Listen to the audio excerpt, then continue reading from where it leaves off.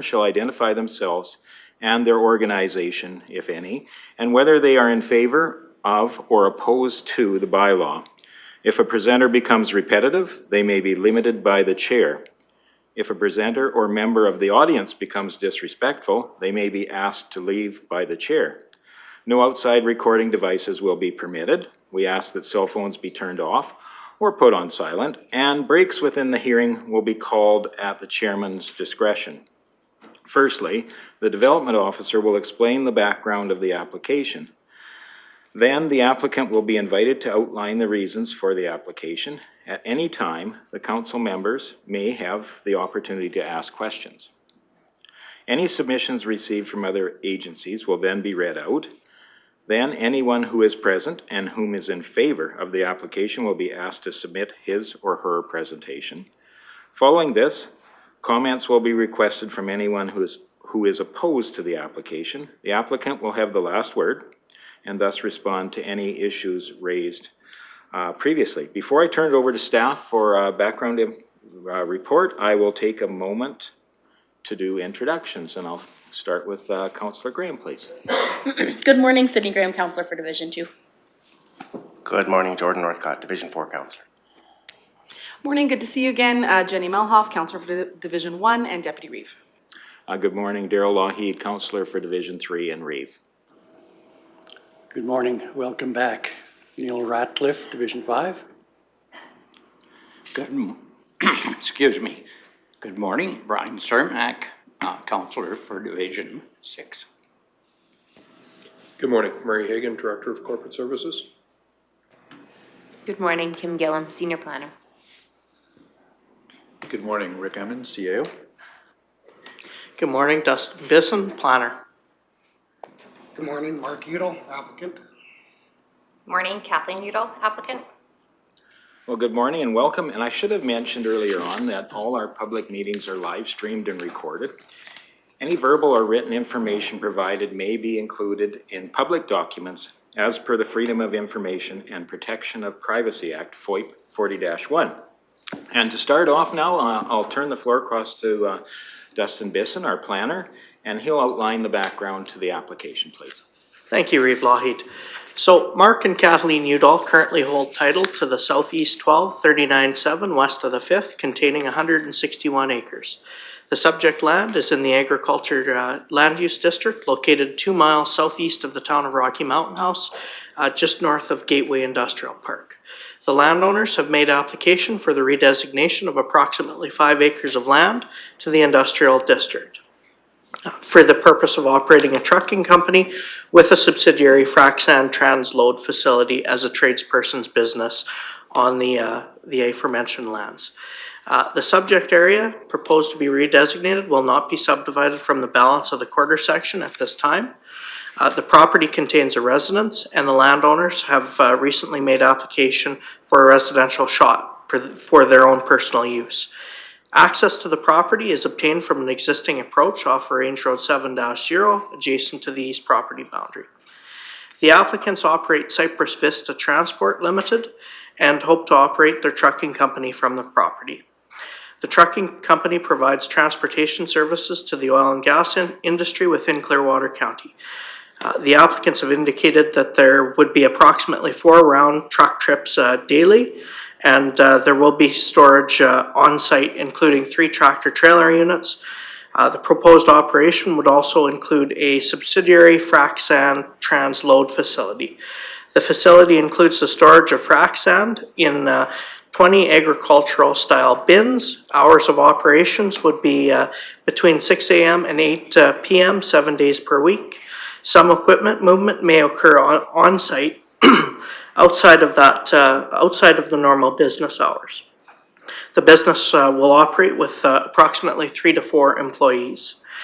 The applicants have received development approval for the temporary operation of a trucking company with a subsidiary frac sand transload facility as a tradesperson's business on the property as a discretionary use in the Ag District. The Municipal Planning Commission granted approval for the business to temporarily operate from the south central portion of the subject lands at the regular council meeting, or at the regular MPC meeting held on February 15th.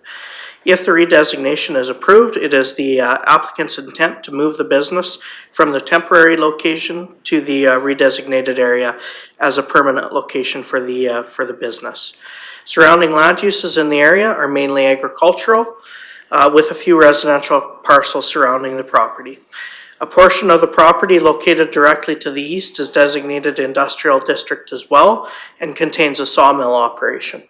The property is also located approximately 3/4 of a mile north of the Gateway Industrial Park, which is a light industrial multi-lot subdivision. The attached package provides more detail on the proposed development, and the applicants are present to speak to the proposal. So we'll get into the Municipal Development Plan. Section 3.2, Part 3, we need to consider land use compatibility. 3.2, Part 5, we need to encourage the diversification of the local economy. 4.2.4, proposals that affect agricultural land, we need to consider the agricultural quality of the land, as well as a number of other factors, such as the extent of farming activities in the local area, the number, type of existing planned non-farm land uses located and proposed to be located in the area, predicted impact on sustainable agriculture, farmland assessment rating of the land as well as adjacent lands.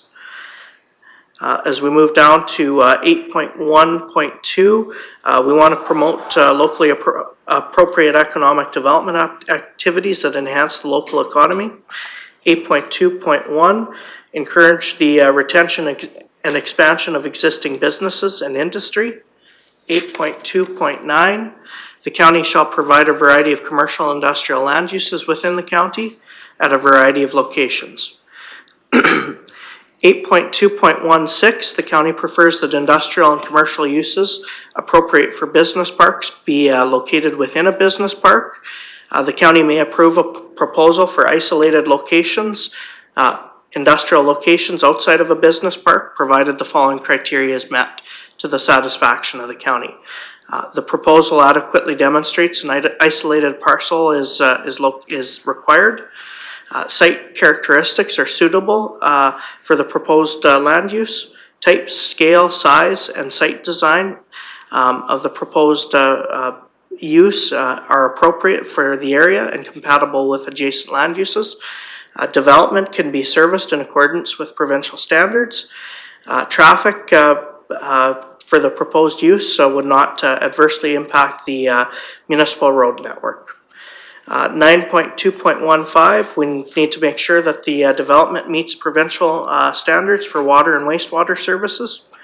11.2.21 just states that for larger developments, we could require an area structure plan.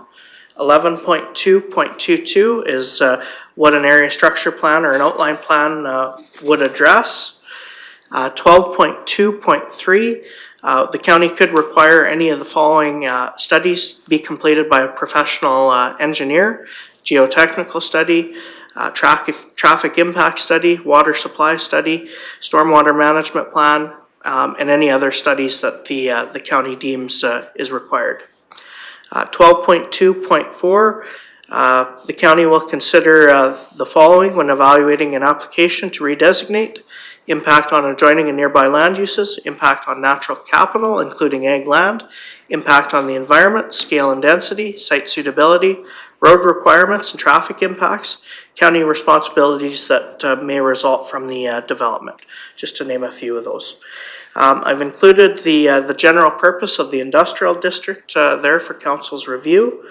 Some discretionary uses within the land use district include gravel and sand pit, crushing and screening, as well as washing, industrial equipment storage, mining, quarrying, and primary processing of mine products, tradespersons' businesses, including trucking.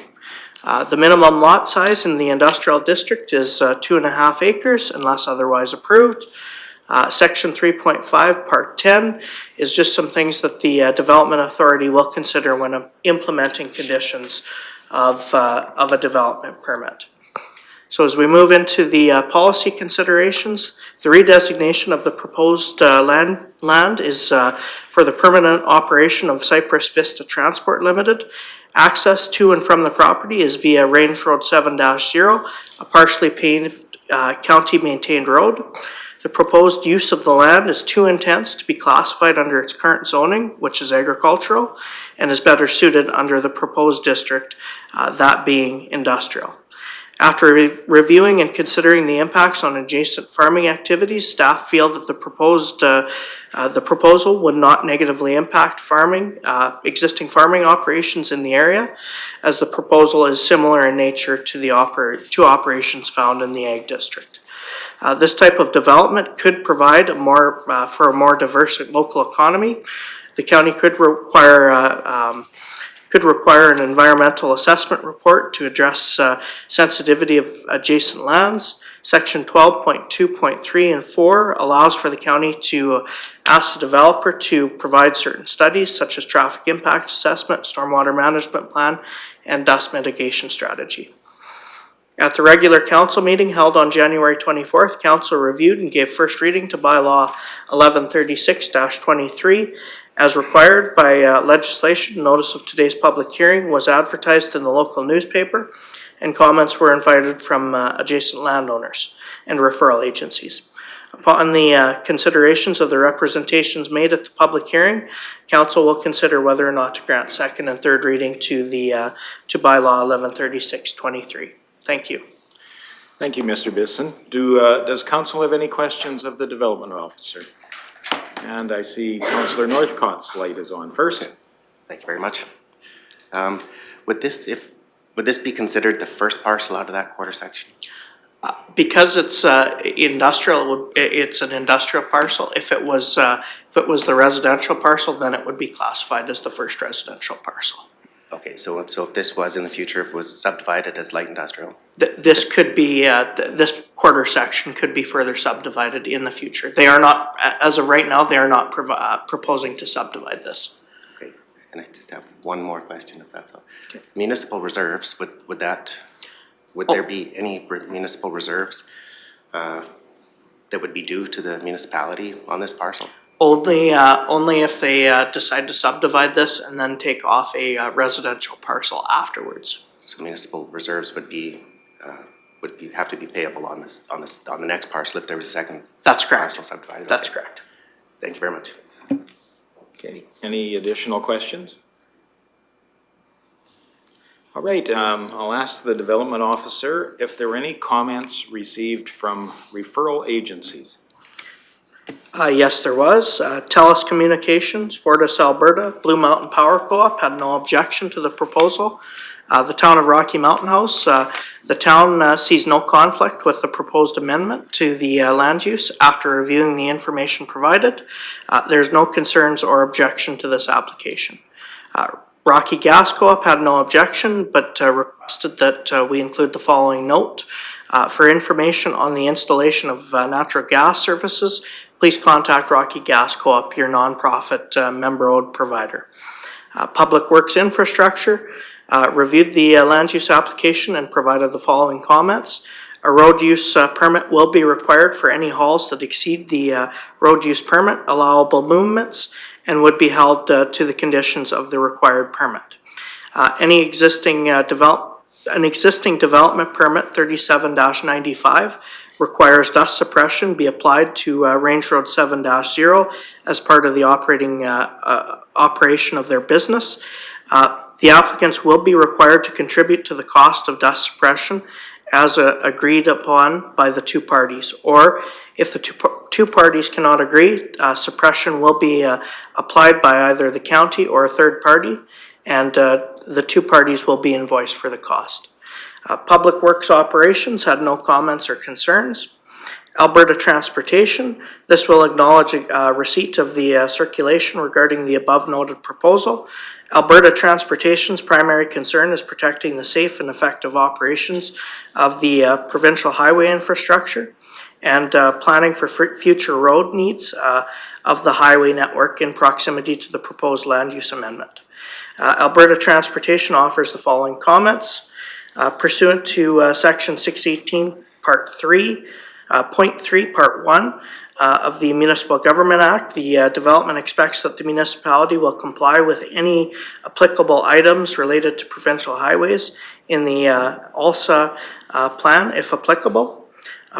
Pursuant to 618.4, Part 1, the Municipal Government Act, the department expects that the municipality will mitigate the impacts of traffic generated by the development approved on the local road connections to the highway system in accordance with Policy 7 of the provincial land use policies.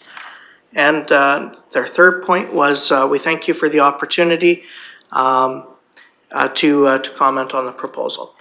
The Municipal Planning Commission reviewed the application at their regular meeting on February 15th.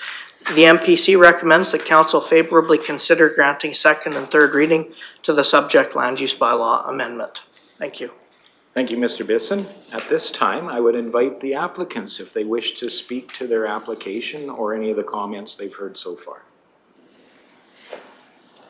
Do you have anything to say, Kathleen? I just, I'd like to thank everyone for looking into this, and I feel it's a really good opportunity for myself, my family, and the community.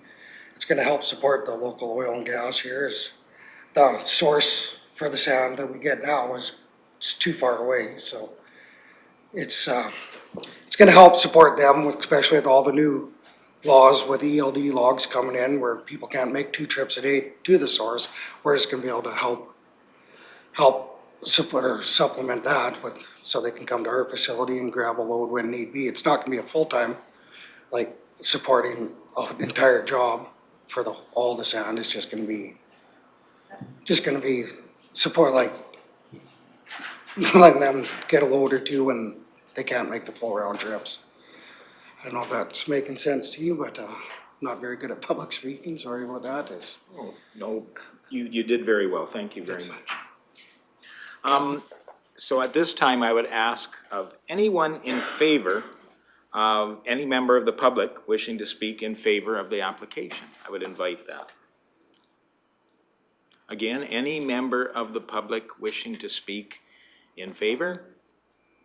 And a third and final time, any member of the public wishing to speak in favor? I would check with the development officer if there were any written submissions in favor of the request. No written submissions in favor of the proposal were received. Thank you. So this time I would invite any member of the public who is wishing to speak in opposition to the application. Again, any member of the public wishing to speak in opposition. And one final time, any member of the public wishing to speak in opposition. I would check with the development officer. Were there any written submissions opposing the request? One written submission with concerns was received by Clearwater County, and I'd be happy to read that for council now. So thank you for your letter dated January 27th, 2023 regarding the proposed redesignation of approximately 5 acres to the industrial land use district for the operation of a trucking and transload facility.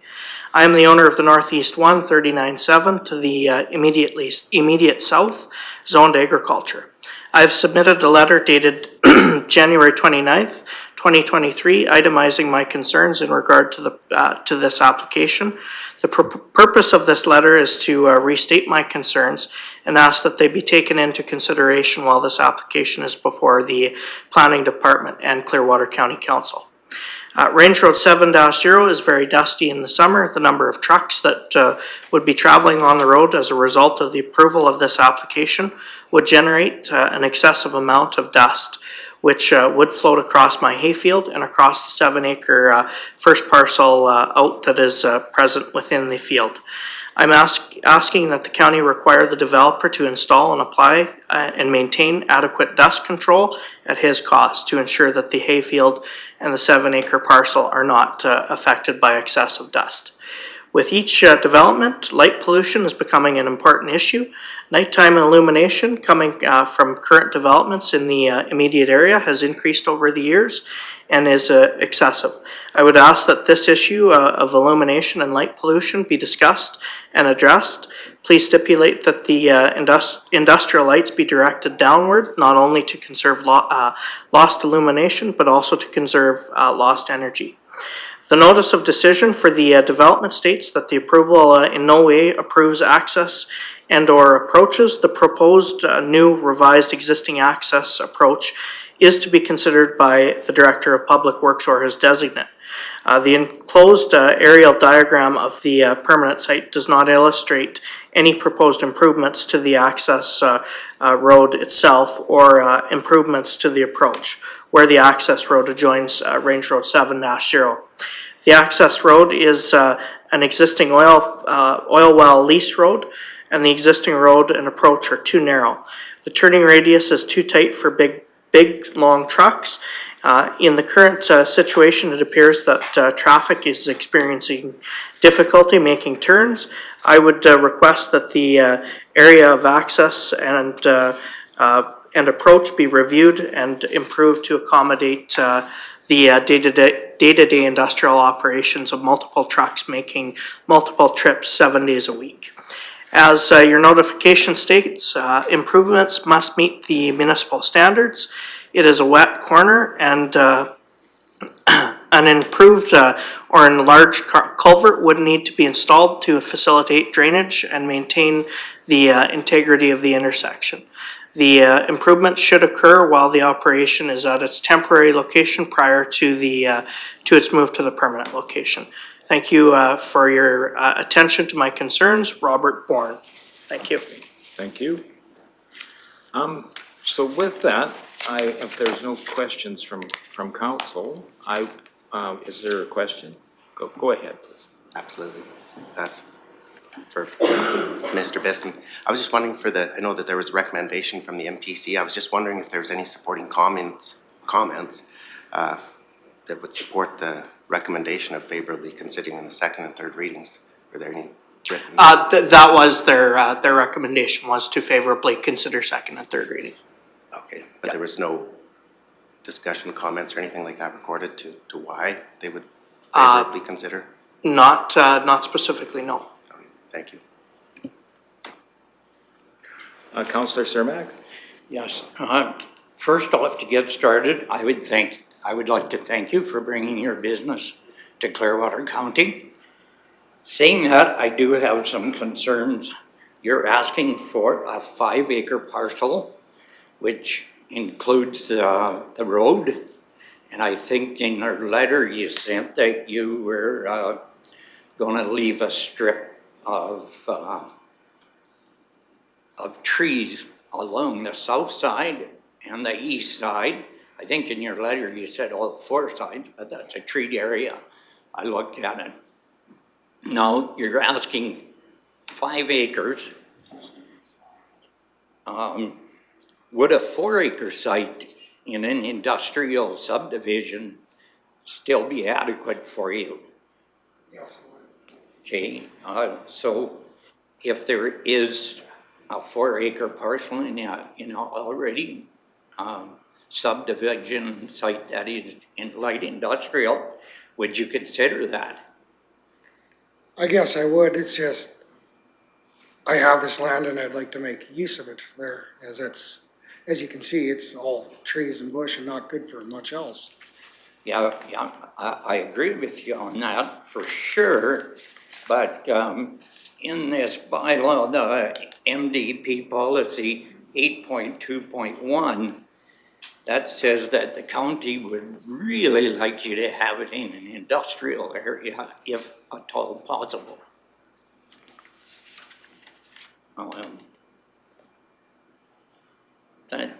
That's my only concern about it, is that I would like to stay with what the policies are set out already. Maybe I can have some input. Do we have a 4-acre parcel in a already industrial subdivision in our county? Mr. Bisson?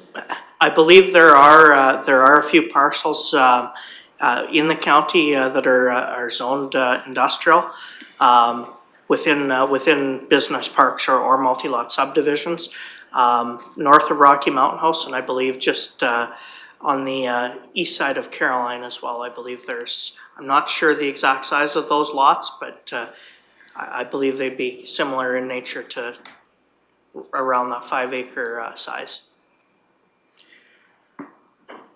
Okay, so looking at this, I think I need more information to make a informed decision on this. Okay?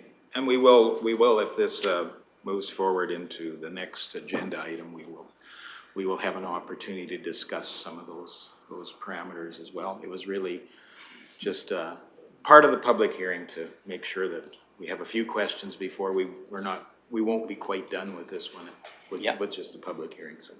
I do have one other question. You have another counselor that's got a question as well, so I'll give his turn and then we'll come back to you. All right, thank you. Just looking for some clarification on the road, that there was the comment that this is an old oil company road. Is that the access into the site, or is that referring to Range Road 70? That is the access into the quarter section. So from Range Road 7-0 going to the west, that is an old oil field access road. Okay, so it has no implication on the count, on the No. municipality. Okay, thank you. And Councillor Cermak, please. Yeah, the other question I had, how do you move your sand on the location to get it up into the silos and then back out of the silos? Is it big hydraulic blower type or vacuum or? It's just a conveyor, like a grain conveyor. To put it in the top of the silo and plus to take it out? Yeah. So there's no real risk of any environmental damage like oil leaking or anything like that? No, it's just run by a tractor. Okay, perfect, thank you. Mr. Bisson? Councillor Cermak did ask a question just in regards to the setback from the road. The proposed parcel is actually supposed to be shifted to the north, so it is on the north side of that access road. I just wanted to highlight that as well. Sure. All right. So I guess at this time I would ask if you have any final comments to make, any final remarks. Go ahead, please. Thank you. I just want to kind of address with a permanent location with us requesting the 5 acres on our property. Yes, we could move to a light industrial area, but with us coming to Rocky and Clearwater County, our business is just growing, right? To rent a commercial space or to buy a commercial space is extremely expensive. For us to get the trucks in with the sand bins, for the clearance to move around would be tight.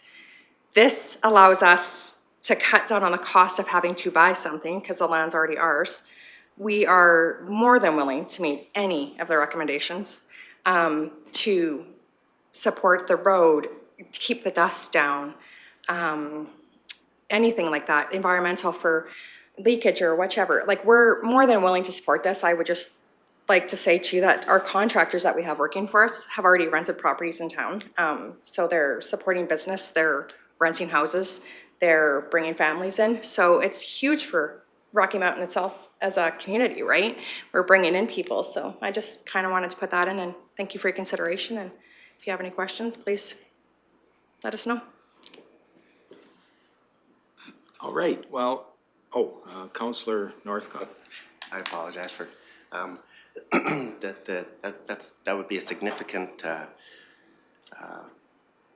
to develop that 5 acres, like, you know, by the time you took the timber off it, leveled it, graded it, brought it to gravel standard that would be, you know, for all 4 seasons, that would be quite the undertaking. And then would there be in the future, would there be a reclamation plan if that ever had to be, if it was to be taken back and put back in?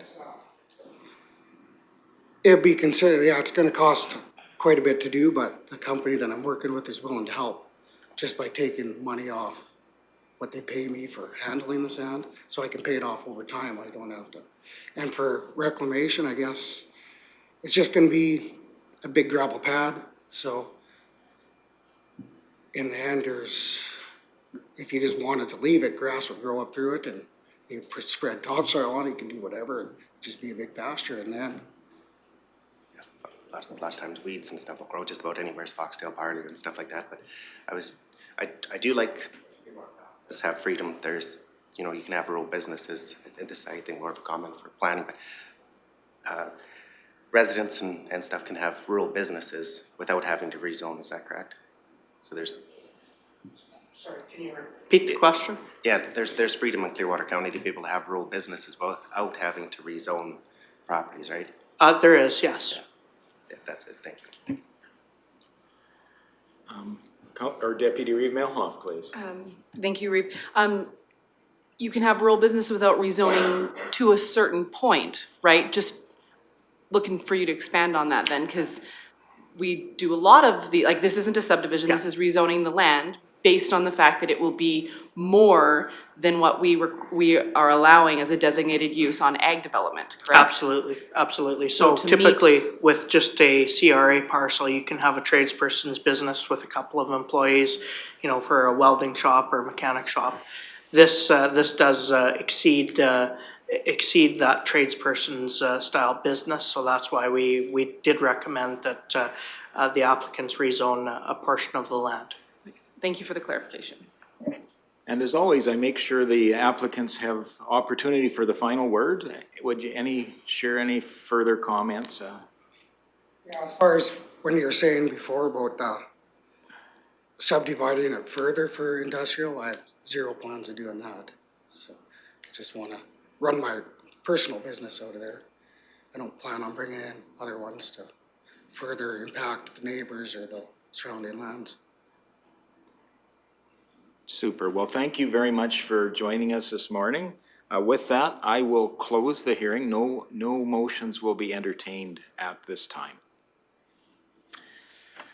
So that takes us down on our agenda to item 5.1, which is consideration of second and third readings of Bylaw 1136/23, application number 123 to amend the land use bylaw. And again, I'll turn the floor across to Mr. Bisson.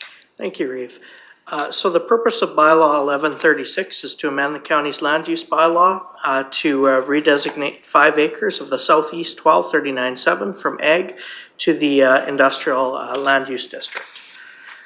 Pending the outcome of the land use amendment, the landowners will proceed with a development permit application for the operation of a trucking company with a subsidiary frac sand transload facility as a tradesperson's business on the above mentioned lands.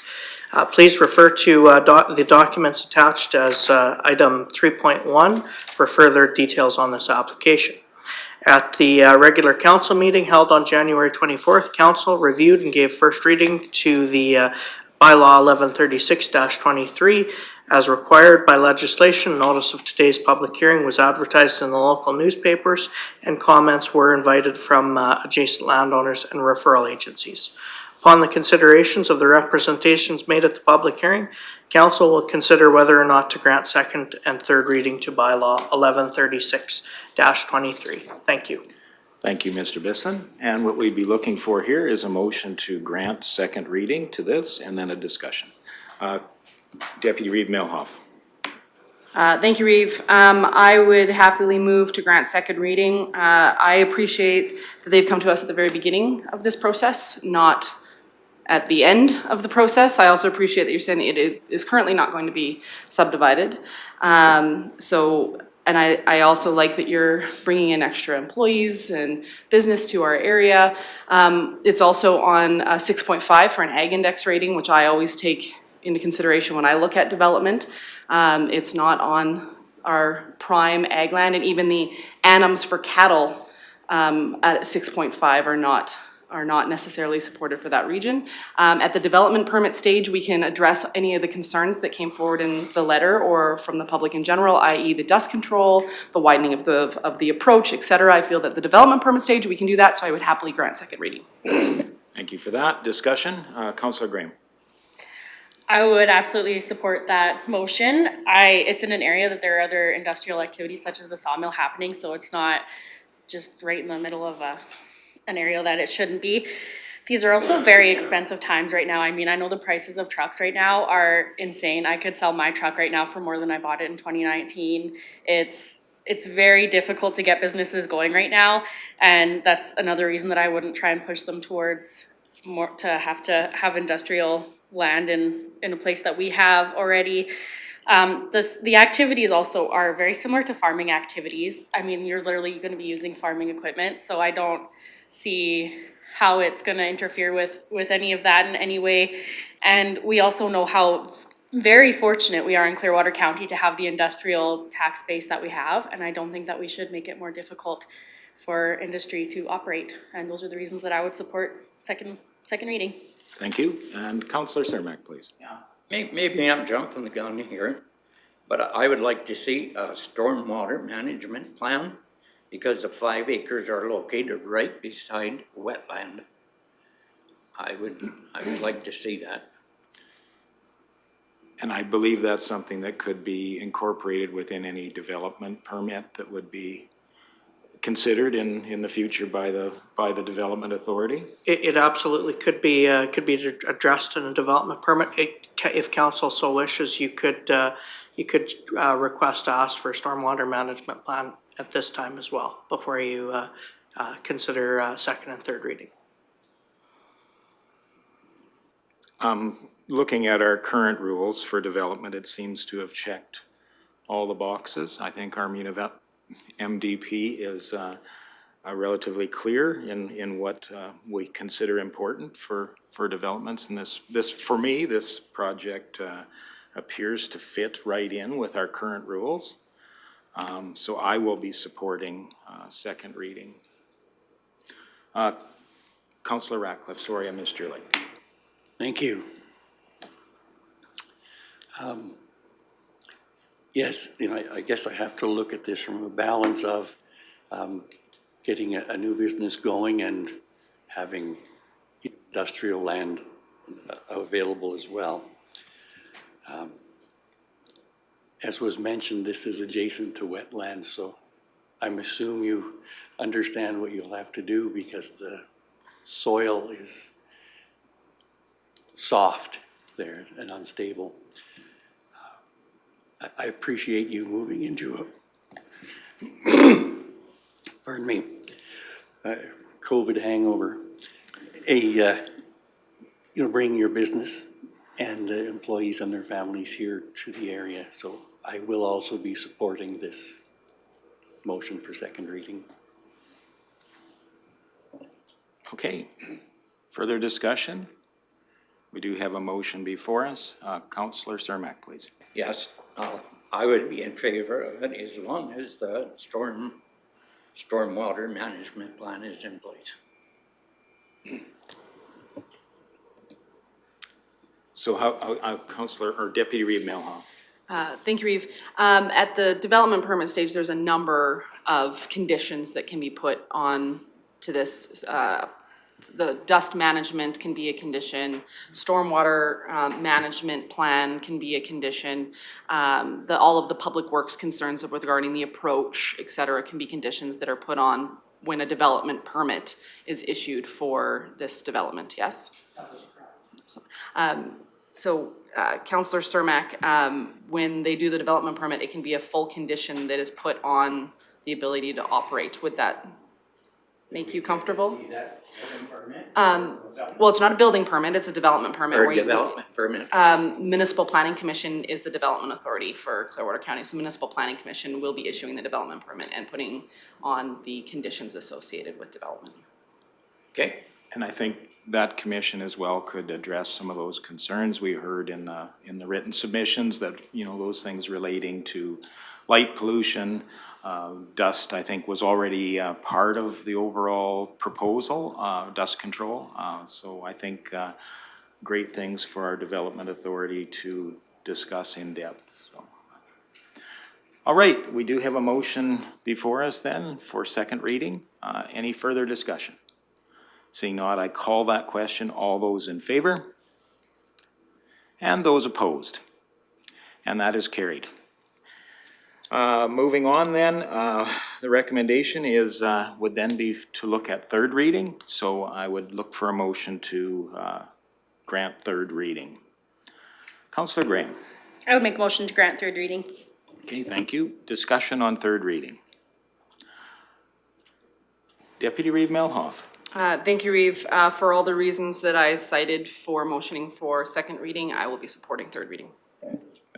Thank you, and I can just state that my opinion hasn't changed in the last 30 seconds. So I will be supporting third reading as well. Any further discussions? Seeing none, I call the question. All those in favor? And those opposed? And that is carried. And that takes us to the end of 5.1. Thank you very much. Next item is item 5.2, and that would be first reading of a short-term rental bylaw, 1139/23. And I'll have to look through my agenda, skip through, and I believe Adrian is going to join us and outline that.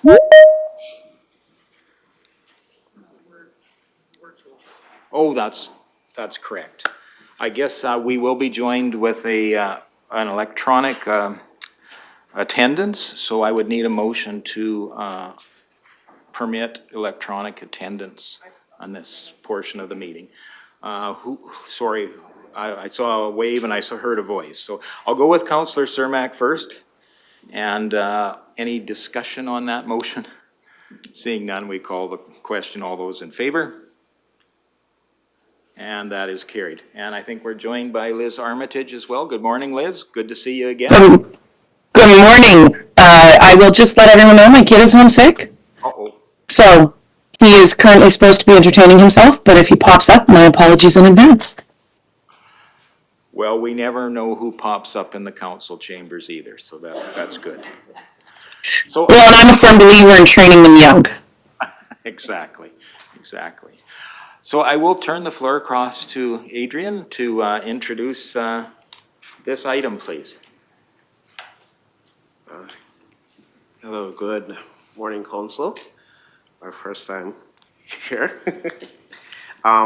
As you're aware, in recent years, the short-term rental platforms such as Airbnb have been a major addition to the tourism sector in the region. This has allowed tourists to have a variety of experiences within the county, including access to previously visited and unvisited areas. Clearwater County does not have a short-term rental bylaw.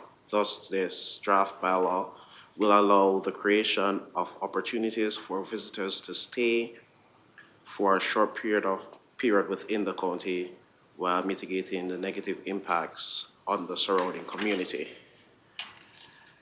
Attached for Council's consideration is a new draft short-term rental bylaw, which intends to put in place license requirements, application form, enforcement procedures, and penalties.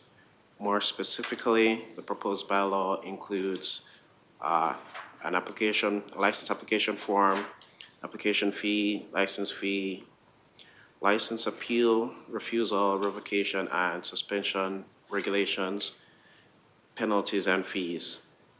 Following Council's review and amendments as required, administration requests Council to consider for the consideration of first reading. Second and third reading can be considered in the near future once administration receives feedback from Council.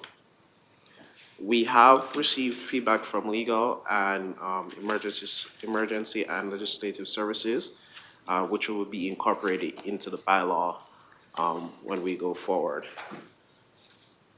before second and third reading.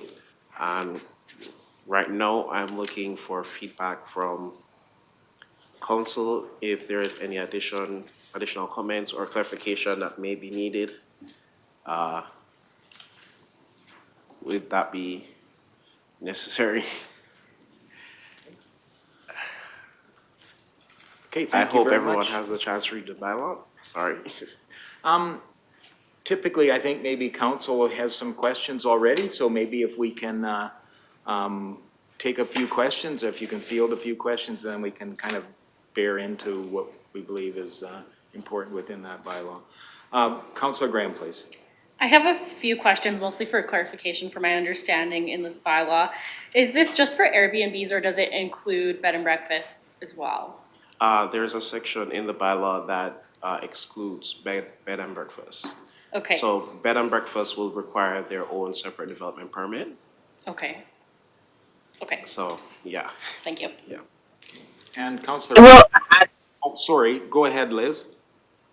I will add that it's not just Airbnb, so it's also like VDRO and other similar short-term rentals, not bed and breakfast, but just not only Airbnb, if that makes sense. Okay, Councillor Ratcliffe, please. Thank you, Reeve. I've already sent some comments in about this. I just have one concern here. In the short-term rental definition, it says that it means the business of offering a dwelling unit for compensation to persons who are not residents. And my concern was if, around the definition of resident, if that would make this potentially difficult to enforce, as it would be like a temporary residence for that period? If I could, to understand clearly, you're asking if residents that would occupy the short-term rental, how would they be enforced?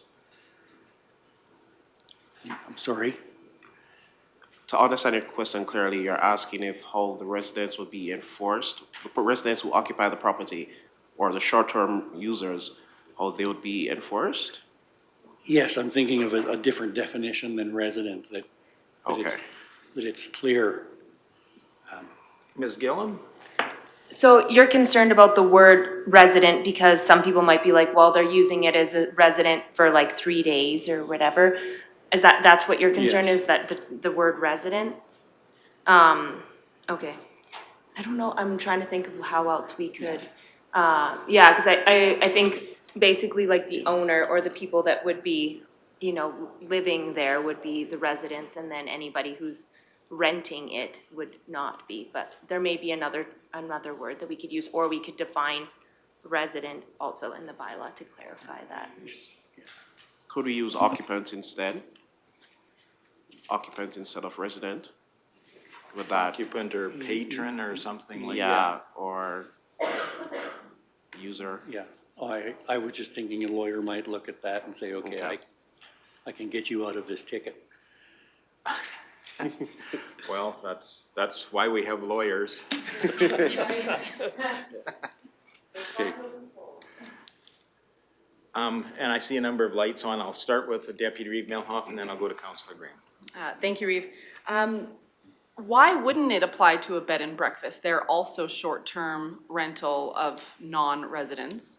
I assumed that it would absolutely cover a bed and breakfast. This would cover, in my view, all short-term rentals, not just VRBOs and Airbnbs. I assumed it would be a platform for all of them, or a bylaw for all of them. Mr. Clark? Bed and breakfast is a use in our land use districts. So they would be applying for a permit for a bed and breakfast would require them to meet certain specific standards versus this as. So if it's already zoned appropriately Yes. through the land use district, land use bylaw, and because bed and breakfast are discretionary use under that zoning, it would not, this bylaw would not be applicable. So this is for the areas where it's not a discretionary use on that land zone, but is being used for short-term rental. Yes, Okay, thank you. So that could potentially be addressed if the land use bylaw was to be redone? Yes, To that then could- include bed and breakfasts in this bylaw? Well, in this bylaw, section, Just so that there's no longer two. That, so if, when the land use bylaw is redone, all short-term rentals could fall under this rather than having a discretionary use on one and not like, do you know what I mean? there is a possibility that could be considered when the land use bylaw is redone. Okay, perfect, thank you. Yeah. And Liz, did you have something to add there? I saw your hand for a second. You're muted, Liz. Oh, we're not hearing you. I think you're muted, Liz. I am muted. Thank you. If I can add a little bit more context to this, right now this bylaw is a standalone bylaw. We have not incorporated the short-term rentals into the land use bylaw. That is a route that some municipalities throughout the province have taken. For example, Canmore takes that approach. So anyone coming in to do a short-term rental has to get an appropriate designation, and then they have to apply for the development permit and go through that. Sylvan Lake used to do that. They've now switched to an independent bylaw similar to this. So there are multiple ways to do it. Most do not treat bed and breakfast the same way as an Airbnb is treated. Nor does it treat a hotel that is a actual, however many unit hotel as the same as a short-term rental, although technically they are short-term rentals. In that people rent the rooms for a couple nights and then move. So while it could be considered eventually to move the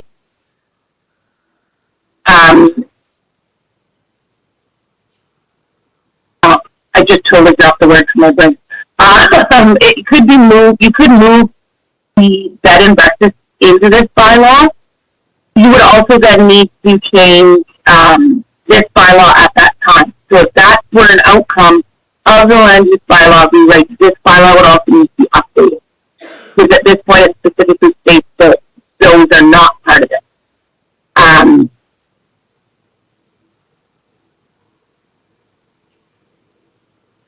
That muddy the water. Wasn't my intention, but I think it might have. Okay, thank you. And I'm trying to, sorry, Ms. Gillum. I was just gonna quickly comment as well on the bed and breakfast thing. Kind of like what Liz said with the hotel, like a bed and breakfast generally, somebody is staying there managing out like a room or a space, like whereas with the like Airbnbs and VRBOs, they are renting out the residents, but they are often not there to monitor what the people are doing on site. I think that's a lot of the concerns that we've had with the short-term rentals is that the neighbors are like, oh, they're being loud, they're being, there's no restrictions there, and they have no care for the neighbors. Whereas like with a bed and breakfast, usually somebody's there to manage, just like a hotel, the behavior of people renting it. It's more like a hotel versus, where you're renting out your house and you're not there to manage that. So, just wanted to make that note. And I can't remember, I think Councillor Graham was first, and I'll go to Councillor Radcliffe. 2.15, is that just saying that if you are renting a property, you cannot also do, you can't rent one room out and then have an Airbnb in another room? Is that what that is saying? I'm just not understanding that one. It's on page 9 of 16.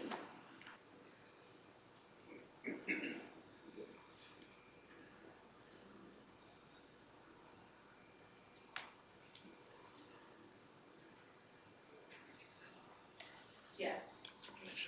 So if you live in a house, you can have an Airbnb in your house that you live in? Yes. Okay, perfect, thank you. And Councillor Radcliffe. Thank you, Reeve. The greatest concentration of these short-term rentals we have is in Nordegg, and the people there made it very clear that it's important to have some bylaw. So I want to thank the planning staff for bringing this forward. And I would like to move that we grant first reading to bylaw 1139/23 Thank you for to that. get public input. Thank you for that motion.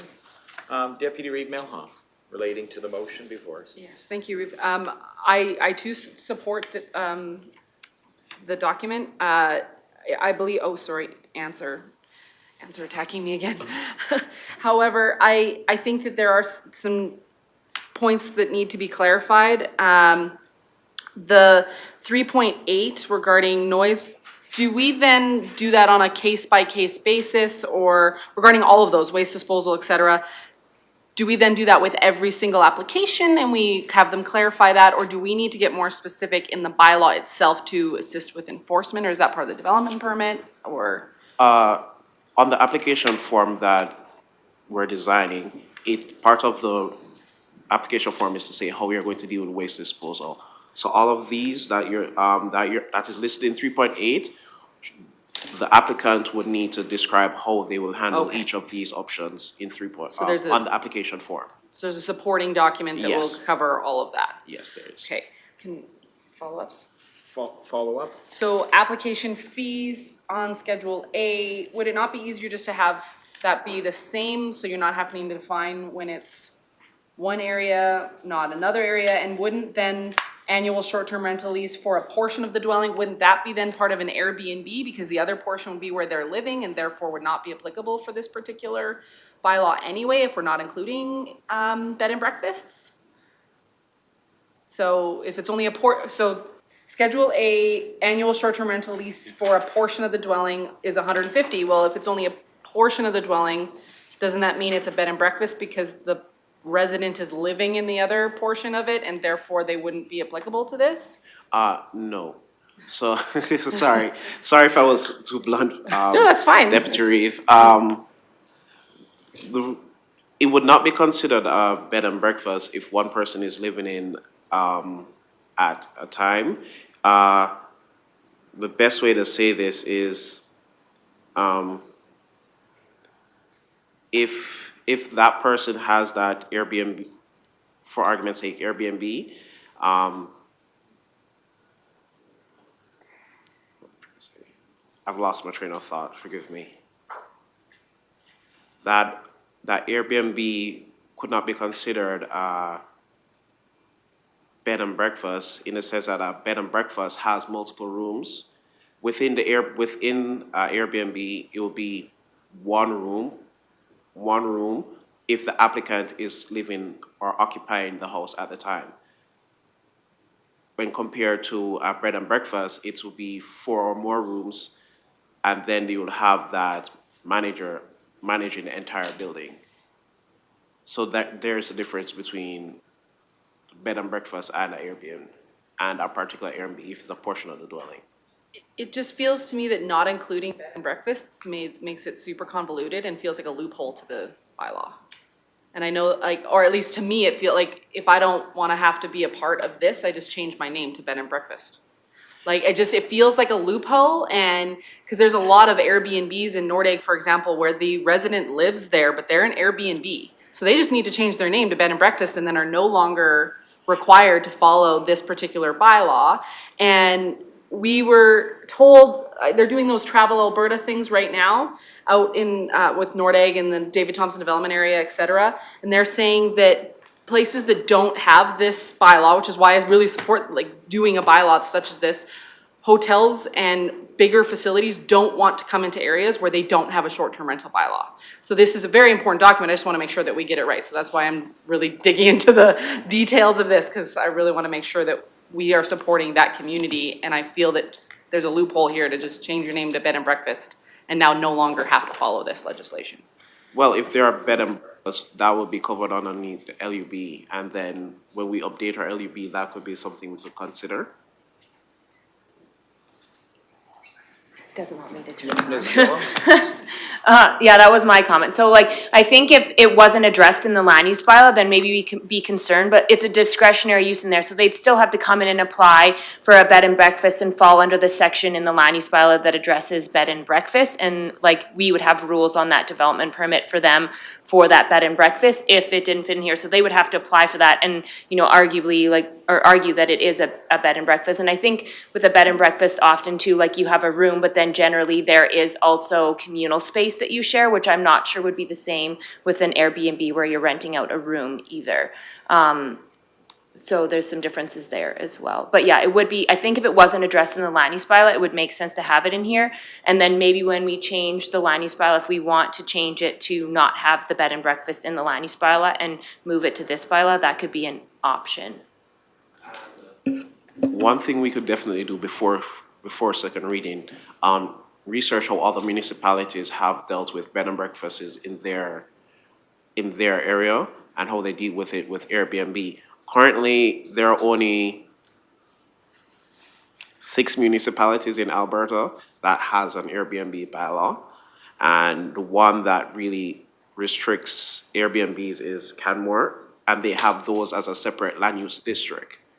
That's how they approach Airbnbs and bed and breakfasts, right? So Airbnbs can only be allowed in a particular land use districts, also in Kelowna, in particular land use district, while bed and breakfast can occur in another land use districts, and their enforcement procedure is completely related to those land use districts. So that's how they tackle Airbnb. But a lot of the other municipalities I know that have Airbnb bylaws, particularly in Ontario and BC, I could look into how they approach dealing with bed and breakfast. And then that would be something I could update on the draft bylaw before second reading. Hopefully that helped to answer your question. I have more now. And I think Councillor Graham was next.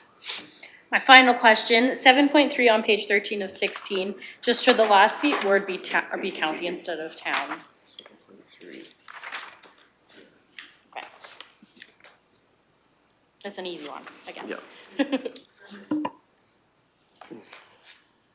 Oh, yeah, so that wording for town should be actually changed to county, sorry. Yeah, so that was a typo on my part, sorry about that. Okay. And Councillor Cermak. Maybe I missed something when I read this, but I need to know who determines that an infraction has been made in this agreement? Who determines that? Currently, with the limited enforcement capacity we have, infractions are mostly going to be in talking with Sergeant Terry. She would be helping us with carrying out the enforcement component of this bylaw through emergency and legislative services. So who brings these infractions forward? So infractions, they could call us, call the planning department or our peace officers, and then that will be noted and they will take it. That will be the next step from there. So that would be a neighbor calling in on an Yes. infraction on this? Yes. Mr. Ammons? Thank you, Reeve Lougheed, and perhaps I can help address your question, Councillor Cermak. So at this time, Clearwater County is still operating under a complaint-based philosophy.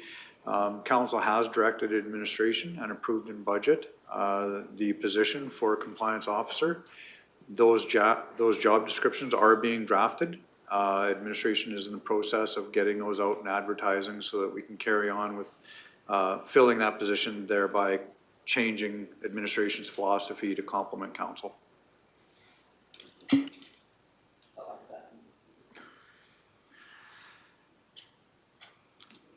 Sorry, I haven't heard from Councillor Northcott, so I'm going to go to him first and then back to the Deputy Reeve. Thank you very much. I don't know if you'd have it off. The number of complaints that have been called in, like the driving factors for the creation of this bylaw, I was just wondering if there was a total number of complaints that have been recorded and Mr. Clark? Yeah, the number of complaints have been minimal, to my knowledge. But most of the complaints are mostly geared around persons who have been not behaving themselves neighborly or completely disregarding the fact that there are other persons who reside beside them. A lot of the Airbnbs that do operate very neighborly, we have not received any complaints about those. The ones that we've received are the ones that are not being mindful of the fact that there are neighbors around. So that was one of the factors that contributed to it, but that was not the only factor that was considered in creating the bylaw. Thank you. Deputy Reeve Milhoff, please. Thank you, Reeve. So with bed and breakfasts in the land use bylaw, they go through a land use amendment in order to achieve a bed and breakfast, a public hearing, and then there would be a mill rate change with that as well, because they've changed zoning in order to operate that business, whereas these Airbnbs that are operating out of residential areas don't have a mill rate change and would only be subject to the once a year fee of the $250. Is that equitable to what the bed and breakfasts are in their zoning? Rob, go ahead. Yeah, Rob Kotchin, Assessment Manager. I'm here to support Adrian in this bylaw and provide the information. In regards to your question on mill rate and taxation, I first came across these type of short-term rentals several years ago, primarily in Nordegg.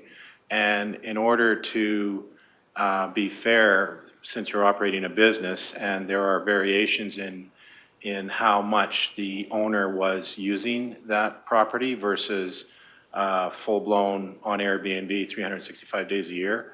So I have the ability to treat that as the same as the commercial lots in Nordegg that are already zoned for that purpose. Like we have, I think, about 13 lots on the west side there of Nordegg that many of those properties are operating short-term rentals, Chikachoo cabins, there's a few, like there's a dozen there. So in order to be fair, since they're paying the full commercial tax rate, I switched all Airbnbs that I became aware of to a commercial rate. And I did get complaints from some of the owners. Most of these owners don't live in Clearwater County. They have their principal residence elsewhere. And when they saw their tax bill and asked questions, I just explained it to them, just like I'm explaining it right now. You're operating a business, you're not living there at all. And then I worked with them, like if it's 365 days a year, then they pay the full commercial rate just like any other business operation, short-term rental operation in Nordegg. And the problem that I've been having is these short-term rental places is primarily located in Nordegg, but now they're located throughout the county that I've become aware of. I just do a browse in the Airbnb website and type in Clearwater County to see the amount of properties that are up for rent in Clearwater, and it has exploded. I'm sure in the last year, like for the 2022 assessment that will be mailed out in May this year, for the 2023 taxes, there's going to be double the amount of properties that are going to be receiving that commercial tax rate.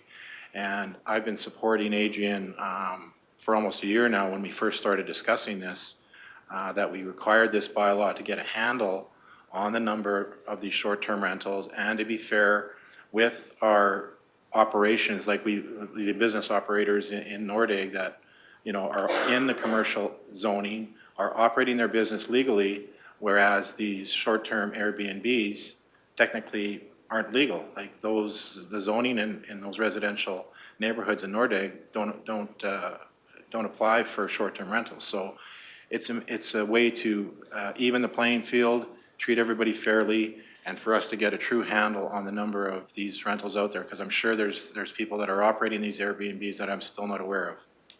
So does that answer your question as far as mill rates? Can I clarify? Sure. So with the bed and breakfast versus these ones, the $250 fee is making them more equitable?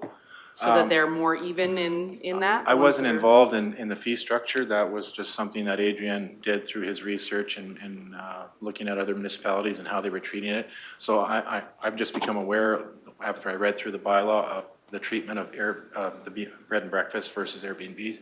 I don't think there's lots of bed and breakfasts out there. I'm aware of one in Echo Valley that I visited, and they've been, all these businesses have been doing exceptional business. That's why there hasn't been too much conflict at this point, because they're all busy.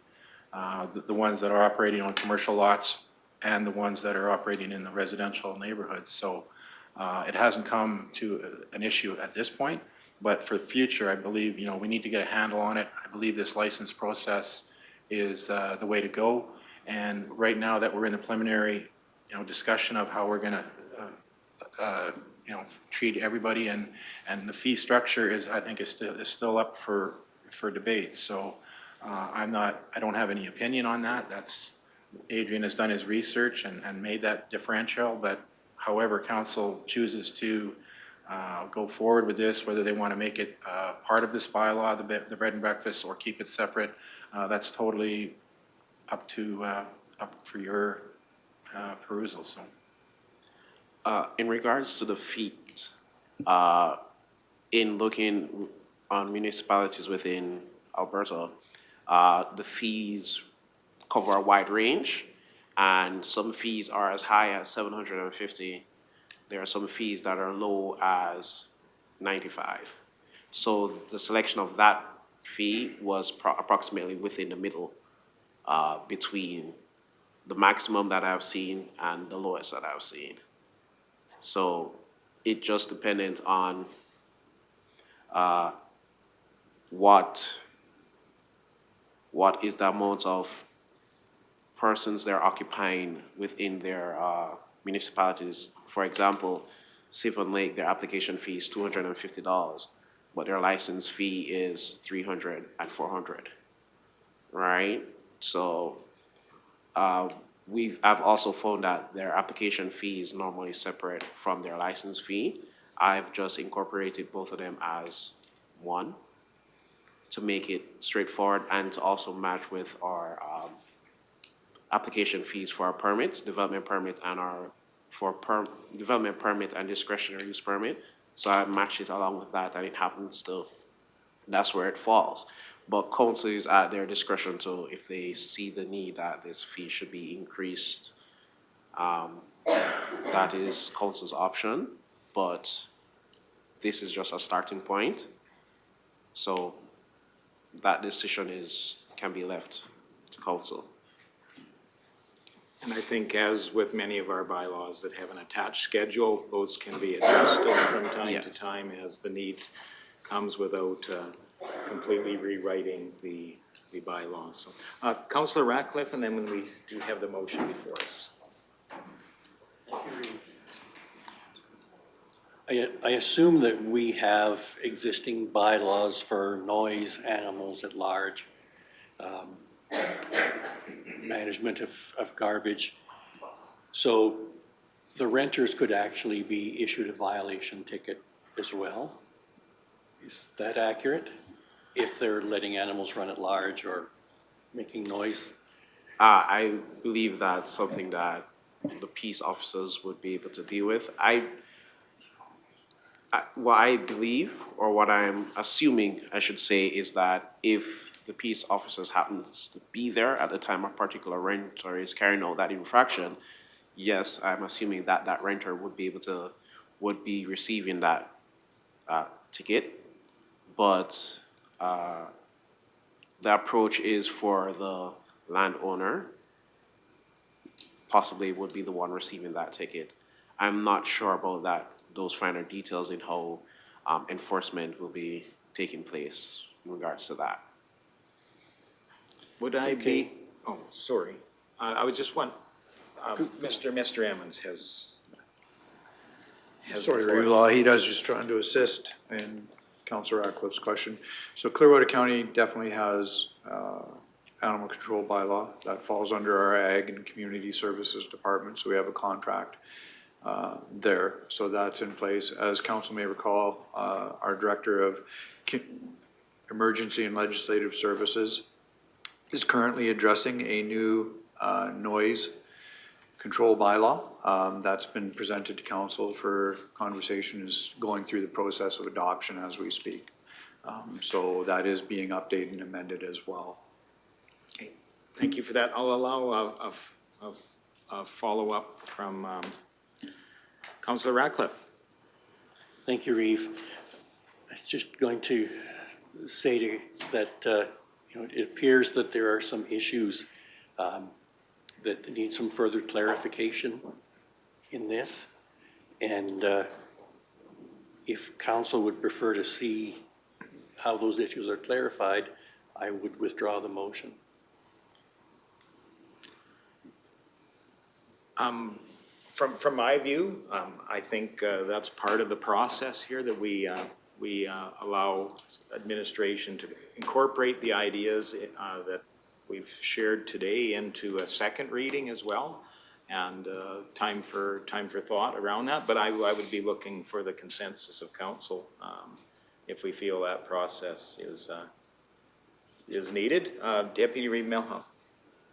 Thank you, Reeve. No, I support doing first reading, because that gets us to the next step of this, i.e. referral stage, where we get to hear back from the operators of these and our neighbors, et cetera, because we'll be going into a public hearing where they'll get to state what their thoughts are, and amendments can be made throughout this whole process right up to final reading. So I support doing first reading, continuing with first reading, so that we can make required amendments and have those referrals to all of the different organizations and operators.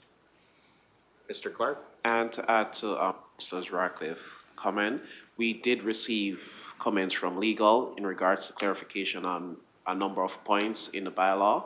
So when we're going forward with the bylaw, the next time when you see the bylaw, there will be amendments made based off of clarification from legal and from enforcement, on the enforcement side from emergency and legislative services.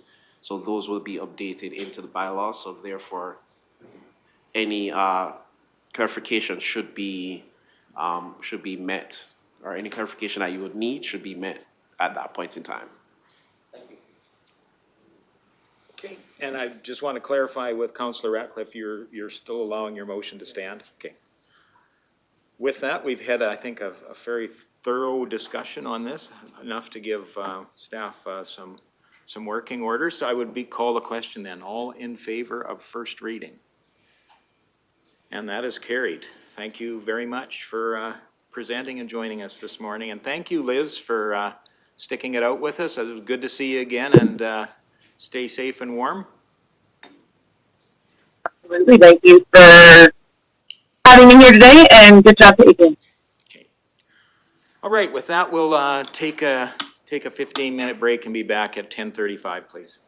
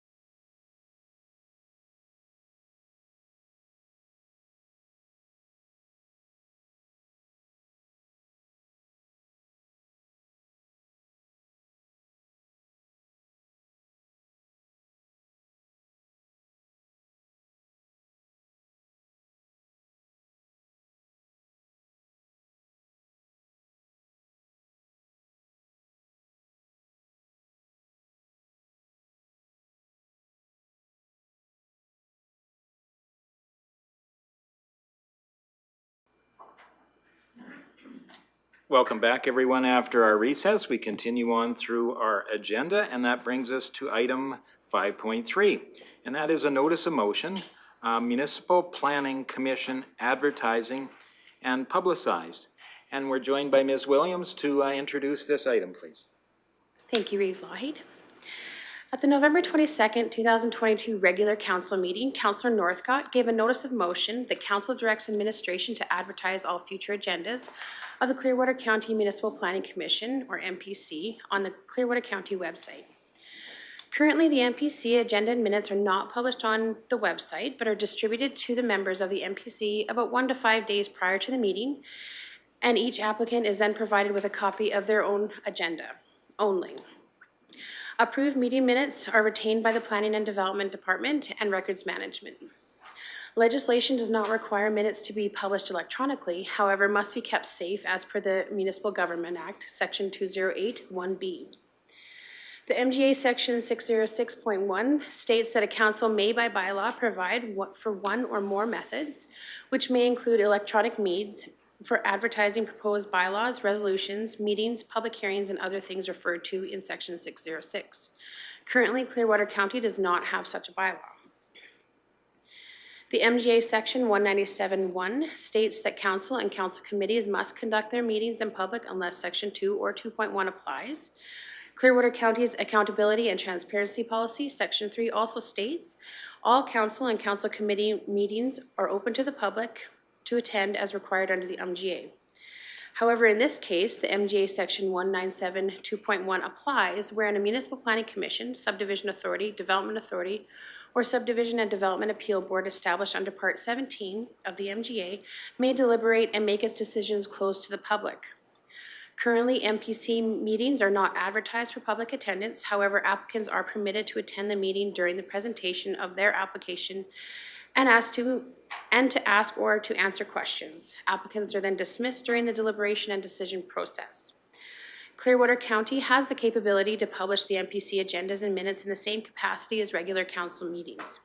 In addition, providing opportunities for in-person and virtual attendance for the public would be surmountable for staff.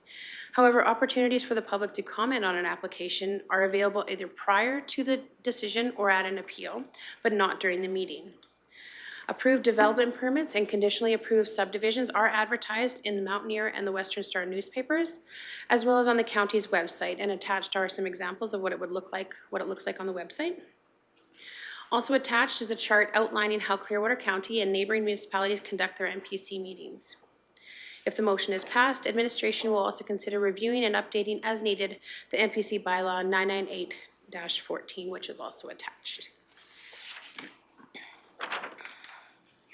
Well, thank you very much for that basic background information there. I know it was Councillor Northcott's notice of motion, so I think he would probably like an opportunity to give his background information for this coming forward. Yeah, just through talking with residents and stuff like that, I know really this notice of motion was really made for the interest of transparency. I know I've had talked with neighbors and residents, and sometimes there's a development that happens and a lot of people didn't know about it, they were unaware of it.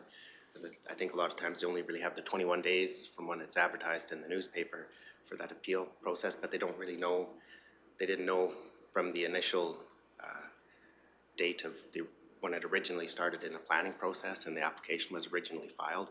So I think that would give more time for residents to be made aware of some of the developments that do happen in Clearwater County. So it was mostly in the interest of transparency and to be able to have the residents to have that opportunity to have more awareness of development. So that was really it. Okay. So, okay, I'll go to Deputy Reeve Milhoff. Thank you, Reeve. Is there any FOIP concerns with posting the agendas and information that go to MPC? We would redact any personal information like addresses. If you look at this chart, there are some that include the applicant or the landowner's name in what they publish, and others don't. So it's kind of up to administration or council which path they decide to go with that. And currently we do advertise names. for any development. Please. I've been advocating for as much transparency as possible all along. For example, ICC, I've suggested we live stream our meetings with the town and village. My concern with if we were to switch to allowing public to come to municipal planning, obviously you guys could start doing the agendas right now. That could be done at any point. But with the live streaming or a public portion of this item, the traveling out and doing site inspections, I think is extremely vital to many of these applications. Getting the actual lay of the land and where these are is important. Would that be hindered if we were to take the step forward rather than just doing the agenda and publishing the agenda, which you're showing is something you can do? If we take the next step and make it a public meeting, would that hinder the ability to go out and do those site inspections with the Municipal Planning Commission? I don't think it would hinder the tour necessarily, just that start time of the in-office meeting would vary. Okay. So that's where if a person were to talk about people being able to attend in person or virtually, that registering beforehand might be something to consider so that we would have their contact information. So if that changes, then at least we can reach out or have some way to let people know that, okay, we're not quite back yet, or we're starting a little early. Okay. I have one more. I'm not seeing any other, so go ahead, please. Or people have to listen to me, drone.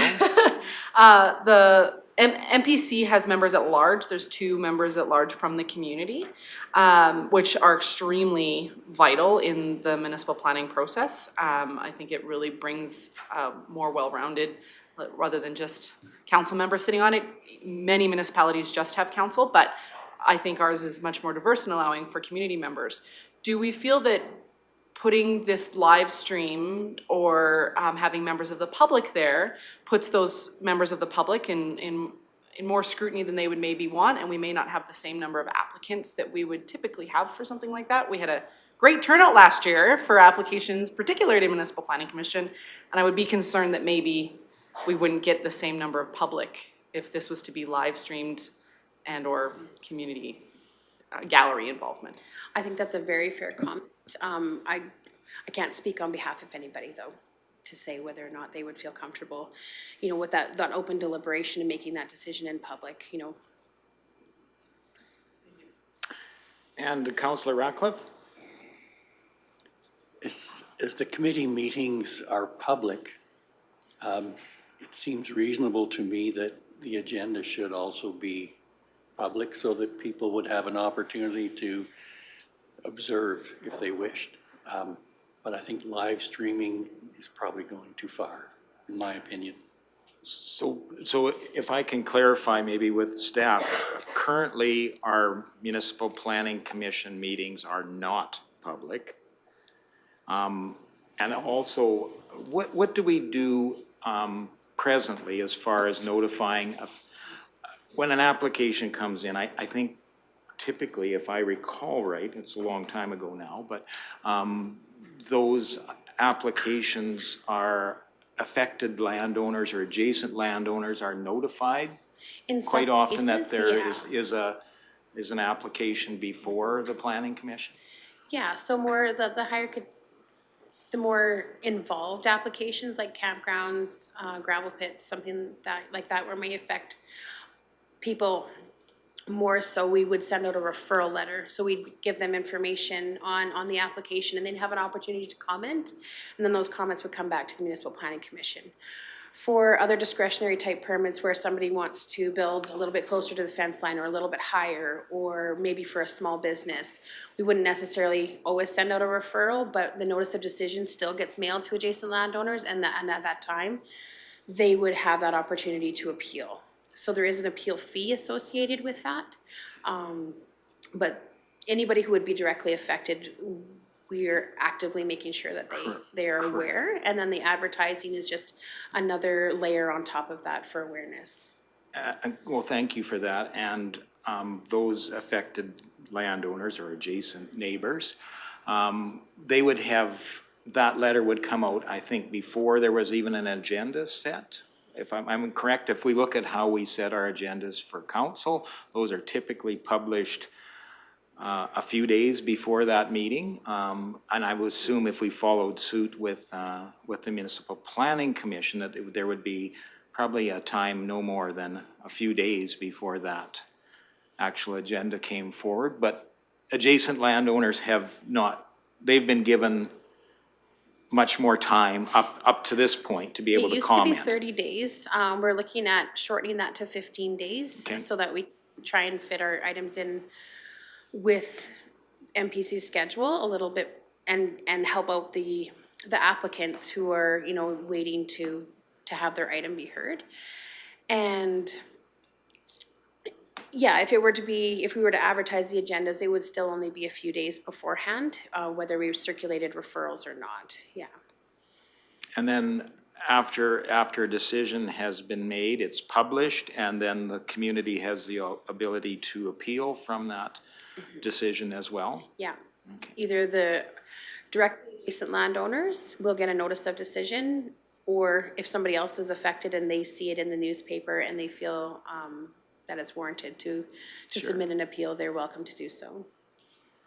Thank you, and I know much of our community does read the newspaper still, obviously. Councillor Northcott, please. Okay, no, just the intent of the motion wasn't for live streaming and to have the meetings on live stream. It was more, the intent really was just to have the agenda on the Clearwater County's website, and if it did give residents that extra 4 or 5 or 6 days of additional time to maybe be able to review, then they would have that opportunity to maybe reach out to their counselor, and if they were happy with it or had a concern at that time, then it would give people just a little bit more of a opportunity to discuss applications that are coming to the MPC. So that's really what it was. There was no intent really to have it live streamed and stuff like that, so. Well, I'll say I certainly take some comfort in that. I do share concerns that Deputy Reeve Melhoff mentioned about what I think has been a key component of our Municipal Planning Commission, and that is actively touring the application and understanding how it fits within the community in general, just doing that extra mile of work to understand how it could affect the community and incorporating that in their decisions, as well as we have a Municipal Planning Commission that is made up of not only councillors that are well versed in people sometimes complaining about something or having concerns. Quite often our community membership is not really signed up for some of the things that can happen. I think if people have concerns, they may, rather than going to that, writing that referral letter, they may get on the phone and call that person and try to convince them otherwise. So that's, I think there's great discussion around the transparency here, but there's also a downside to doing those things, and we want to ensure that we have good people doing good work and that they're supported by our policies and by our procedures as well. So I think it's great to have that discussion today. Sorry, I'm getting on a soapbox here, but I'll go to Councillor Ratcliffe, please. Thank you, Reeve. Just to clarify, MPC meetings are not public. Okay, in which case I have to revise my earlier statement. Thank you. Okay. And I see Councillor Cermak is ready to. Thank you. I think that transparency is the utmost. I really do. I don't see any problem with putting our agenda on our website 2-3 days before the meeting happens. I think there is some components of what we're doing and the discussion we have as a committee doesn't need to be out in public, because I don't want to offend somebody or say something that I shouldn't say. But I have the right, when it's not publicized, the meeting itself, that I can say what I think, and maybe I'm going over the Foyt thing too far. And our planning commission usually corrects me. But I think having the agenda on our site, I'm all for it. Thank you for bringing it up, Councillor Northcott. And Councillor Graham. I would agree that it would be okay to publish this. It's easy for me to say when I'm not on MPC though. But seeing how many other municipalities publish their agendas, that I think the transparency is important. We're experiencing a week ago the lack of trust in government, and I think we need to do what we can to try and rebuild that trust. So I would be in favor of this motion. Just to clarify, if the motion is passed, that the agendas and the minutes would be posted separately on the website, even though the minutes from the previous meeting are part of, the next meeting's agenda, just for ease of locating it on the website, it would technically be two separate links. They'd be published separately.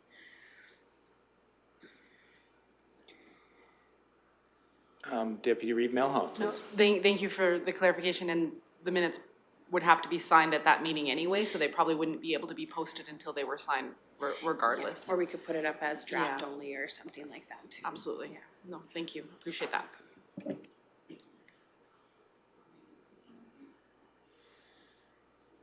Sure, I think I think we've discussed it out. If somebody is willing to make a motion relating to this item, I would be certainly willing to entertain that motion. And Councillor Northcott. Yeah, I'd make that motion as per the staff recommendation as it's read here. That, let's see here. Council directs administration to advertise the Municipal Planning Commission, MPC, meeting agendas, and on Clearwater County's website. Okay, thank you for that motion. Any further discussion? I would certainly leave it up to Councillor Northcott if he wants to say anything at the end. It was your notice of motion. Thanks for the discussion, and yeah, thanks for the discussion. Thank you. Yeah. Thank you. With that, I will call the question. All those in favor of the motion? And those opposed? None. That's carried. Thank you very much. Oh, sorry, Kim, I missed you. Sorry, I was trying to catch you before you finished. Oh, I'm sorry. So we had had in the recommendation moving the meeting agendas, but are we already doing the minutes, or should we have them make a motion to do the minutes as well? Or do we already publish them? Not. We don't already publish them, but the minutes are part of the agenda. Oh, like, because they're attached to the agenda, so it would be attached, okay, gotcha. Just wanted to clarify that, yeah. So I was like, are we doing just the agenda and not the minutes then? Okay, thank you for the clarification. Okay, I think that, Deputy Reeve Melhoff? Thank you. Just while we're on the topic of public meetings, et cetera, what would be the process to potentially look at making our intermunicipal government meetings public? Who wants to take that one? Mr. Emmons. Thank you for the question, Deputy Reeve Melhoff. That would be in addition to council's bylaw. I would respectfully suggest that it would also include, perhaps prior to that work, a conversation with our partners. Because we have a number of ICCs through our ICF processes, so it could be blanketed or it could be more localized to home, but I would suggest we should also include our partners in that conversation as well. Can I have a follow-up? Sure. Do you need a motion to start those discussions with our partners, or is that something we can just add to future meetings with our partners without it being required? I don't want to start, and I don't want to have a meeting with every single one of them because of it, but if we're having a meeting with them, I'd love the opportunity to discuss those as potentials going forward. Does that make sense? Absolutely. I'm hearing the request to just add that as a subject matter to all the upcoming ICC meetings. Yeah, but not trigger happening to request a meeting just as they come up. Yep. If it is the will of this group, I don't want to speak solely. Any comments or feedback on that? Councillor Northcott. I guess this topic of discussion at the very beginning of the agenda, would this not be a discussion that should have been adopted? Like it should have been when there's additions and deletions to the agenda? Should this not have been added to the agenda at the beginning of the meeting? Yeah, we just were talking about public input, so I figured I'd ask. As a transparent council, quite often a topic comes up from a previous topic, and we like to give administration some direction as to things that might be important topics as we come up. We could do that through a notice of motion at the end as well. Just as with the last item was a notice of motion that we didn't have a lot of advance warning of, let's just say. So I think great things come out of notices of motion too, so. With that, I think we move on to item 7.1. Mr. Hagan? Thank you, Reeve Lougheed. During the regular meeting of the council held February 14th, 2023, Councillor Radcliffe made the following notice of motion. Be it resolved that administration be requested to investigate the costs and benefits to the taxpayers to implement a bylaw to put a Clean Energy Improvement Program, or CEIP, in place in Clearwater County. Councillor Radcliffe also suggested that the investigation should include conversations with other municipalities that have been running this program for a few years, and indicated his hope that this program would be available for this construction season. Great, and following practice, I'll let Councillor Ratcliffe speak to his notice of motion as well. Thank you, Reeve. I've heard from the community that they would like to have this program. I can see benefits, but mostly I think that council needs to have a balanced view of the issue and any possible, I have lost the word, conflicting issues, let's say, that aren't readily apparent. Councillor Graham, please. I was just, if I could ask Councillor Radcliffe to kind of elaborate on this program. I should have looked it up. I didn't think of that before the meeting though, but I just am not aware. Is it for people who put solar into their housing, they receive a tax benefit? Is that what it is? It's a program where you can upgrade the energy efficiency of your property, so you could put new windows in your house or add insulation. Solar energy is part of it. You could upgrade your heating system from 60% efficiency to 90%. And as I understand it, funding would be arranged by the municipality, and the cost of that would go onto the property tax. And so it would be paid off over a period of time. So it's just an incentive for people to make energy upgrades, reduce their energy costs, and not have to have a large lump sum of cash up front to do it.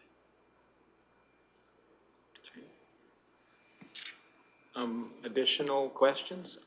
I would probably have one around that, and knowing that anything that would be a form of a very localized improvement tax is, there would be, I imagine, some administrative or accounting work needing to be done to associate an improvement program with the tax roll. I can imagine there could be some staff time involved in order to ensure that process is carried out smoothly. Mr. Hagan. Thank you, Reeve Lougheed. I think that's a reasonable assumption, and I would expect the same. And that's something that administration would investigate and determine and report back to council should this motion be passed. Deputy Reeve Melhoff, please. Thank you, Reeve.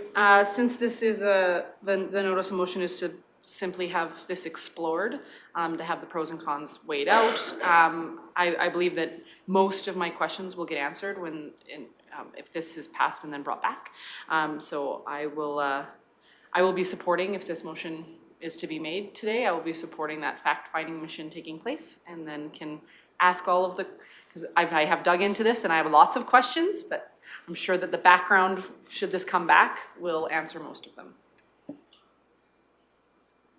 Any further discussion? I'd entertain a motion if that was what you're... Yes, the phrase I was looking for before is to understand any unintended consequences of this. And so, yes, I would like to make this motion that this program be investigated and brought back to council. Okay. Okay, we have a motion before us. Any further discussion? Seeing none, I'll call the question. Councillor Cermak, just under the wire. Sorry about that. Councillor Radcliffe, can you explain how big is this clean energy improvement? How far-reaching are you going with this, other than just trying to improve your house? Is this going to be available to businesses, oil companies, everybody that has a tax base here?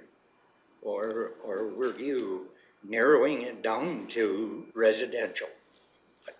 I believe it's primary residential, but we would need to get all the information on that, and potentially we could limit it to residential if we wished. Yeah, because I can see us opening a whole new can of worms here. Thank you. The unintended consequences. Yeah. Yeah. Deputy Reeve, please.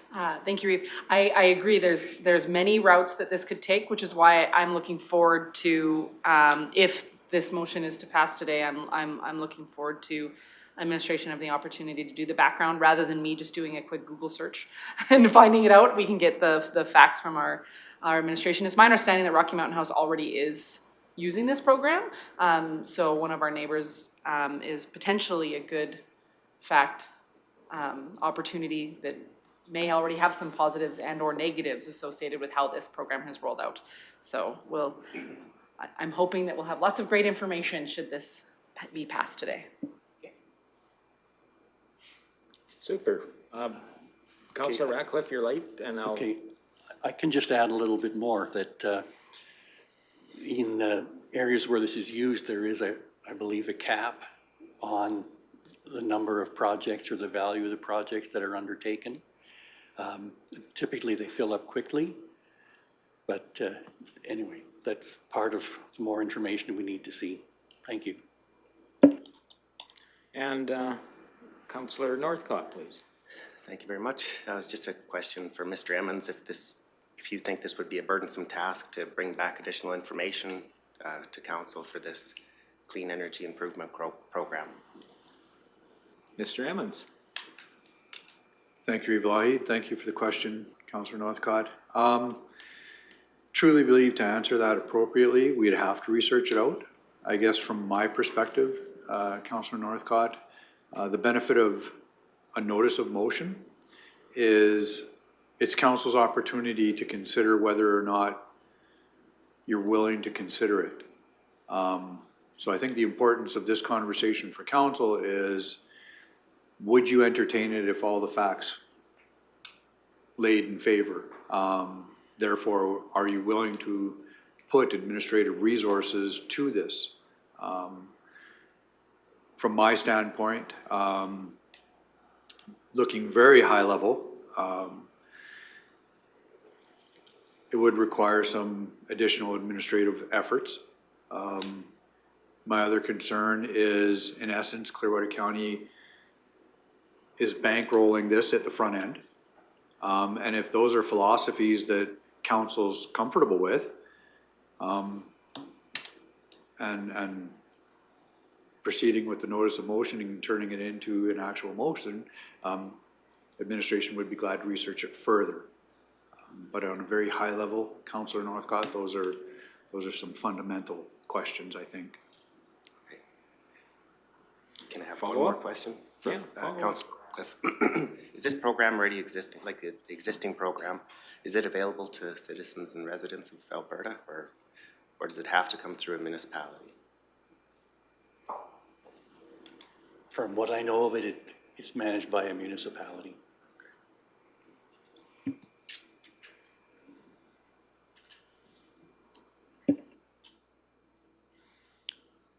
One of those things where an urban municipality might have an advantage over a rural municipality, for sure.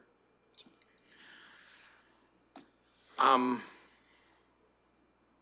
guess we have that motion before us, so I would be looking to call that question then. All those in favor? And those opposed? That's carried.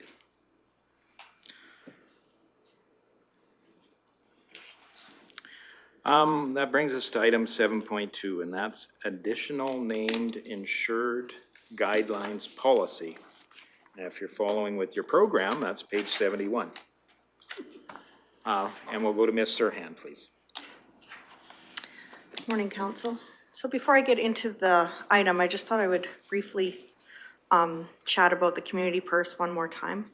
My favorite topic, and I like to get as many people educated about this as I can. So for both council and stakeholders that this might be important, a brief overview of the municipal government concept, including the community purse, how it's funded or how money goes into it and how it's to be used.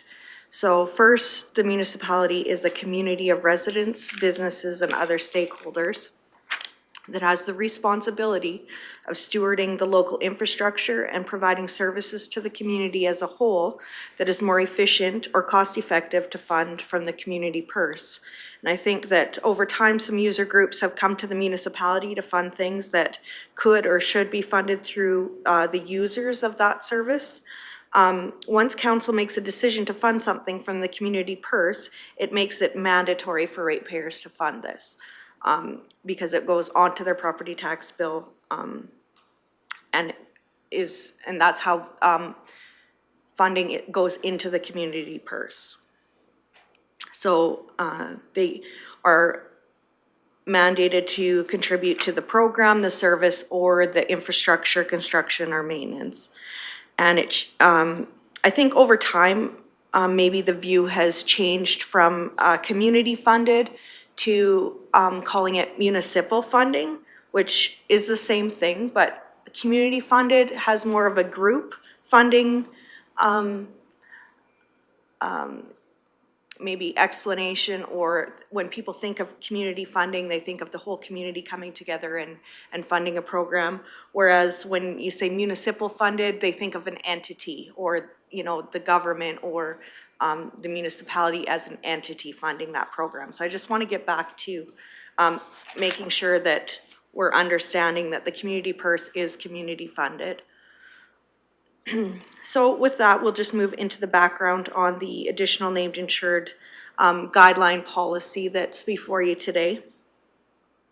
The attachments include the current policy that we're using, the policy with the markups for the changes, which is entirely hard to read.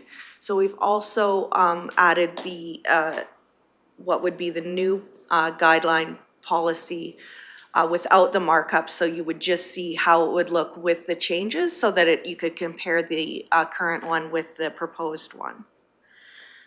The current community hall and community group insurance policy outlines which community groups are eligible to be listed as an additional named insured on Clearwater County's insurance policy.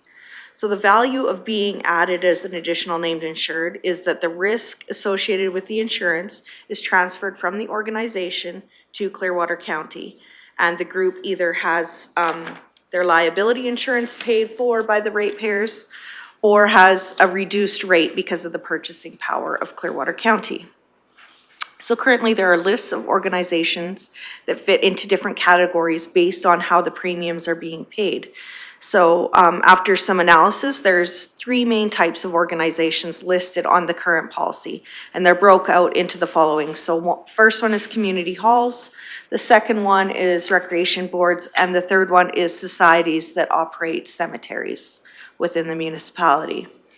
So each of these groups provide service to the community as a whole that would fall on Clearwater County if these groups could no longer provide that service. Historically, these types of groups have had their liability insurance premiums covered by the ratepayers of Clearwater County and are eligible to purchase additional insurance products such as property insurance or bond and crime insurance on a cost recovery of the premium, the RMA fee, and an additional 3% Clearwater County administration fee. Liability insurance is for the board of these organizations. There are a few one-off organizations that don't fit into these types of organizations. They have been added as additional named insured to the insurance policy on a cost recovery plus 3% of the premium of both the liability and any additional insurance products that they are wishing to purchase. The list of individual organizations that are taken out of the proposed policy because there are instances where community groups cease operations and no longer exist, and the policy doesn't always come back every time that happens to council to get those changes identified. And if these criteria, this new criteria set out in the policy, then the list of organizations can change and the policy doesn't have to change.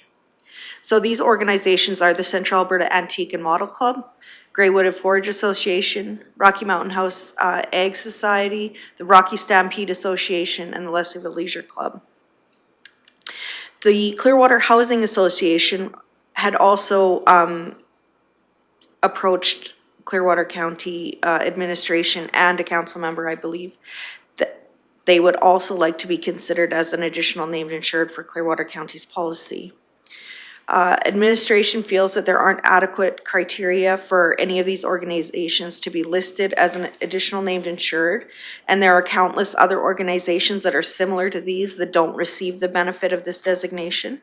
There is also the transfer of risk, having these organizations listed as an additional named insured on Clearwater County's insurance policy. For these reasons, administration is recommending that council remove these organizations from their insurance policy. The renewal date for insurance is November 1st, and administration would recommend keeping these organizations on the policy until October 31st, 2023, giving them ample time to make other arrangements for their liability and property insurance requirements. And that's all the background information I have. I would Okay. look for questions. Sure, I'll look to council for any questions. I might have a question just to prime the pump. Has there been feedback from those organizations as to these changes? Nothing yet. Have they been notified that they may be? No, they no have longer not been included? notified. This would be the first that they would be hearing of it unless they'd read the agenda that was on the website. So once council makes a decision, and if the decision is to remove these organizations, then they would be notified at that time. Councillor Graham, please. So I had a member of the Clearwater Housing Association approach me after our last discussion pertaining to this topic. And she just explained to me why they wanted to be in an ANI. So I feel I should tell you all what she told me. And it's, they obviously presented to us and they have received a grant. And the board just worries that when they have received that money, that they just want to have liability because of that money. So they want to cover their derrieres in case something happens and to not be sued. So that's, just so you all know, that's why they want to be on here, is because of that grant that they received. I guess. Sorry, I just want to confirm that they would be able to get liability insurance on their own though, correct? Like it's not the only, like it's being put as an ANI on Clearwater County's insurance policy isn't the only way that they can get liability insurance. Okay. And I guess another question I would have, these folks, looking down that list, I see many of those still hold public functions, public activities, and I would assume that many of those activities would require additional insurance anyway as an event. Is that kind of how we'd be more looking at encouraging them to have specific event insurance rather than just a blanket liability coverage? Well, I think there's been some misunderstanding in the past of what they're actually covered for as being an additional named insured.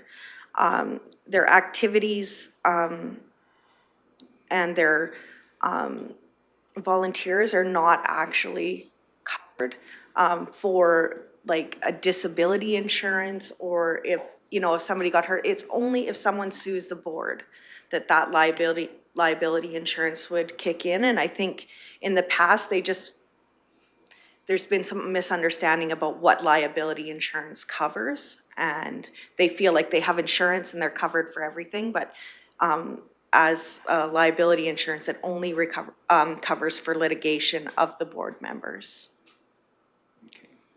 And I think it's great to have that understanding, because I know I attend events that are sponsored by many of these groups. And, you know, at the end of the day, I believe those people thought that there was something that would cover the unfortunate things that happen from time to time when you involve, machinery and tractors and livestock and all those fun things that ask the question, what could happen? But they do happen from time to time. I want to make sure there's an understanding that those manner of events need to be, I think, specific. Event insurance is much more practical than a blanket coverage.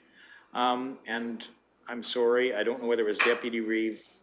I'll go to Councillor Northcott then and work our way back. I was just wondering if there was an opportunity to give these organizations notification before we were to vote on this, but if we would be able to maybe postpone this item until these organizations had notification, maybe had a chance to give feedback. So what would we be notifying them of? That you're considering removing them, or? Yeah. Okay.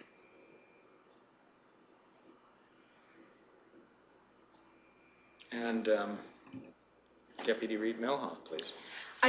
I think many of these organizations don't even know they're actually ANIs on us anymore, because many of them have changed.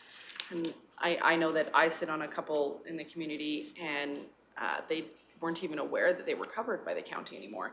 But this will make sure that the boards that are subcommittees of council, those are still covered. Like if we're endorsing them to sit on our, because they're sub-boards or subcommittees of council, Clearwater County is still ensuring that they are adequately covered, yes?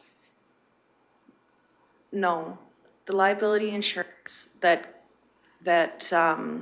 Clearwater County holds is for Clearwater County staff and council to, for litigation. That's what liability insurance is. Yes, So, but if we have appointed them to one of our boards. So when you say our boards, what? A subcommittee of council. So. We appoint many in October. I guess I would have to get clarification of what exactly a subcommittee of council is, because some of the boards you appoint to are community boards that are not, it's not a board that's put into place by a motion of council. They're put into place because the community has gathered and they have a mandate or a mission of their own, right? And then you also appoint people to those types of boards. So I would probably do some more research and just find out the difference between what would be a council or a committee that's mandated by council versus one that's a community board. Can I have a follow-up? Please. So some of them, if they are community boards, but they are receiving an honorarium from Clearwater County to sit on that board, would they be eligible still for their own insurance? So like, for example, I have on my insurance policy in general for my home, volunteerism is a sub-rider on, and it came with my insurance policy. So volunteerism is already covered for me, liability for that. Absolutely. But if they're receiving an honorarium, does that X out that volunteerism piece? No. So then their home insurance or personal insurance that they carry would be able to cover volunteer activities sitting on boards? Yes. And from my reading, most people would be covered that way. Would be covered if they have home insurance. Yeah. And I'm not sure if they are renting and have content insurance, how that works exactly. But they would have to contact their insurance company and make sure. And most boards, I would think, would have liability insurance outside of this policy. Okay. Perfect. Thank you. Oh, and I just wanted to comment on some of them not knowing. We send out certificates to the organizations every year when it gets renewed, so they should know.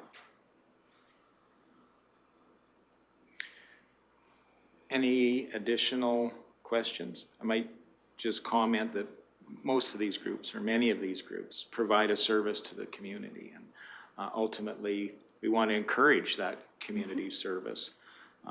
And I think sometimes because the community expects that we're either sponsoring these groups at some level or underwriting them on another level, we have a responsibility. And I think that's why it's important to have that blanket policy of liability. But whether there's some specifics in there that we can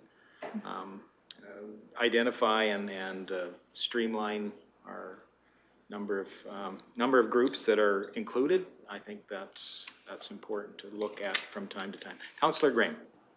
Do we know what the difference in cost would be for them to get liability insurance through us versus not through us? I haven't heard with it probably in the last 5 years, so I would say insurance costs have changed quite a bit since the last time I looked into it. So yeah, I'm not sure.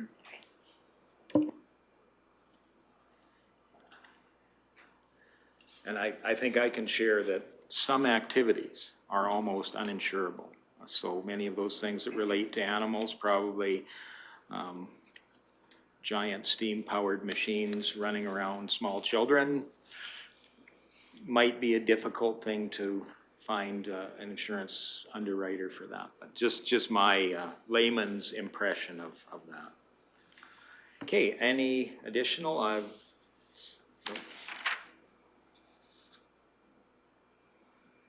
So are we comfortable? Councillor Northcott, and then I'll come back to the Deputy Reeve. I was just going to make a motion to postpone this item until these organizations have been notified. Okay, thank you for that motion. Councillor or Deputy Reeve Milhoff, please. Thank you, Reeve. Just reading through the guidelines that are the new proposed ones, it definitely streamlines things a lot, I think. And it doesn't, when you look at the background saying community halls, rec boards, et cetera, but then you look at the policy itself saying, active community associations that operate on community lands owned by Clearwater County or the community association. I think that really allows for a lot of these groups that operate within our community, i.e. around steam engines and and machinery and animals. It still gives them the ability to be a part of this. It just is streamlining that process. And if we were to do this, I would also want to make sure that we see when they are notified and explain that that the other ways of insurance that they have if they are no longer eligible. Because many of these, based on the procedure that's listed here, the 1, 2, and 3, are still going to be eligible. Absolutely. Many of them. They're just not listed individually, streamlining the process significantly for administration. Right. So we're not Xing off a whole bunch of people. We're just streamlining it so we don't have to come back and redo this every single year. Or at least that's my interpretation of this policy. Yeah, the only ones are those organizations, those 5 that are listed on page 2 of the agenda item, are the ones that don't fit into the 3 criteria that are there.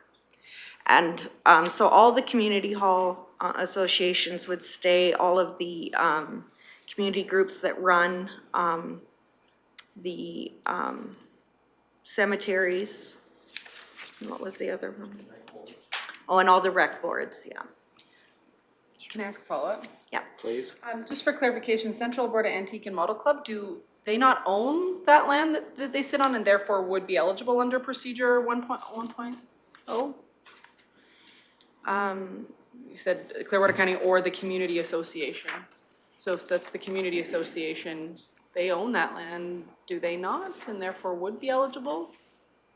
I would have to look into that. Okay. I'm not 100% sure about that. I assumed that they did not, but. Okay. Yeah. And I believe the Ag Society has provincial coverage through AASA. Yes. Yeah, so most they of wouldn't need these- our coverage anyway. Yeah, most of these is like the Rocky Stampede Association. I would think they would have an association that's that has a more appropriate stream to get their insurance through, and also the Ag Societies and the. I'm not 100% sure about the Greywood Forage Association. I don't know if they have an association that, like a governing association, that they would have a way to access liability insurance without just individually going to an insurance company and getting it, but, that was the only one that I wasn't sure about, so. Thank you. Can I, another follow-up, sorry? Okay. About the motion specifically on the floor. Absolutely. Are you providing a date suggestion, Councillor Northcott, for your, because you do have a motion on the floor, are you providing a date suggestion with your motion? Absolutely, upon completion and notification of those organizations. But how much time are we giving them to respond back? That would be, it really depends on administration. If it takes 5 days, then I don't know how long it'll take, so once that's completed, I would suggest it comes back at that time. But, sorry, maybe I didn't phrase my question. So for the community group to get back to Clearwater County on their thoughts on this, what time frame would you suggest that you give them in order to respond back? Just the 5 days? I'm gonna defer that over to Ms. Zerhan. I don't know how long that might take, and I wouldn't want to pressure you in any way, shape, or form, but it might, if it takes 2 weeks, 3 weeks, or 2 days, I'm not sure. Yeah, typically they, sometimes they get their mail in a general mailbox that's not always checked regularly, so we would like to give them lots of chance to respond if that's the way you're going. So I would suggest 6 weeks at least. Okay, then now I could move on to, I could put 6 weeks for a date. Okay. I think I would comment, I know these organizations will probably be planning their events. I think it's unfair to postpone that and leave that uncertainty there. I think it's very important to these organizations. They don't have a false sense of security with a liability policy as they move forward, that they have, and they know what their responsibilities are going to be as they move forward. So I think it's up to us to make that decision, to start that right away so that they can, I know these associations, if they meet, they probably won't, they probably may not meet within that time frame. So very difficult to get an association or a group or directorship to get together and make a decision on what they might want to give us feedback. So I think to give people enough time possible, we should make the decision as soon as possible. That's why I will not be supporting a postponement of this today. I do have one more comment on that. Would there, if this was amended and they were removed, as if these organizations would be removed, is there an opportunity where maybe if they didn't know that now that they may not have coverage for a certain time? Well, they would have coverage. They would have coverage until October 31st, 2023. So we would make sure that they knew before, like, as soon as the decision was made, we would ensure that notification went out. Okay, and I'll go to Councillor Graham. So then the Clearwater Housing Association, would they fall under this policy then? No. No. So they would receive that notification as well? Yes, then? because they're specifically asking Okay. to be added. Okay, thank you. And Deputy Reeve Melhoff. Sorry, Reeve, you mentioned they're planning their events, but this doesn't cover their events anyway. They need to get different insurance for their events regardless. This literally just Correct. covers board direct liability, Correct. which is covered under your personal insurance as well. Correct.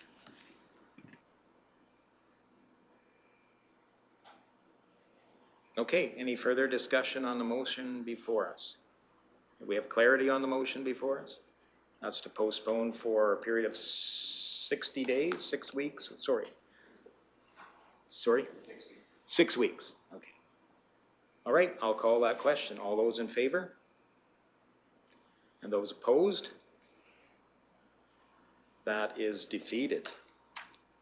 Again, looking for any other or entertaining any other motions relating to this item. Deputy Reeve Melhoff. The council review, amend, and as appropriate, and consider approving the additional named insured guideline policy with ensuring that it goes out to all of the insurers, and all of their other options that may be available. Okay. So after those, after the replies or referrals back from that, then we would have a further opportunity to discuss this. Okay. Councillor Ratcliffe, please. Just wanting to verify my understanding here, that any of these groups could come back to us and request that they be added onto that A&I list? Ms. Serhan? Administration is hoping that you won't have to have groups come to council to request that you would endorse the three types of organizations that could be added as an additional named insured. That still leaves about 30 additional named insured organizations on Clearwater County's policy. And that is a large number in comparison to other municipalities that have additional named insured on their policy. So, I mean, absolutely, I guess, if council wishes that groups be allowed to approach and be added to the, as an additional named insured, of course, administration would follow that direction. However, we are hoping that this policy would kind of guide staff as to which organizations council wishes to have on their insurance policy. Okay, thank you.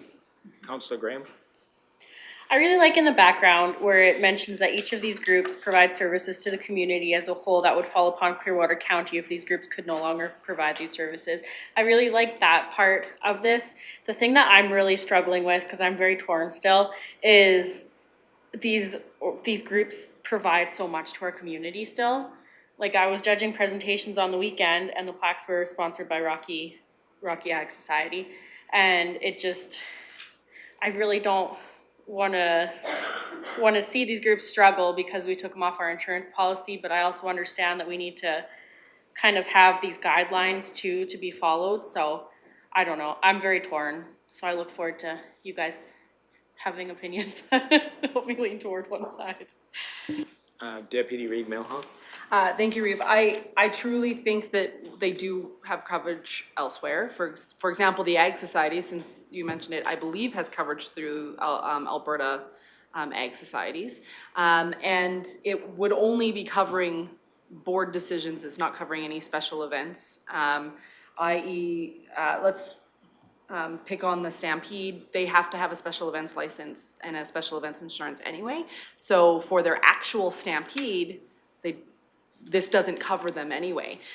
So I think that this actually brings a lot of clarity to that, because I worry that some of these have been operating under the assumption that they have insurance for whatever event that they're gonna do, when in actuality they don't. And then if something actually did happen tragically, they thought they had insurance and they don't have insurance.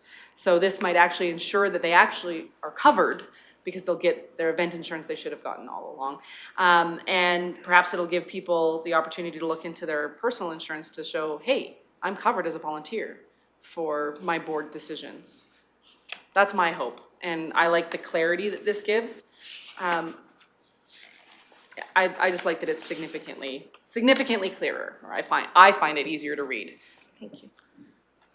I like the fact that it may take, or may create an opportunity for a discussion within the groups as well as that. I mean, I've sat on various groups where that's just kind of the assumption that there is an overreaching blanket within the organization. It's nice to have that discussion so people are comfortable with contributing so much time to the community through those groups, those service groups. Additional questions or discussion around the motion before us? Seeing none, I call the question. All those in favor? And those opposed? That is carried. Thank you. Takes us to item 7.3, blower and grinder upgrades to the Town of Rocky Mountain House Lagoon. That's my item as well. Oh, Lucky you. Yeah. So in 2021 budget deliberations, included a transfer to the town of Rocky Mountain House for wastewater. Within that number for 2021 was a Lagoon blower block for 6,800 for each of the 21, 22, and 23 years, and $3,400 for the Lagoon grinder replacement. That was, and what happened was it got included in the bigger project of the Lagoon reconstruction that had $150,000 budgeted in 2021 and $1,350,000 in 2022. The transfer to the town of Rocky was tabled and discussed at a strategic planning committee of the whole meeting on June 21st and at the regular council meeting on July 13th of 2021. Both of these meetings, recorded conversations regarding doing more research and updating the existing current wastewater agreement that will expire in October of 2023 before agreeing to an amount or percentage of costs that would be transferred to the town of Rocky. For the larger project, the discussion and subsequent decisions for the grinder and blower upgrades were never revisited. So administration would like direction from council on their thoughts on contributing to these two projects from 2021, with the amounts being the blower block replacement, because they have actual costs now, of $4,269, and the grinder replacement of $3,347, for a total of $7,616.85. This would not require a budget adjustment because we feel that we could accomplish this within the 2023 budget and without doing a budget adjustment. So. Okay, questions? Deputy Reeve Melhoff. Thank you, Reeve. We are in the process of working through the wastewater agreement with the town, through the ICC. I think it would be appropriate to continue with that process before we make any decisions one way or the other, unless it is in the current agreement that's in place that this is to take place, because no actual notice of rescinding of that agreement has taken place. The current agreement would stand. Is this within the current agreement? There's no capital funding in the current agreement, so because this is capital upgrades to their lagoon, it would not be included in the current agreement. We're in current negotiation processes of building that agreement. I think it'd be appropriate for that to continue. So I might comment before I go to Councillor Ratcliffe. Some thoughts here. This is a replacement for a grinder, or would that not be part of maintenance? Or is it significant enough that this would be an upgrade? Mr. Magnus, please. Yeah, no, back in 2019, I believe it was, this is when the initial discussions came up in regards to the upgrades that were being done at that time. And the council at the time discussed this matter, whether or not this would be considered operational and capital.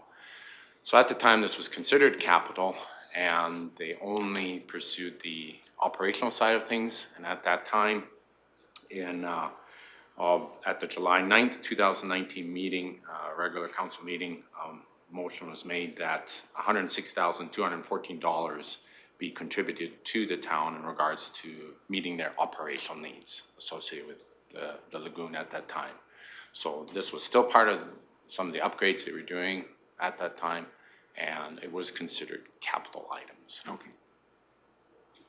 And would I be correct in assuming this is follows our typical contribution to that facility, which I think I can't remember what the number was. Was it about 20%, or was it somewhat less that we contribute to those capital upgrades? Again, the agreement itself does not specify any percentage associated with any capital updates.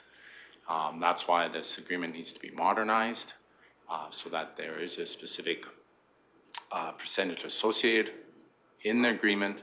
And as a result of that, both myself and Mr. Emmons and Mr. Hagan, we met on May 1st of 2022 with our counterparts at the town to start that process in regards to coming up with a percentage.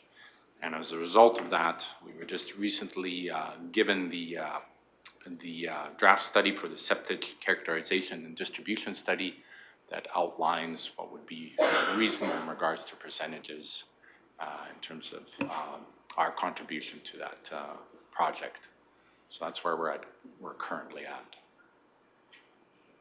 So I guess to understand the number, this is a portion of what this total upgrade would be, and what would that percentage be? It's right now, it's currently being reviewed. This document's being reviewed. Okay. And then we'll meet with our counterparts and have that discussion to come with an agreed percentage. Okay. I could maybe shed some light on these two specific items. It's 50-50. They've requested 50% of the invoices, and they were in the list of their capital upgrades because the total is above the $5,000 threshold for equipment that our municipality would capitalize equipment. So I'm assuming that that's their threshold for capital equipment would be $5,000, and so then that's why it's included in their capital asks.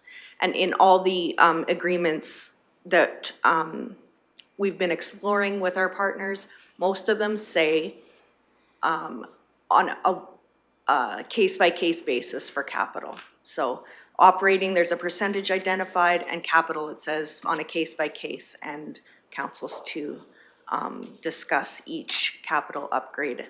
And in 2021, the Lagoon got talked about, but not these two specific pieces of equipment. Deputy Reeve Melhoff. Thank you, Reeve. What is our current operational percentage input into this on the current agreement? I do not believe there is a percentage associated, if I can recollect correctly, because at the time in 2019, council of the day, when this item was brought up for discussion, they came to an amount of $106,214. I can't recollect or know off the top of my head if the current agreement specifically outlines a percentage associated with operational. So if I can share some of, with the wastewater in the town, for a period of time, we had regular reporting on inflows on that, and I think it was typically about 2% of the total inflow into that facility was related to county residences or businesses that operate within the county, dumping in that particular facility. I think we recognize that what went into that facility created more operational or maintenance costs. So we had assumed that we would, I think it was 20%, don't quote me on that completely, but that seemed to be what I remembered. We contributed 2% of the actual volume. We contributed to 20% of those costs associated with that. And today it looks as though we're considering a 50-50 share, which is much more similar to our other agreements of recreation perhaps, or any other thing. So there is a bit of a leap, and it seems to be not necessarily reflective of the true costs that the Clearwater County puts on this essential facility of the town of Rocky Mountain House. But that's up to council to decide. I just wanted to share my perspective from sitting in this chair perhaps a little too long. Councillor Graham. Do people pay to use the system? So county residents don't get it for free, and that's why we're contributing. Yeah, knowing that we contribute 2%, I'm not okay with paying 20% or 50% especially. I'm willing to pay 2%. That just seems very unfair to our residents to be contributing 2% and we're supposed to pay 50% of it, in my opinion. Maybe I'm offside here, but I'd be willing to pay 2% of the fees. Any additional thoughts or questions? Councillor Cermak, please. When we haul into the facility, and I take it that most of our rural people, if they clean their septic tank or whatever on the road, haul it to the Rocky wastewater facility there, they are charged a fee to go into there, right? That's correct. So does that fee not cover the maintenance? And it's supposed to, I would presume. And then I just wanted to do this. These two projects are both under $5,000. If they're two separate projects, why are they lumped into one? And we have to pay that total $76. When both are under $5,000, I thought we didn't have to pay anything if they were under $5,000. The 5,000 is a capital threshold, and that would be 50% of the total cost. So if you doubled each of those, they would be over the 5,000. So we pay 50% of all capital projects? No, they're just asking for 50% of these two. And what do we get in return? Help our neighbor. I know Mr. Emmons' light is on. I'll allow him to share his thoughts. Thank you, Bylaw. Just trying to assist Councillor Cermak. I believe the town of Rocky operates under the same philosophy as Clearwater County, Councillor Cermak. So they do charge a fee. That fee goes out to their residents, whether it's metered or external haul, as well as Clearwater County when we external haul. It is the same fee. They apply to both. And it is under the agreement we currently have in place. It was the town's objective to work towards a full cost recovery for operational costs, very similar to Clearwater County, what we do with our wastewater systems. Including the capital costs becomes quite onerous for the user. So that's incorporated under the larger tax base. But the user fee is intended to recoup the operational costs.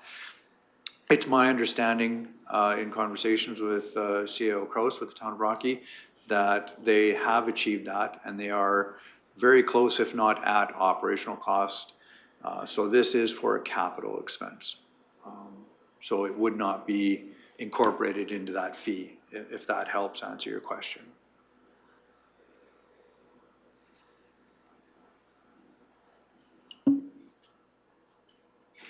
A follow-up? And then I'll move to Councillor. I'm still kind of confused. If we don't have a percentage in what we're doing, what did how did we figure out what we'd done previously? If it's 2%, then I want to pay the 2%. If it's 20%, then I want to pay that. But it doesn't look like we pay or we use that 50% of the usage of that lagoon is our usage isn't 50%. Mr. Magnus? Yeah. Sure. So back in 2013, it was determined that Clearwater County residents and businesses hauled approximately 20% of the town's lagoon's influent.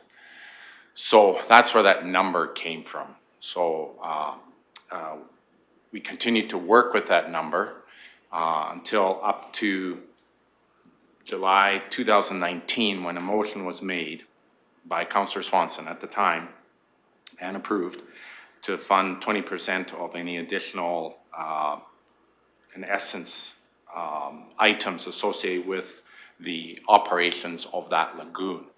And again, that once those numbers were provided to council, they went with the 20%, which again was back to 2013, and came with that number, $106,214.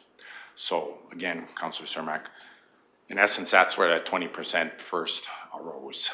So since then, We've had a couple discussions with the town in regards to coming to a more accurate percentage. And as I indicated earlier, that's where that study was most recently submitted to both the town and ourselves for review. Again, the septic characterization and distribution study. And the next step involves us sitting down with our counterparts at the town and going through this study and coming up with a percentage that's agreeable to both municipalities. And then that will be put into the new agreement. Okay, so that covers maintenance costs 20%. That's what you just said.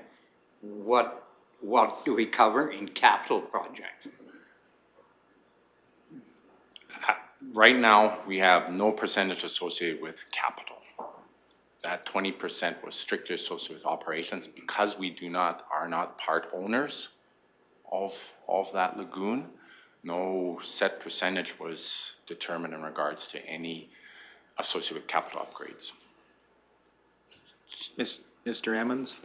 Thank you, Bylaw. And maybe if I can help Councillor Cermak, the report we've received from the town of Rocky, correct me if I'm wrong, Mr. Magnus, but I believe that report currently identifies 21%. Validating we're in the ballpark anyway. I would suggest administration, Clearwater County administration is going through that report. We will meet with the town of Rocky and have further discussions on the findings within that report. I'll say logically, looking at a map, the population of the town of Rocky and the service area of Clearwater County, it falls within the realm of reasonable in my world. The future conversations based on that report for operations, for capital, that truly has to be discussed and negotiated between the two councils. All we have right now is the current agreement with our neighbors that facilitates access for Clearwater County as clients, because as Mr. Magnus has pointed out, it's a welcoming. It's not our facility, therefore it's just a partnership, if that helps. I think it does. I'm just still confused with, I can see the 20% or 21% for maintenance, but how was the capital projects done prior? What percentage were they, let's say in 2013 or 2019? Mr. Emmons? It was negotiated between councils of the day. So since then, administrations have been working on a percentage based on usage to bring forward so that both councils could have some data to discuss with. Okay, so that project, that is ongoing and we will hear soon what's happening. Thank you. Councillor Ratcliffe, and then I'll work my way down the line. Thank you. This seems to be kind of a confusing issue.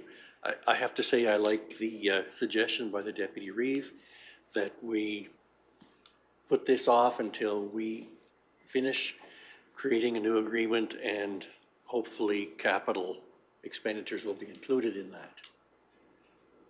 That's my position. And Deputy Reeve Melhoff, please. Thank you, Reeve. When is our lagoon ready for external haul in Leslieville? Mr. Magnus. We're anticipating fall of 2023. So my assumption then is those numbers in that study could potentially change when they have a Clearwater County funded facility and Clearwater County owned facility within that range as well. Yep, that is a possibility, yes.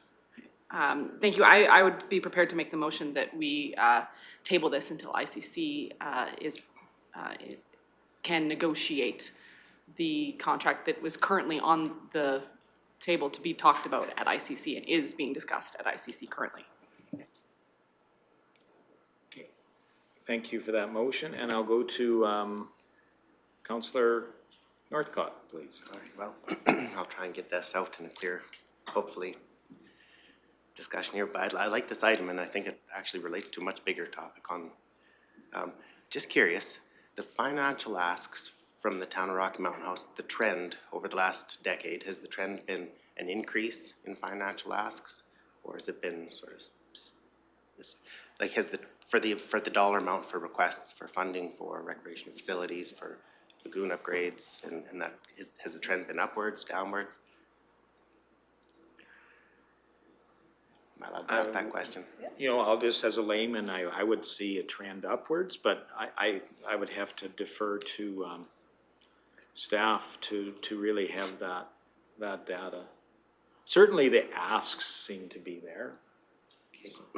I do have a little bit more to add to that if I can carry on. Oh, go ahead, sorry. I know that just last week at the special council meeting in regards to the MDP, there was a letter from the town of Rocky Mountain House, or I think it was from administration, that they had, there was no concerns with the MDP, and really the MDP does allow for, in the draft, would allow for additional residential parcels in the rural landscape. So I'm just, I have a, with these financial asks, are they going to increase more into the future? Mr. Emmons. Thank you, Eva. Perhaps it's most appropriate I take that one on. I truly believe, and I'm putting myself in their position, that the town of Rocky responded in that way, being good neighbors. Trying not to interfere or interject with Clearwater County's council's direction or wishes.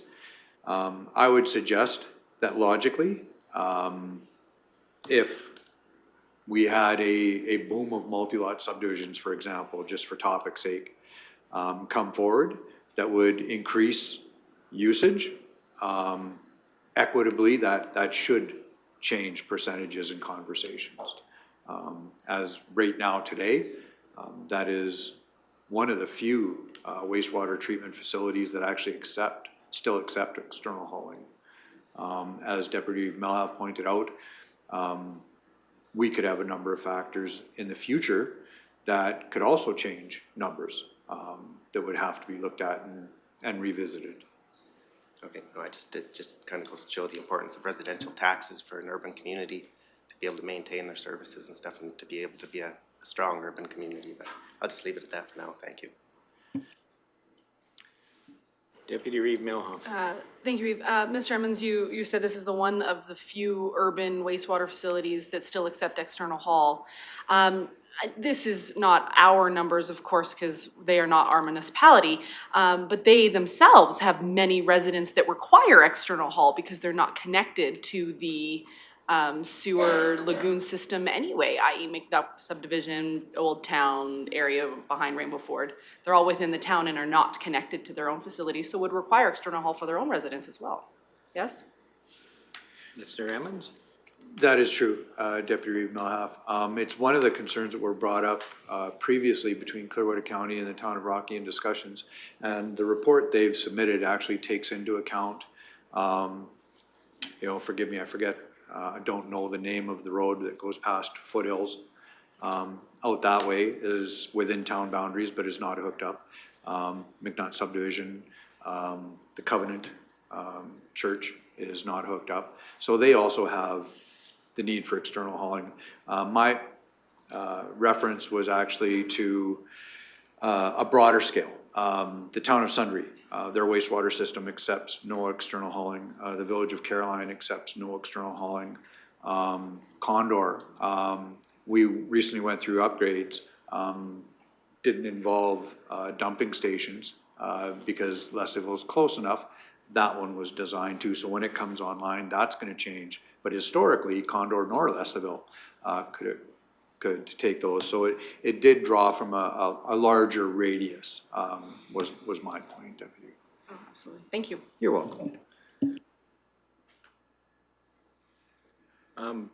Councillor Cermak? Yes,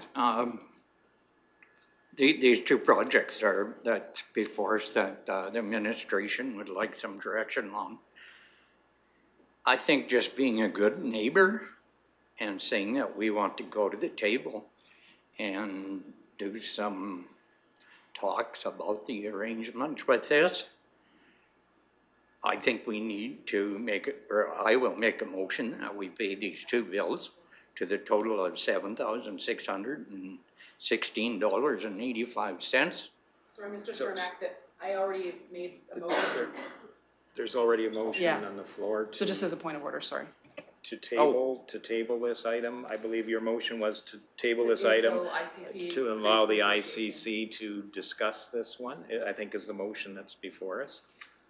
So if that motion were defeated. Okay. Then we could come back to your motion. Okay, sorry. Sorry, I just, for clarification. And sorry, I was kind of listening to what Councillor Cermak was saying with great intent. And I think I want to point out as well, Clearwater County does not provide the service to their communities for external hauling. So we're not actually, Clearwater County, maybe I can be corrected, of course, but Clearwater County doesn't own trucks that actually go out and suck up septics and haul it to this. It's private business that offer that service to the community. What our role has been is creating that place where those businesses can access a place to dump. So our citizens have really access to a service through private enterprise there. So ultimately, I don't want to seem petty on this because it is a small amount. We've supported this projects around this wastewater facility for some time, just so that our community does have that opportunity for reasonable service within their community. They're not having to pay a private hauler to go to Sundre or Pine Lake or wherever they would have to go. It's really meant to keep a good thing going here in Clearwater County and working with our regional partners. But I am somewhat challenged with the concept of jumping from one assumption to a next bigger assumption on the percentages and how we would. So I will probably be supporting the motion to table this until ICC is able to look at our overall picture of regional agreements in a more wholesome way. Councillor Graham? I was just gonna say, I respect where Deputy Reeve Melhoff is coming from with this, but this is from 2021, and it did happen under a current agreement. So I personally am not gonna be supporting this motion just because I think we need to move forward with that agreement. I don't agree with the 50%, with the 21% or whatever we're hauling, I would be supportive of that, but for those reasons, I will not be supporting this motion. Okay. And Deputy Reeve Melhoff? Just for clarity, this ask is outside of that agreement. It's not even part of the agreement, just for clarity. So it's operating outside of the current operating agreement. Councillor Graham? They historically, though, have discussed it among councils and decided that way, so that's just, I guess, where I'm leaning towards what we should be doing today. And that, I'll certainly restate, I think that was previous councils before my time even that really came up with this assumption. Not, at that time, not really based on data, it was based on some assumptions. And I think we're past some of those assumptions now, and I think we need to have an agreement that really reflects, our involvement with that facility. So I'm hoping that can be part of a wholesome discussion with our municipal partners. All right, Councillor Ratcliffe, please. One last thing, thank you. Yes, I feel we shouldn't be setting a precedent on this here today, and that's why I'm in favor of tabling it so that it will be in alignment with the next agreement on this matter with the town. Okay, further discussion? Councillor Northcott. Geez, that's tore right in the middle now. Councillor Graham has a good point. This has been going on for a long time, and to maintain good relationships with your neighboring municipality, it's yeah, that's a tough one. And then to postpone it, but there could be discussions in the future to get this clarified so that it is on more of a fair scale. But yeah, this has been since 2021. Is that correct? Yeah. Any further discussion? In that case, are we clear on the motion before us? Okay, and then, in that case, I will call that motion. All those in favor? And those opposed? In this case, that's defeated. Any further motions relating to this item? Councillor Northcott. And I will say, because we're kind of unique today in that we have 6 members here, that we do require 4 votes.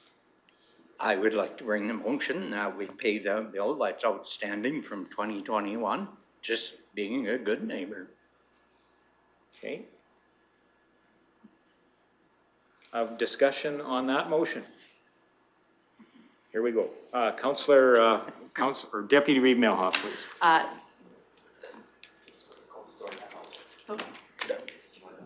Okay. That is percentage. So it's representative 50-50. So is your motion representative of 50-50? Whatever that Okay. bill was, and that was from Which is previous councils determined that that's what they were gonna pay.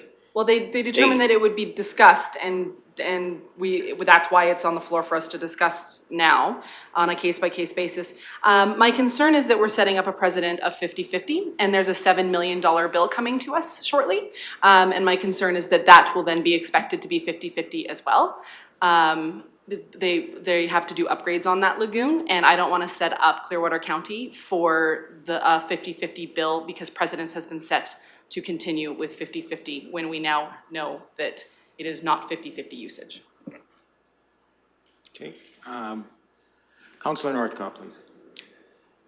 I suppose case-by-case basis, every topic has, I don't know if it'll be setting a precedence in my opinion, but I would like just clarity from administration for the dollar value that will be going in this motion. Just, I know it's on here, but just. So the actuals came in at $7,616.85, is what the outstanding invoices are for total. Okay. Thank you. And that's exactly why I mentioned earlier on, I don't want to sound petty, but it does set the tone for future negotiations that 50% is the starting point for any negotiation. And I don't think that's ultimately fair when this one has some empirical data that doesn't indicate 50% overall contribution to what is an essential facility for the town of Rocky Mountains. So I believe they would have to have that facility whether Clearwater County existed around them or not. And so should Clearwater County residents be on the line for 50% of that facility? I honestly don't believe so, but I've always thought our relationship with the town of Rocky Mountain House is important enough to recognize that that facility is important to our citizens. I think we just still have to be conscious of the public purse and how it's spent. And I think it should be in proportion to what we contribute in all ways. But anyway, I'll go to Councillor Graham. I've already said it a couple times, but I'll say it again. I will not be supporting this motion just because I'm willing to do the 21%, but I'm not willing to do the 50%. Okay, further discussions relating to the motion before us. Are we clear on the motion? Okay, I'm going to call the question. All those in favor? And those opposed? All right, let's try this again. Any further motions relating? Councillor Graham. You all are gonna be shocked by what I'm about. No, just kidding. I would like to make a motion that council pays, I don't have the math, 21% of the fee, so this is 50%, so minus the amount that math people can figure out. 20% of the fee that is, 21% of the fee that is. Do you want 20 or 21 and I'll 21, please. Okay, and I'll get that number to Alana. Thank you. Is that a good enough motion? Do I need better words for that? That's okay? Okay, thank you. Thank you for that motion. Discussion. Councillor Cermak, please. So this motion is to double the 7,616? No, Because it that would, was our 50%.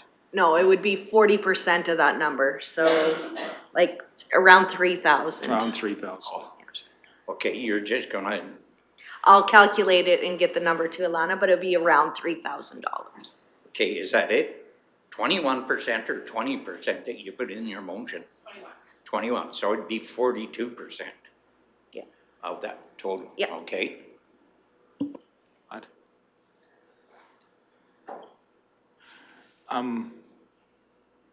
Councillor Northcott, please. Alrighty, no, again, my thoughts were just in being neighborly and being good neighbors to one another, but I don't know if it really set precedence for the amount of percentages. I mean, in the future, it could be 0% contribution. It doesn't have to be, you know, it's every item's item by item. So there could be, you know, in the future where there's zero contribution, but just want to put that out there too. Thank you for that, but I respectfully disagree from past experience. So definitely here, and I even with the suggestion of the 21%, that is essentially an offer then moving forward as we go through the negotiation process. Just so we understand where I view it. Okay. Any further discussion on the motion before us? Mr. Hagan. Just for clarification, for council's benefit, 21% of the total expenditure would be $3,200. Okay.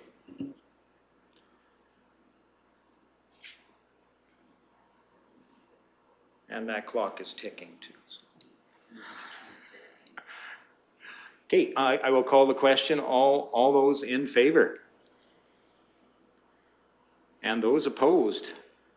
That one is carried. Thank you. And I think that takes us to an appropriate time to break for lunch. So we'll see you back here at 1 o'clock sharp.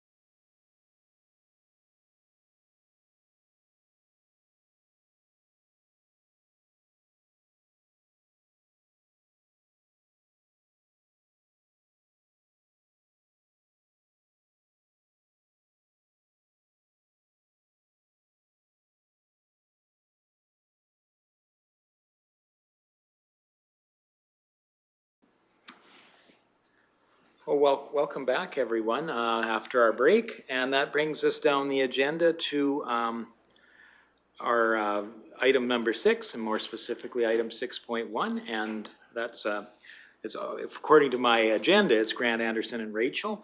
But going to talk to us today about the Rocky Mountain Bike Park Society. And I didn't introduce myself before, but I'm Darrell Lougheed. I'm the Reeve for Clearwater County, and welcome. And if you would like to introduce yourself, and then we'll introduce the rest of council to you.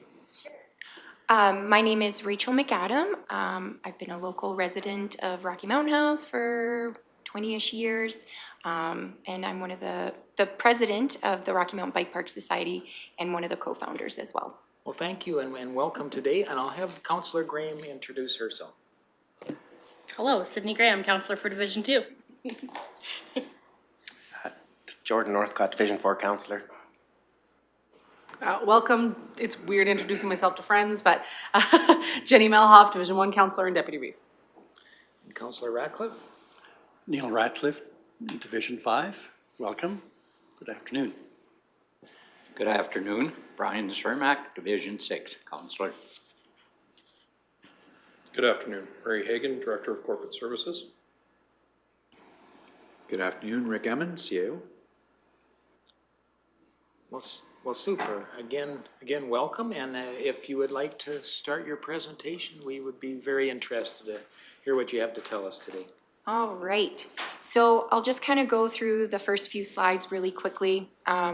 Basically, the Rocky Mountain Bike Park Society is just a group of friends who got together, kind of felt through the long stuck inside days of COVID, just some of the things that we could use for our community to kind of make it a better place. One thing that is a rapidly growing trend is bike parks and pump tracks due to activities moving outdoors. With our community being at the foothills of the Rockies, we just kind of felt this idea of a bike park fit with our town slogan of where adventure begins. What is a pump track or a bike park? Well, a bike park encompasses many different things. Part of it would be pump tracks, which is an asphalt endless loop of kind of banks and berms and rollers that riders can ride on. The nice thing about a pump track is it's not limited to only bikes, so anything that is a non-motorized vehicle can use this. So you can use it for rollerblades, scooters, skateboards, even wheelchairs. It's good for that as well, which makes it available for all abilities. It's also good for all ages. So in our county, our region, we have a strong, actually, seniors group of bike riders. It also seems to fit in with our community as well because we have Baseline Mountain to the one side, and then in Nordegg, they're starting to work on the Black Mountain Trails. So they're investing heavily in that as well. So this just kind of seems to fit in with the growing trend of cycling tourism and kind of would encompass a well-rounded biking, cycling sport in our area. Our mission as the Rocky Mountain Bike Park Society is to build not just one asphalt pump track, but two. So the first pump track would be a larger advanced racetrack that we could host events, hopefully national, provincial level events. And then also have a track that our racers, our local youth could train at and use. Secondly, we'd like to build a smaller track for the beginner, the early rider to safely train and learn on, as well as that track would be a wheelchair accessible track. Lastly, in the treed area adjacent to the park of the land location given to us from the town, we would like to put some trails in those trees areas, and that would be called a skills park, and that would be mimic the mountainous terrain that we have all around our community. We've looked at some bike park designers as a group, and we've kind of landed on Velo Solutions as a builder. They have the most amount of experience and kind of pioneered the bike park creation designing. They've built several parks north of us in Yellowhead County, and they are the only designer and builder of the Red Bull racetracks worldwide. So for our park, another reason why we like Velo Solutions, They have some unique safety features, so they do color coding on the track, so you can see the red lines, the green lines. That tells you, kind of like if you're skiing on a mountain, black diamond is the hardest, red line is the hardest. Green is easy, same thing like a green run on a mountain. Also, there would be quite a bit of safety signage around the park, just explaining to the riders how to ride the park safely or to use it safely, proper equipment, that sort of stuff. Also, Velo Solutions has a unique type of asphalt. It's a little bit stickier, grippier, so that you'll have more traction with your wheels on the track. Another thing with our bike park is that we're so close to the hospital, so easy access for if there is an emergency that would happen with an event. Another thing is that it does have a road down towards the entrance of the park, so easy access for ambulances to get to there if so needed. Yes, so this would be the location that has been given to us from the town. So the green area that you see, that would be for parking. And then that would be kind of looping around the road around to get into that area. The blue space would be the 2 asphalt tracks, and then the red area would be the skills park that I was talking about, in through the trees. So the trees will stay and remain there, but we will just build a trail with little features inside of it. There's a little brown area between the green, or the blue part, and then the high school parking lot that you can see there. And West Fraser has committed to giving us all the lumber to build a bridge so that we can utilize that parking space in the summer as well. And people can walk that bridge to access the park as well. And we do have their permission to do that from the schools. And so this is the preliminary concept design from Velo Solutions. So the little tiny loop, that would be the beginner track, and the larger portion is the advanced racetrack. So this track is slated to be the top 5 largest bike park in Canada with the longest straight track as well. So we would have those braking features. We did break it down into kind of portions. So the total cost seems a little high, but the 2 asphalt tracks, Velo Solutions quoted at $750,000, which would be kind of our main goal for fundraising. The skills park, which is the treed portion, they gave us a rough cost of about $100,000. So if we manage to raise an exorbitant amount of money, then yes, we could do the skills park as well. Landscaping is quite high because we asked for a quote for AstroTurf just to put inside the trails or the loops, so that it would be minimal maintenance, easier to maintain. So AstroTurf is quite expensive. Again, we don't have to do the AstroTurf though. It's just kind of a luxury wish item that if we do reach our goal, we can put that in. Another thing that we like about Velo Solutions is they're very community-minded.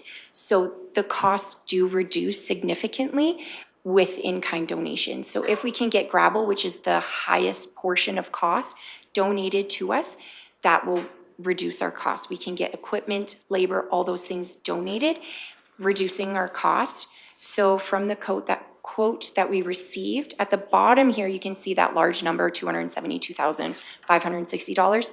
That's Velo Solutions costs for the park. So anything that's donated in kind this is just Velo Solutions portion of that cost, right? So the more we get donated, the greater it's reduced.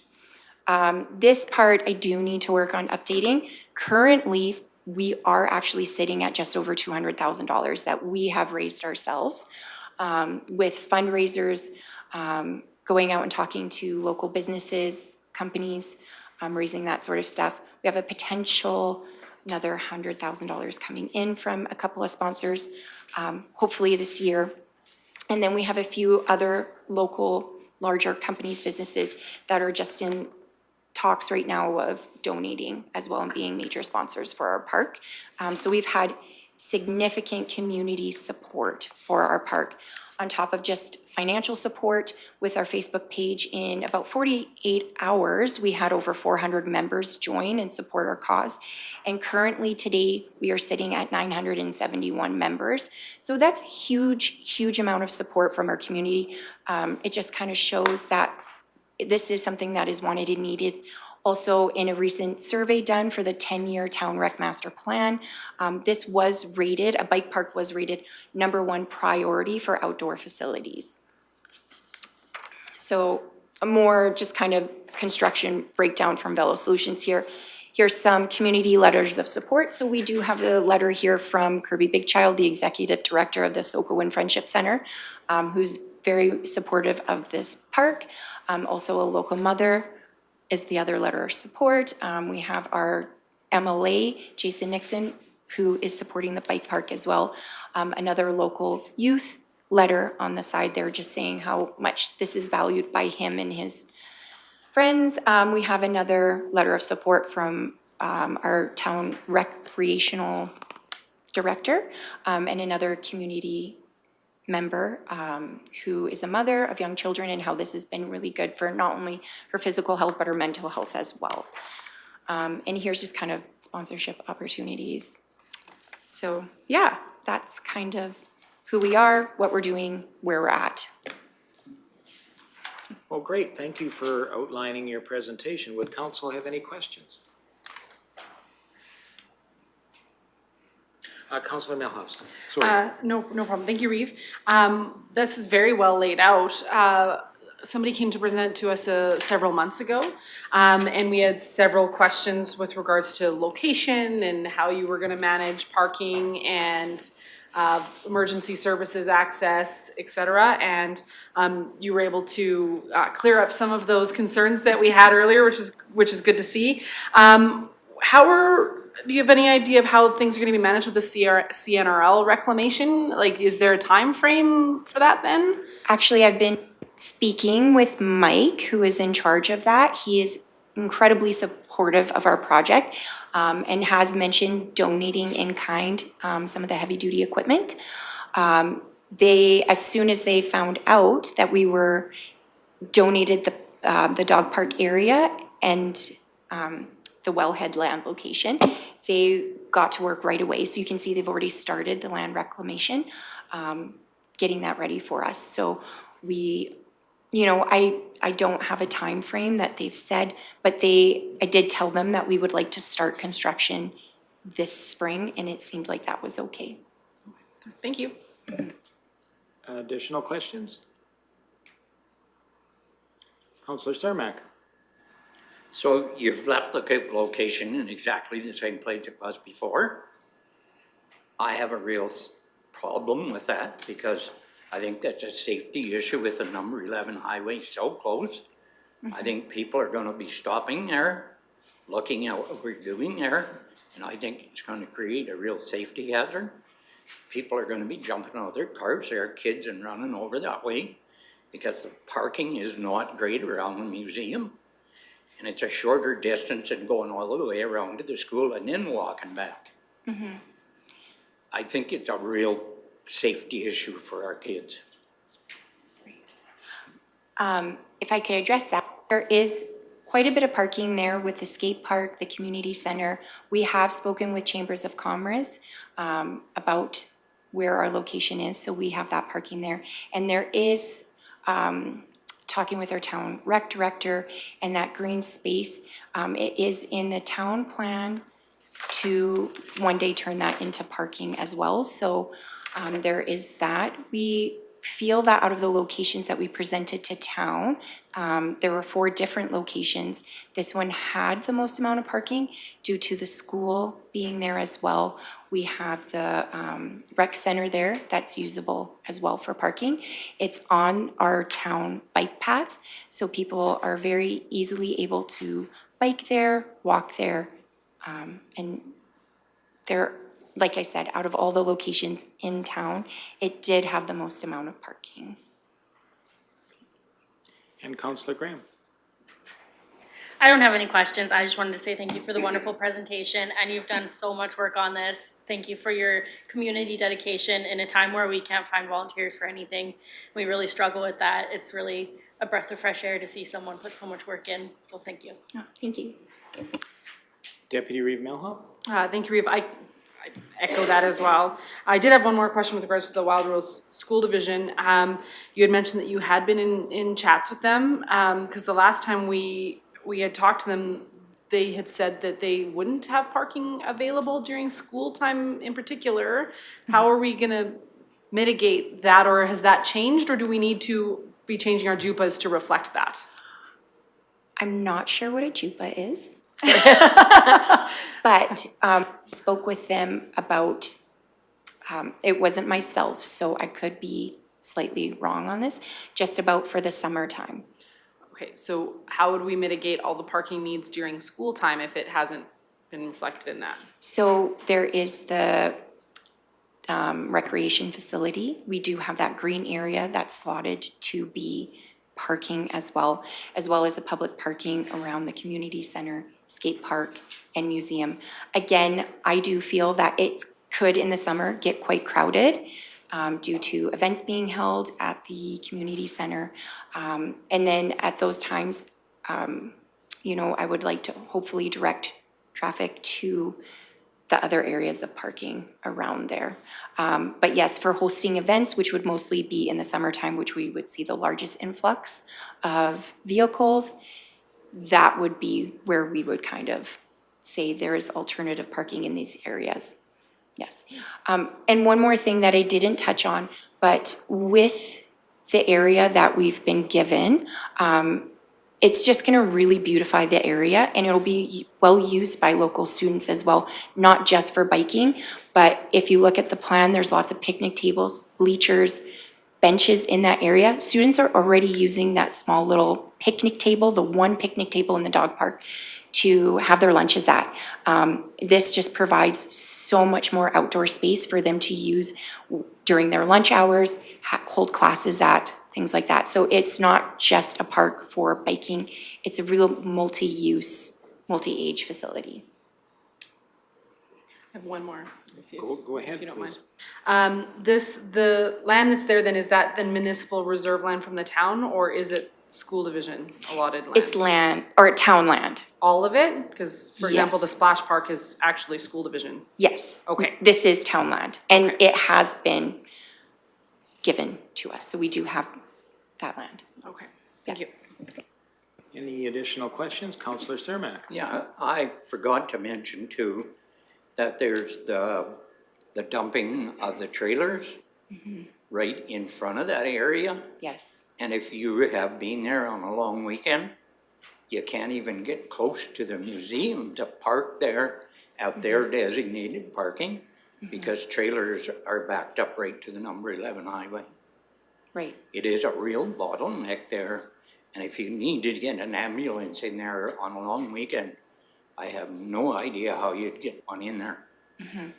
It's a real issue for me because I'm thinking of the safety of the kids. And I just think there's got to be a better place.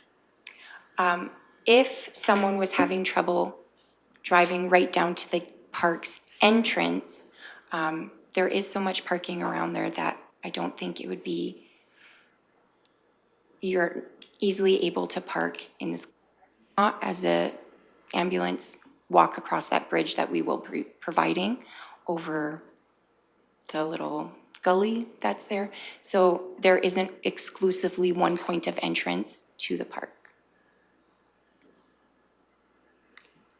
Any additional questions?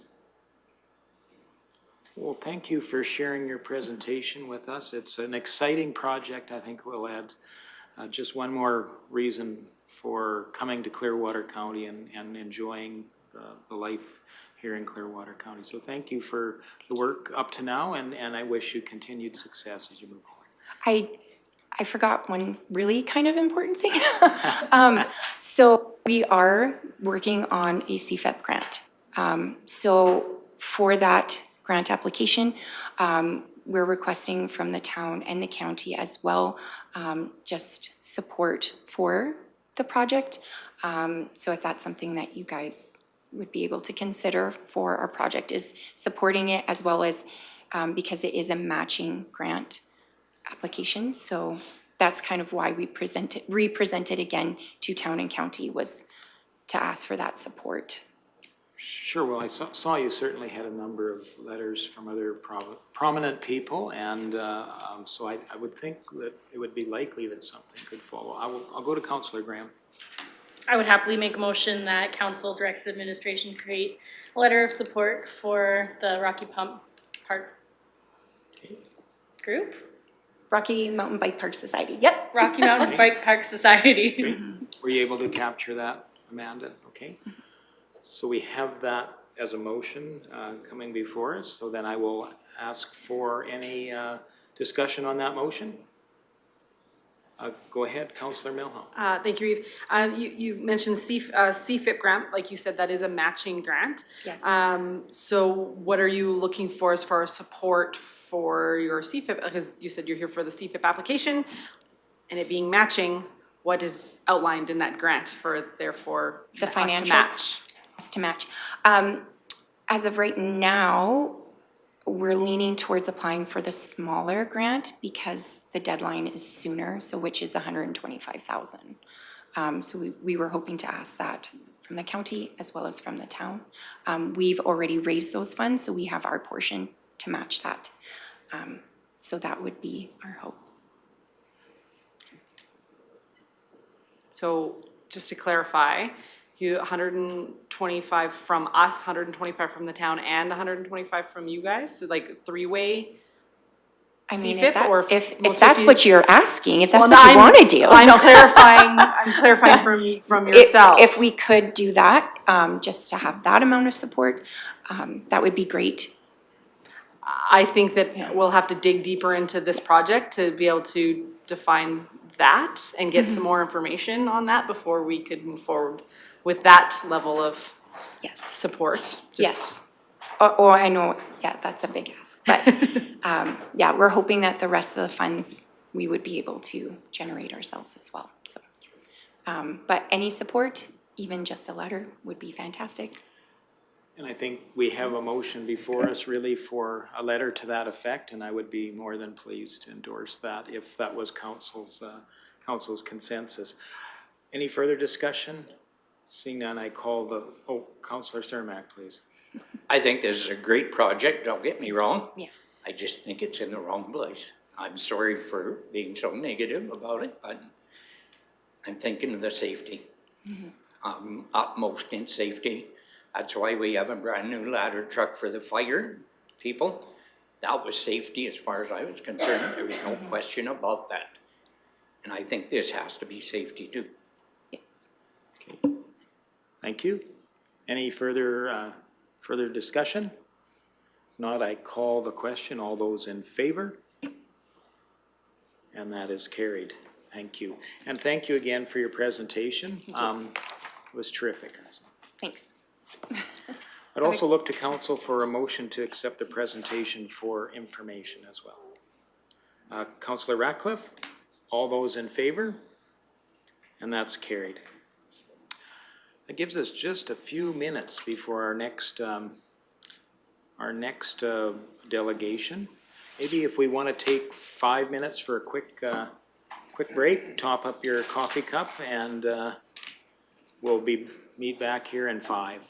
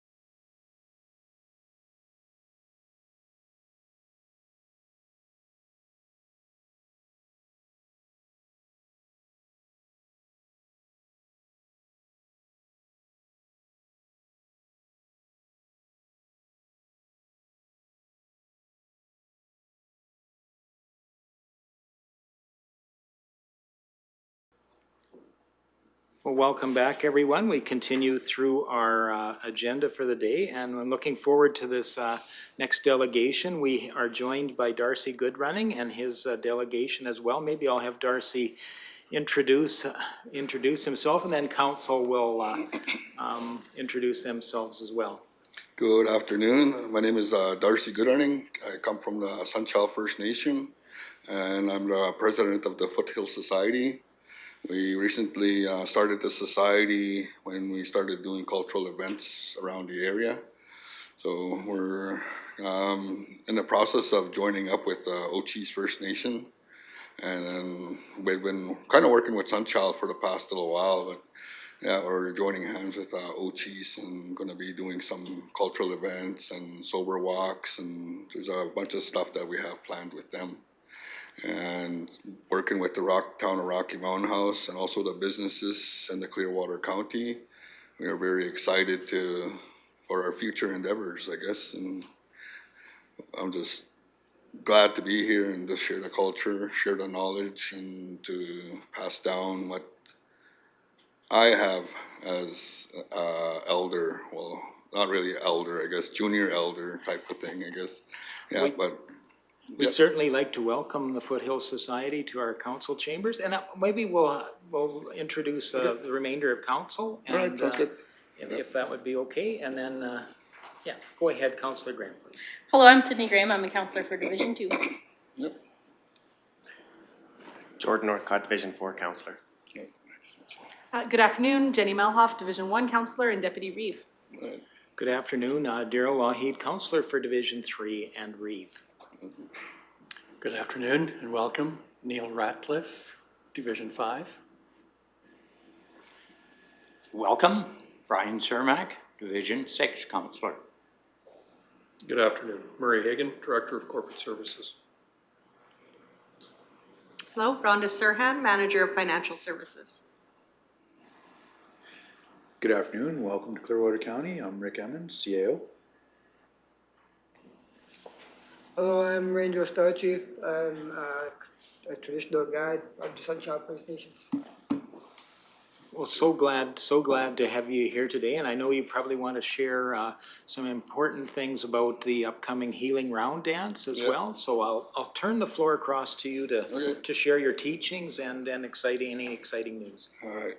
Well, I'd like to say thank you very much for having me here today, and we've been planning the Roundance for the past little while here, and I know I've been helping out with Red Deer and helping out a little bit with Rocky in the past. And for myself to bring the Foothills, the Healing Roundance to town was one of my biggest steps and one of my biggest accomplishments that I've had. Because with the Roundance itself, as we believe, it brings healing to the community. It brings healings within ourselves. It brings healings to our spirit, I guess I'll put it that way, because it has, in our belief, that it has the power to heal. And with our past Roundance, I saw that power to heal. I had one of my cousin's sisters, I guess I'll say, because she's that close to me. She's close to me like a sister. She was undergoing cancer treatments last year, and 5 months ago she came out of remission, and her cancer was she was cancer free. And then also her mother was undergoing some difficulties too, and she was undergoing cancer too. 7 months ago she came out of remission. So with the power that I believe within the Roundance, we wanted to bring that power to within the town. As I don't know how would I believe it? I don't know how would I say we sort of beat COVID, I guess to say. And for myself, I guess I thought, well, since the town came together one time, the whole town came together. It's not just the county, it's not just the town, like the mayor of Rocky, but it's the businesses around Rocky. And we helped. I believe that we helped with it. I strongly believe that we did, because a week before COVID was lifted, a week before the Roundance. So that was the belief that we had. I had that belief that I have. So when we brought the Roundance last year, we had over 800 participants, 800 spectators. And that's just a small number as to what I'm expecting this year. And we had 56 lead singers show up, and each of those lead singers was honored one way or another.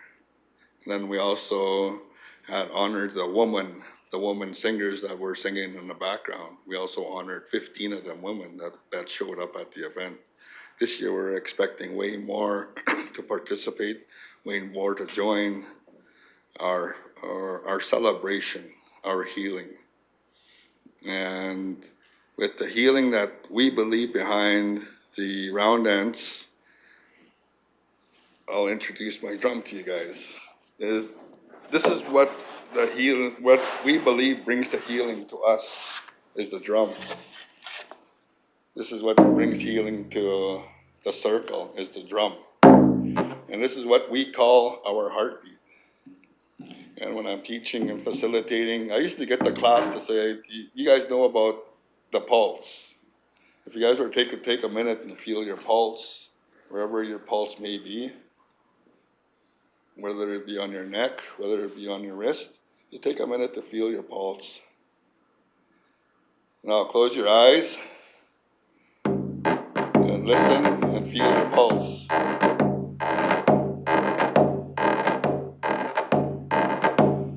So the power behind the drum, all of us that's in the room right now, the drum made our pulse and our heartbeat beat the same.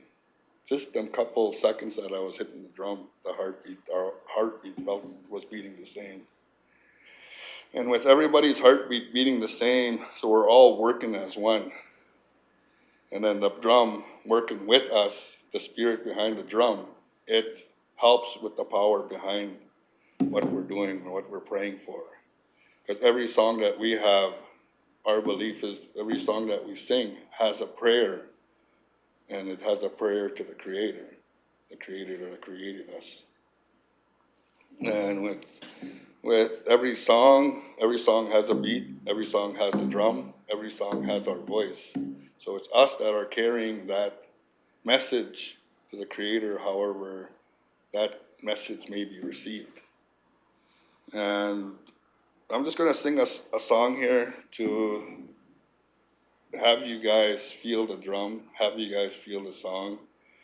And then I usually sing this song around honorable people. And when I mean honorable people, I mean people that we're gonna be working with in the future. People that we're gonna be standing beside to say, this is who we are as the Foothills Society, and we welcome you guys to our circle, we welcome you guys to our ceremony, we welcome you guys to be a part of us so we can walk together as one.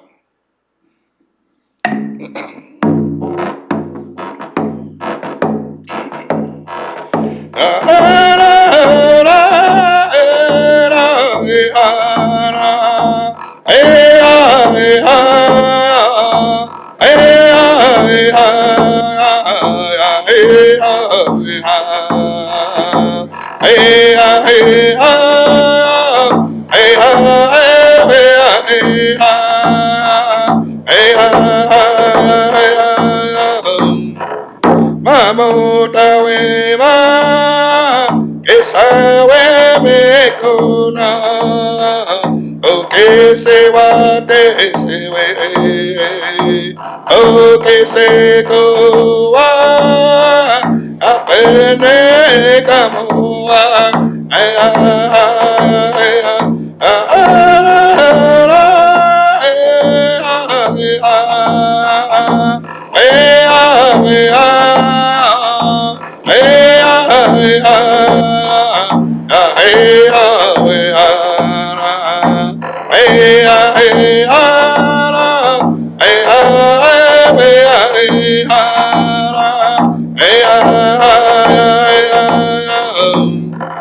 Mamon Yahweh ma que sabe me cona que se va te se ve, oh que se coa, apene camoa, ay ay ay. No, the meaning behind that drum, sorry, I always get a little tear when I sing that song because it has a connection between the spiritual world. I'll say it has a spiritual world. And the first part of the song, it talks about our Father, the great Father, as to bring in the prayers to us as who we are as individuals, and the prayer, the strength behind the prayer, and how it embraces us as people. And with everything that we're going through, the singer is singing the song proud, and he is the carrier between the spirit world and Mother Earth. So that's the first part of the song. It's the second part of the song. It talks about the same thing, but it talks about our Mother Earth. So the first part, when it says our Father, the second part it says our Mother, and that's our Mother Earth that we are walking on today. Because it talks about the spirit of our Father, it talks about our spirit of our Mother, and how those come together, and it joins and binds the spirits of who we are. Just as the circle right now today, you guys are interested in what I'm doing, why I'm here within our town, the stuff that I bring within the community. And that's the same thing with me. I'm curious as to find out what you do within the community, how you guys perform around town. Because I know I've worked with the Clearwater County before, but how do we work together? What do we do to work together in the future? What do we do to make us and our heartbeat beat as one? So that was the song that I just wanted to share with you guys. I'll share another song just before we call it quits and stuff like that. Well, not call it quits, but move on to our future stuff and everything like that. I don't know how much time do we have? I can't really, or how much time? We have as much time as you'd like to Okay. share as a gift. And then I was talking about earlier, the power behind the drum. When I said I wanted to introduce the drum to you guys, I introduced the drum by song. That's how I wanted to let you guys know that I'm gonna be bringing out my drums to sing it and say I'm gonna sing a song. But there's power behind the drum. And with everything that we do with the drum, it has a prayer. As you can see, the hide that's behind the drum. The hide, when the moose was taken down, there was a prayer that went before taking down the moose. We had to pray to the bullets to say we're going to be feeding our family. We're going out to feed our family. So we're going out to look for something that's going to feed not just our family, but our neighbors' house, and also within the community, some of the elders and stuff like that. So the prayer was said prior to us driving out and to go hunting. And then when we got the moose, another prayer was said for that moose that was took down for us in order for us to survive. The prayer went down. There was a piece of the moose that was taken, and we had to go put it on a tree. Like every hunter knows that we do that. Every time we take something down, we give an honoring to that life being that we took in order for us to continue our lives. Well, we did that. And then before the making of this drum, it has a significant value. Like it's 15 inches long, and it's only a certain length. Like you could see, it's only the length between my hand, right here. Everything has that certain length that we use, and it's only the width of our hands too, 4 fingers. Everything that we do has a significant meaning behind it, whether it be us or whether it be the drum maker. Drum maker kind of had small hands when he made this drum. when he cut it to width, and that's how he cut it to width. He went like this, put it against the wall, and made a mark, and that's how he cut all his drum rings, I guess. And him too, when he started making the drum rings, he had to say a prayer, the reason why he took the tree down. And he went to go take the tree down, even that too, with us having to go cut a piece of wood to make something out of that wood, or to keep fire within our home. We have to put a cigarette down or some tobacco down to pray to that tree that it's gonna be helping us one way or another. And that's what I was saying. Everything that we do, we have a prayer to go with what we're about to do and stuff, what we're about to do, or how we're gonna use the object. Same thing with the drumstick. That too has a certain length that we have, because this was specifically made for myself. I didn't make this, this was made for me.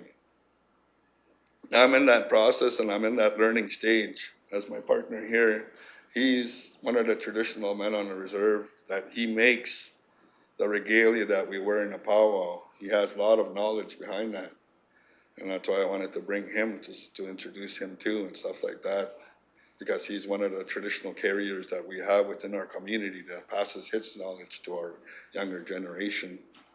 And with this, even with this stick too was, before it was chopped, before they took the axe to it, a prayer went to it. A prayer went to this. This is a choke cherry tree. And that's one of the things that combines with the drum itself, the choke cherry. It has a very spiritual and significant value to use this with the drum and create the heartbeat within our nation. And that's what it is, it's a heartbeat within our nation. And when I say our nation, I talk about Turtle Island. I don't know if you guys ever heard the phrase Turtle Island before. Have you heard the phrase Turtle Island before? Do you know why it's called Turtle Island? Or do you know why the phrase Turtle Island is within us today? I'll show you a little picture here that I have. And we'll pass my phone around within the circle here, and to let you guys know why we call it Turtle Island. Turtle Island is where we live today. Turtle Island is something that's been passed down to us from generation to generation. And the story behind it is we were the first people here. We were the first people that were within the country that we live in today, the place we call Canada. Turtle Island, we didn't have no borders, we didn't have no boundaries, we didn't have nothing that states Canada and USA. The border that we all understand as the border of Canada and US, it's the medicine line that we have today. And everything that we believe in, when the people, they made the treaties were there for a reason. We shared the land. We came out and we shared the land. And that's what we do, we share everything. And that's why I'm here today, is to share the culture. So we had everything here, and I'm not trying to bring this up in a way to say that anything about it and anything like that, but just to share that we were here as first people. We made the treaties to say we allow the people to come and live and coincide with us. We signed the treaties to say, well, I want to be your neighbor. Here's our stuff that we have, how we survive out here. And today, in the economic world that we live in, we can't survive in the house. We can't survive without a house. We had teepees before that we lived for many, many generations. We lived and survived. We learned how to coexist out there. And with this Turtle Island, that's how we still believe today with us. We have no borders, we have no boundaries. And it's just the governments that we live in today, that's who makes the boundaries for us. But as who we are, we wanted to share the land with everything, When I walk outside, I walk out to Treaty 6 territory. That's what I believe. I walk out of Treaty 6 territory. But with the governments that we live in today, with the municipalities that we live today, when we walk out today, we're walking out on Rocky Mountain House land, the Clearwater County. So it's something that we had to adapt to, and it took us a while to adapt. Not in my generation, but probably my father's generation and my grandfather's generation, they had to adapt to that. And I had to also adapt because before going to school, all I knew was the Cree language, all I knew was the Cree culture. All I knew was how to pray. And I just wanted to share some of that story behind the prayer as to how it was, how we had to keep the prayer within ourselves. And then to pass that knowledge to each and every one of us today. I know he comes from Sunchild First Nation, but his family right too is from Saskatchewan. So we have the same teachings within both nations, I'll say, both nations. And we have the same teachings. He grew up in Saskatchewan, he grew up in Hobima, he grew up just all these other places he grew up and stuff like that. So he was gathering teachings from every place that he's been to. And back to the drum, the power behind the drum, the prayers that went to the drum, the prayers that walked with the drum itself. This came to a dream to a woman. The woman had this dream, and she had the dream of the drum, how it was made. So she ended up going to one of the elders, the man, to say, well, let's make this drum. So she gathered they ended up gathering the material for the rim of the drum. And how do they make the rim of the drum? So they ended up having to cut the birch tree, cut it to size, and they burnt a hole within that birch tree. They used the fire to burn a hole within the birch tree. And it only went to a certain distance that they burnt that hole. And when they went to go get the hide, same thing with the prayer that I had, they prayed before to go and get the hide, the moose. Same thing when they started making the drum, there's a prayer that goes within making the drum. Everything has a significant value.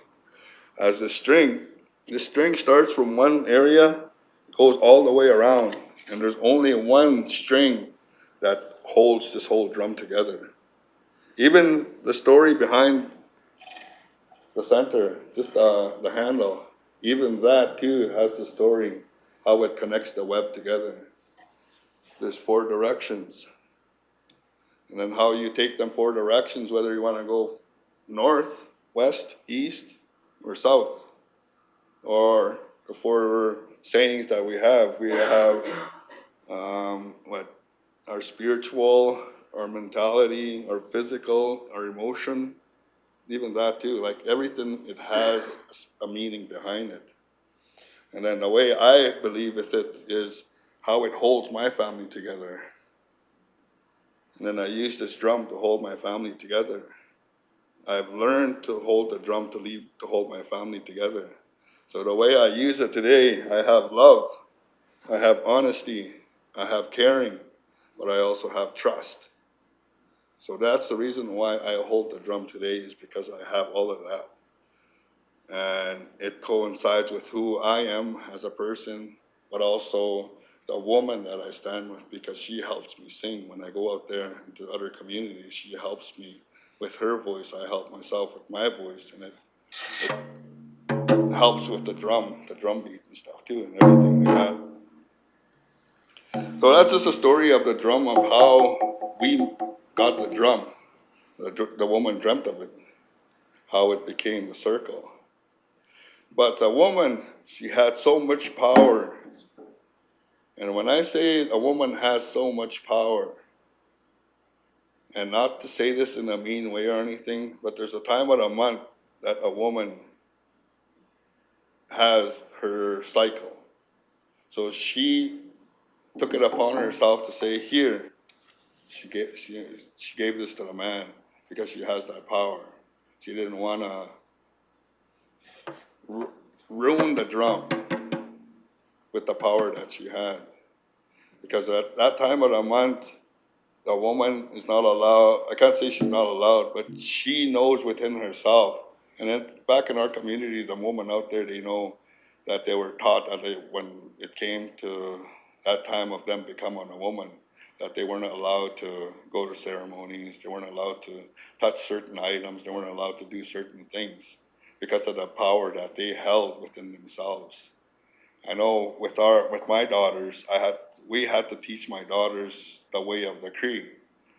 So we had to tell them they had to stay away from the ceremonies for the year. They had to stay away from certain things for a year. And it's not to say that we wanted to keep them at home. It was for us to make them aware that we have to respect certain things. We have to respect certain things in life. I know not all the Indigenous people, not all the First Nation people have that knowledge. There's only certain few, a handful of people out there that know the knowledge and were brought up within the culture, were brought up within the knowledge. Yes, I grew up in the school system and I had to adapt to the school system. And when I say I had to adapt within the school system, imagine a railroad track. We all know how a railroad track looks. So when that railroad track, on the one side of the track, I had to learn within my culture who we are as people, our traditional values, and our traditional laws. I had to learn all that stuff, and that's on one track. But on the other track, I had to learn about the school system, the law, what it represents, everything that we had to go through. And when I say we, everybody in the circle, everything that we had to learn out there within the government, because we have to learn something. Each and every one of us has to learn something. Whether it was forced on us or whether it was just something that was taught to us, I had to learn that too, the laws and everything. Yeah, I got in trouble with the law, but I also got in trouble with our law too. I had to pay a price over here, same way I had to pay a price within the judicial system. So that track on the one side is the laws that we have to follow, but the track on this side is the laws that us too, we have to follow our way of life. So we have to, and the tracks, the ties, those are the steps that we have to follow each and every day. I can't forget about who I am as a Cree person, but I also can't forget who I am as Darcy Goodrunning. Over here, my name is Kasukset Asiniwachi Wino, and that is Strong Mountain Man. That's who I'm known as, the Strong Mountain Man. But over here, I'm known as Darcy Goodrunning. So I have to keep those railroad ties going at a pace where I have to balance my life. I have to balance who I am as an Indigenous person with our Cree culture, with our Cree laws, with everything like that. But I also have to balance who we are as people living within our country, living within our society. So that's just a little story of who I am, what we have to go through, what we have to endure. And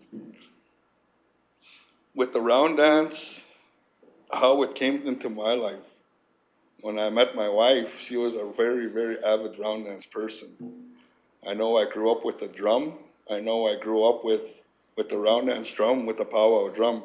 I remember my dad as I was just a young lad.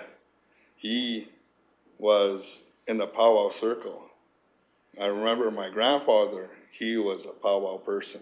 he had an outfit that he wore out in the powwow. My dad wore that outfit. So that was brought down to me and shown to me as I'm going to be showing my sons when it's time for them to take that opportunity. When I became a singer, when I was introduced to the drum world back in 99, I was initiated as a singer. When I was initiated, there's a term, that initiation. My dad gave me to the drum circle. So this drum holds my life. This drum is my dad. This drum is my father. My father passed away 18 years ago. But this is who I hold as my dad today. There's a person named Henry Goulet from Edson. He took that role to be my dad. He took that role to be my father. That's who I call my father today. But when he took that role, before he took that role, this was my dad. This is who I turned to. When I had troubles in life, I turned to my drum. So the power within my prayers went to the drum. And when I hit the drum, I was praying. So I can be heard through this drum to the Creator, or to the happy hunting grounds. I'll say happy hunting grounds. We know it as heaven, but us, we know it as the happy hunting grounds. And that's our big light that we have. That's what we call heaven today. And when I drum with the drum, it sends a message to the Creator. When we have a round dance, we are calling my dad.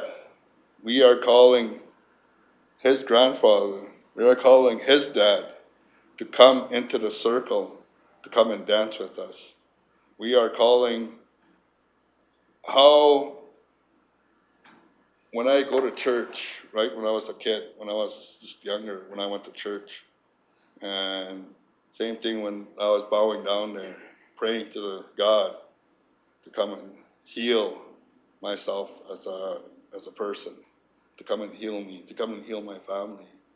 That's the same way with us when we go to round dances. We go there for prayer. We go there for guidance. We go there for... I go there to go and dance with my dad.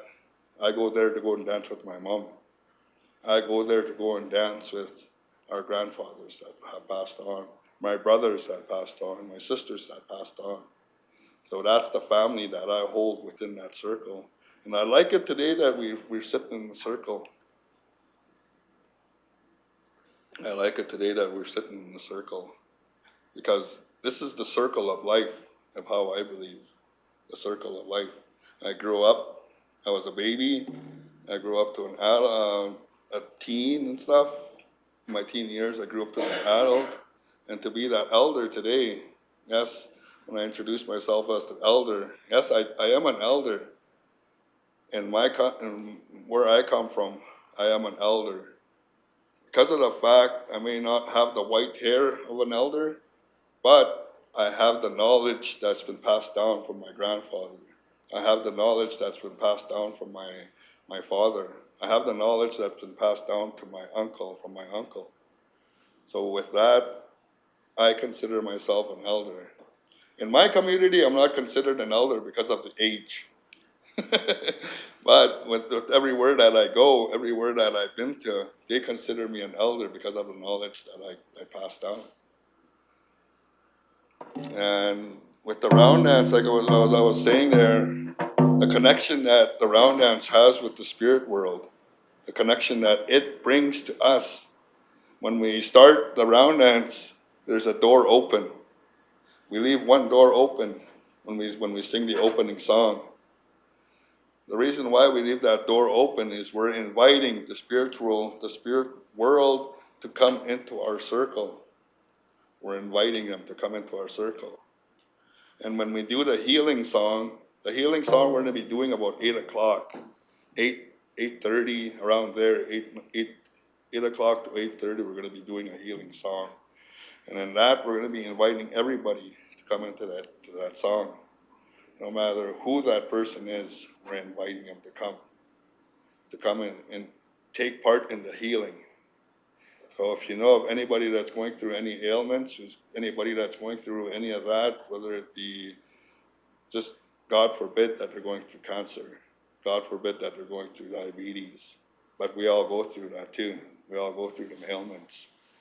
And we invite them to come into that circle, to come and join us in our way of belief for the healing and stuff like that. And when we invite the spirits into the circle with the door open, and they visit and they stay all night, some of the people that you see out there, they won't be holding hands. Some of the people that you see out there will be dancing beside each other. And this one thing that I passed down to my kids today, at least 4 songs, if not 8 songs, don't hold hands. Because that spirit world that we call is going to be coming dancing, and they're going to be bridging that they're going to be dancing beside me, they're going to be dancing beside you. So we don't hold hands, so that I'm holding my dad's hand, he's holding his dad's hand. So that's why we don't hold hands for them certain amount of songs. But today you see out there, when you go into the Roundance, you see everybody holding hands. And I don't know when that started. When the Roundance started, back in the day, nobody held hands, because they all understood that. I think it was when jealousy came in, they started holding hands, say, you're my wife, come here.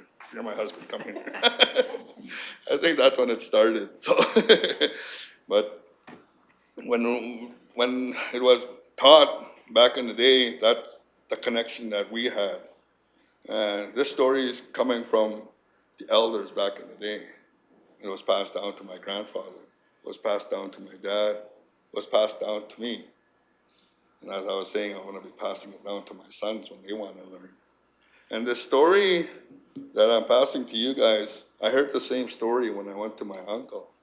I heard the same story when I went to my drum teacher. I heard the same story when I went to the elder today. That's one of my mentors, Douglas Bonays.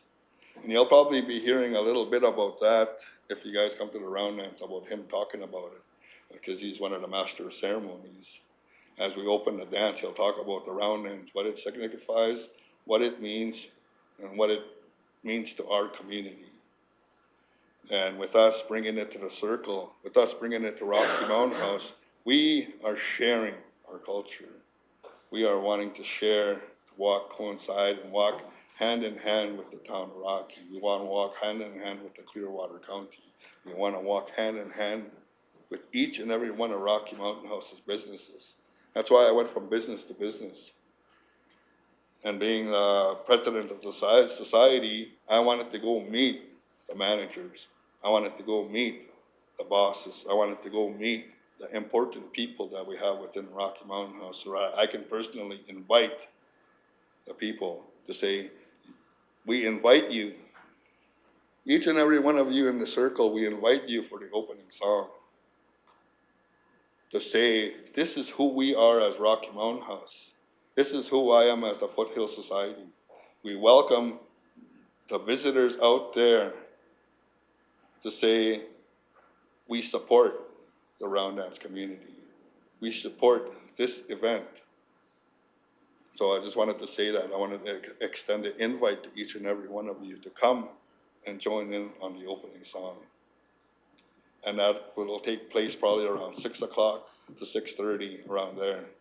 Right after supper is when we're going to do the opening song.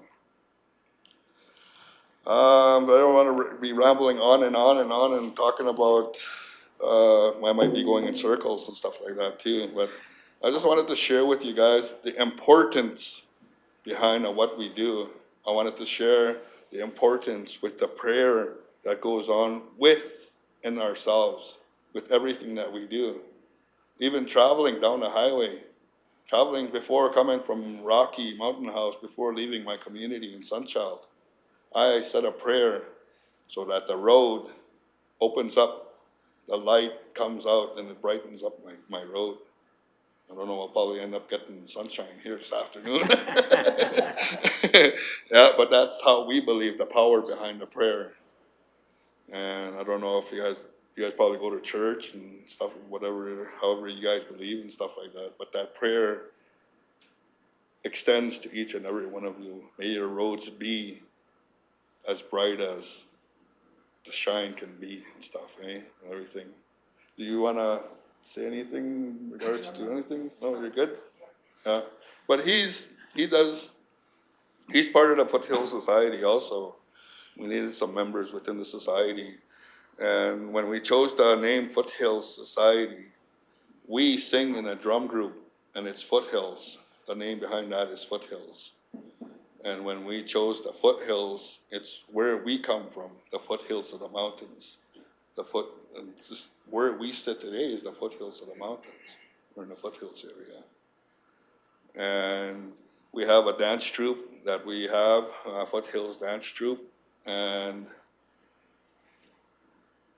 we go around from community to community to bring that healing of the drum. We bring that healing to other communities. But we also bring that healing from that community back to our community, back to our home fires. So that's how we believe that this brings healing to wherever we go. But we also gather that healing that's being passed down in that community and we bring it home also. So it's all supporting one another. Well, thank you so much for sharing your teachings with us today. And really, thank you so much for your gift of song as well. Mm-hmm. On behalf of Clearwater County, I would like to extend a gift to you as well. We have a traditional gift of tobacco. All right. And our county blanket, and then a note of thanks as well. So again, thank you so much for joining us today. It's a tremendous honor for us to have you present to us. All right.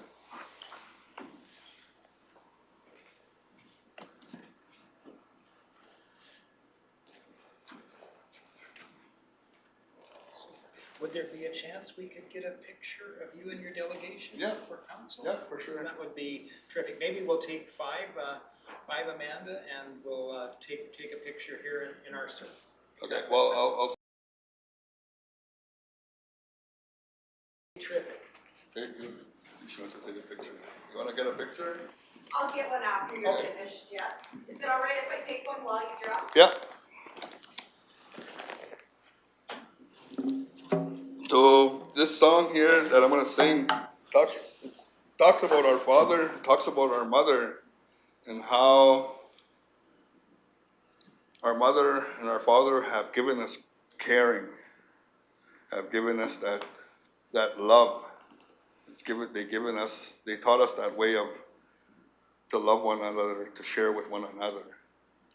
But also to remember, we are not going to be here forever. I talked about that circle of life, how we go from a baby to our youth years, to our teen years, to our adult years, to our elder years. So in our time here today, we have to pass that knowledge down to somebody so that it's not forgotten. That knowledge has to be shared with one another. Thus, me coming here and sharing the knowledge and the culture of who we are as Indigenous people. And that's the caring, that's the song, the meaning behind the song is that we're here to share. But let's not forget, we're not here for a long time.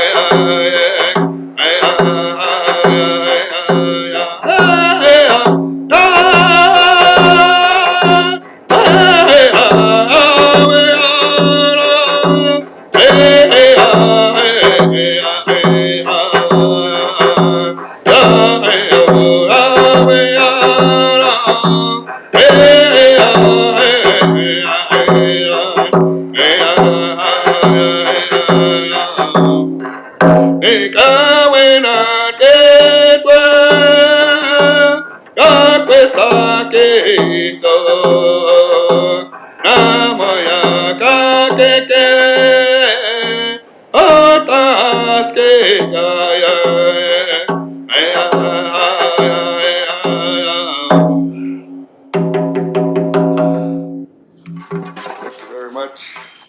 And thank you. So that concludes the sharing, and I thank you guys very much for taking the time out of your day to listen and to gather the knowledge and the culture. Hi, thank you. Thank you. Lana, if we can take 5, we'll get a picture, a group picture in if possible.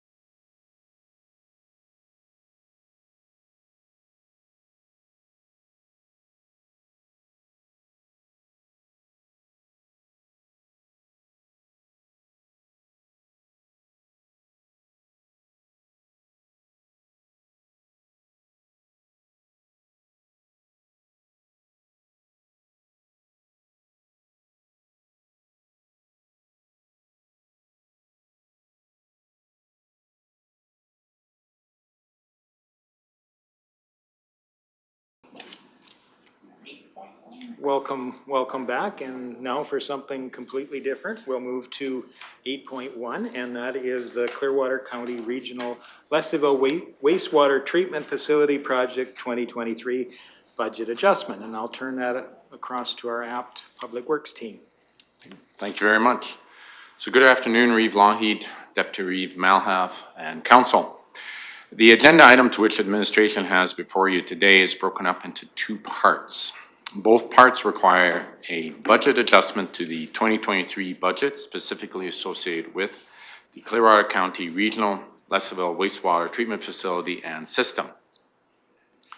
As such, in Part 1, administration recommends Council approves the 2023 capital budget adjustment of $3,511,050 for the project continuation of the Regional Leslieville Wastewater Treatment Facility. Further to the aforementioned recommendation, the approved 2022 capital budget associated with this project was set at $9,589,700. Unfortunately, not all of the 2022 budget was able to be utilized. This was due to the project encountering the following challenges, namely, 1, early freezing temperatures impacted the liner placement. 2, supply chain impacts to major manhole infrastructure, mechanical equipment, and electrical equipment. This is primarily due to the impact of global supply chain issues. This was flagged as a potential risk and was mitigated without additional cost to the project, without adjusting the fall 2023 completion. Third, lead times for some items, such as some of the electrical equipment, was due to changes made during construction for better overall project optimization. And finally, the delay of power from Fortis being able to electrify the site, which delayed the building work. As a result of these challenges, $3,511,050 will be reallocated into 2023 from what remains in the original 2022 capital budget. Upon further discussion with the engineering firm overseeing and managing this project, that being Magna Engineering Services Limited, the majority of the work is still anticipated to be completed by the end of April, early May, with the construction completion certificate being issued in the fall of 2023. Funding for the project will come from the following: sewer restricted surplus at $3,622,228, core infrastructure restricted surplus at $661,000, and finally from contingency at $248,822.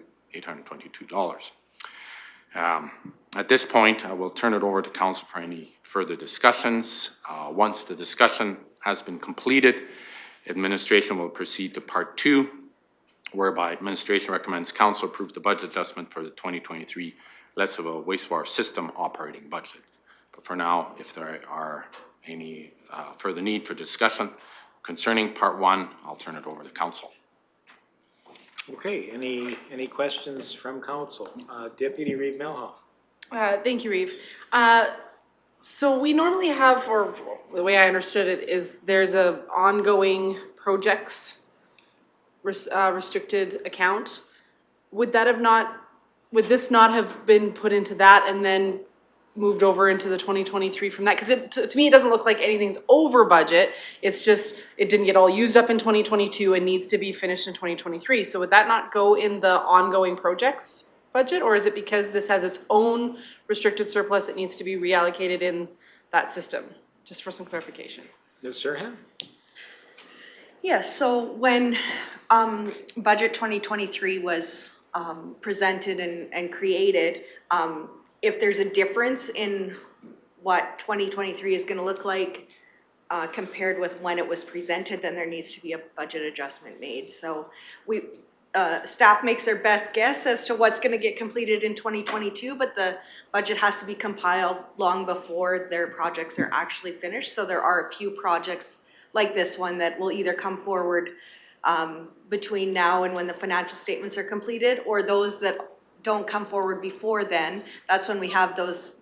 There's usually a half a dozen budget adjustments that happen because we thought we were going to spend $300,000, but we only ended up, spending $200,000. But the subsequent budget in 2023 then is no longer big enough to finish the project because we were only going to spend $100,000, and now because we didn't finish what we were going to in 2022, we have to increase that expenditure budget in 2023. It has more to do with what year the expenditure is going to happen than the overall cost of the project. Does that make sense?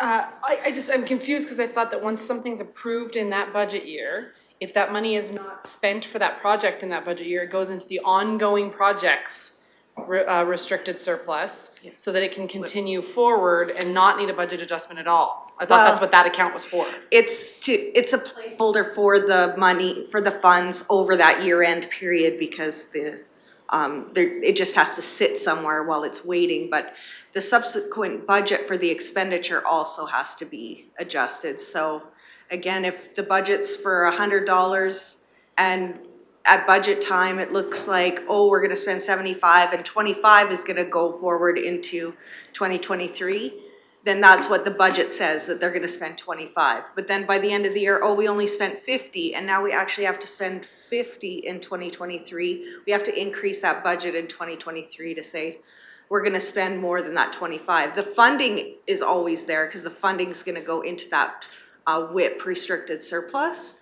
It's not like we have to find more cash or tax more, and that's why the budget adjustment for the restricted surplus transfer goes up and the budget adjustment for the expenditure also increases by the same amount. So it's not increasing any funds because the funding is there, but it's just what year is that expenditure going to take place?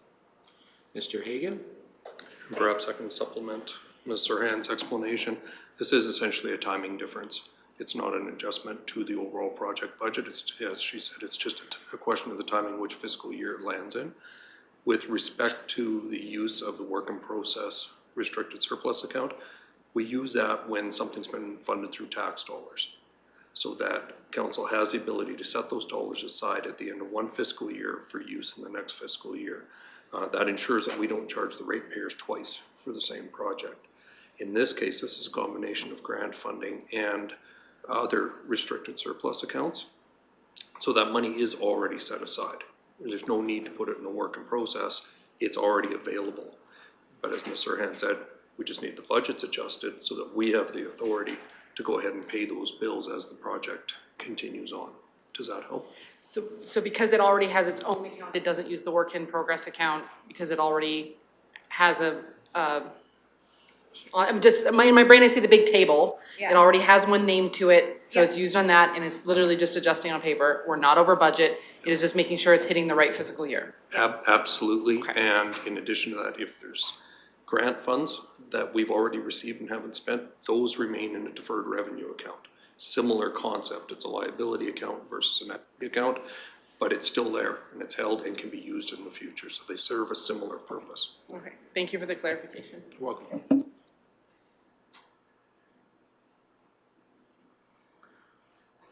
Any additional, sorry, Councillor Graham. I was reading ahead, I'm sorry. It's okay, preparation is good.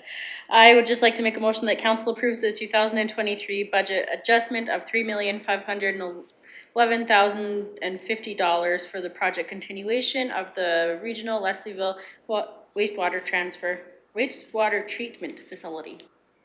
Well said. Any questions? Seeing none, I offer that motion. All those in favor? And that's carried. Thank you very much.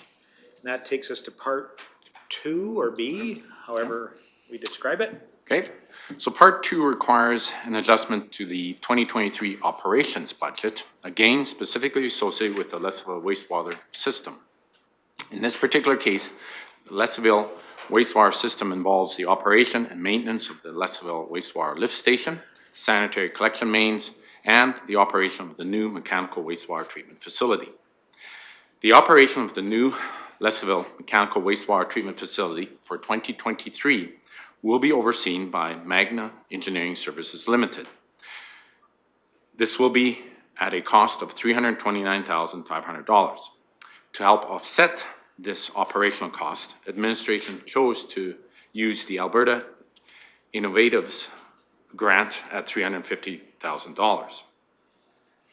As such, during the most recent 2023 budget deliberations held this past December, and consequently being approved in January of 2023, the final operations budget reflected the combined total of both the contracted services, which included the services of Magna Engineering and the Alberta Innovates grant. This was then shown as one total dollar figure, specifically indicated in the contracted and general services. Needless to say, upon further review by administration, it was determined that in order to be more accurately reflect both the revenues and expenditures for the 2023 operations budget year, it was important that the Alberta Innovates grant at $350,000 be specifically shown as a separate revenue line item, and equally, the services of Magna Engineering Services Limited at $329,000 be included as part of the contracted and general services line item. The net result, once all is said and done, is a 2023 Lesaville wastewater system operations budget of $402,500 in total revenues and total expenditures of $380,644. On a final note, any portion of the Alberta Innovates grant not used in 2023 will be carried over into the 2024 operations budget. Any additional surplus associated with the Lesaville wastewater systems operating budget is put into the Lesaville sewer restricted surplus. At this point, I will now turn it over to Council again for further discussion. Questions? Councillor Graham. I don't have a question, but it doesn't seem like anyone does. I do want to say that it's really wonderful that Magna was able to secure that grant. That's great for us. But I was just going to make the motion that council approves the budget adjustment for the 2023 Leslieville wastewater system operating budget. Thank you. I guess a question I have relating to that. What is the expected ongoing contracted services or operation of this as we move forward? Is that going to be an annual? So it's projected, Magna's gonna look after it because it is innovated. So we've hired them to look after it for the first 3 years. Well, that's a 3-year term. Yeah, so Okay. as of now, we just have the first year. With the project being a little later than originally expected, I do foresee us spending less in 2023 to carry over into 2024 because the system has to run for a year before we get Alberta environment sign off. So we have hired Magna because they specialize in that. In the meantime, what we're having is we're training internal to look after that system after that. So the cost will go down significantly. Okay. Thank you for that. Any additional questions on the motion before us? Seeing none, I call that question. All in favor? And that's carried. Thank you very much. Takes us down to, I guess, reports.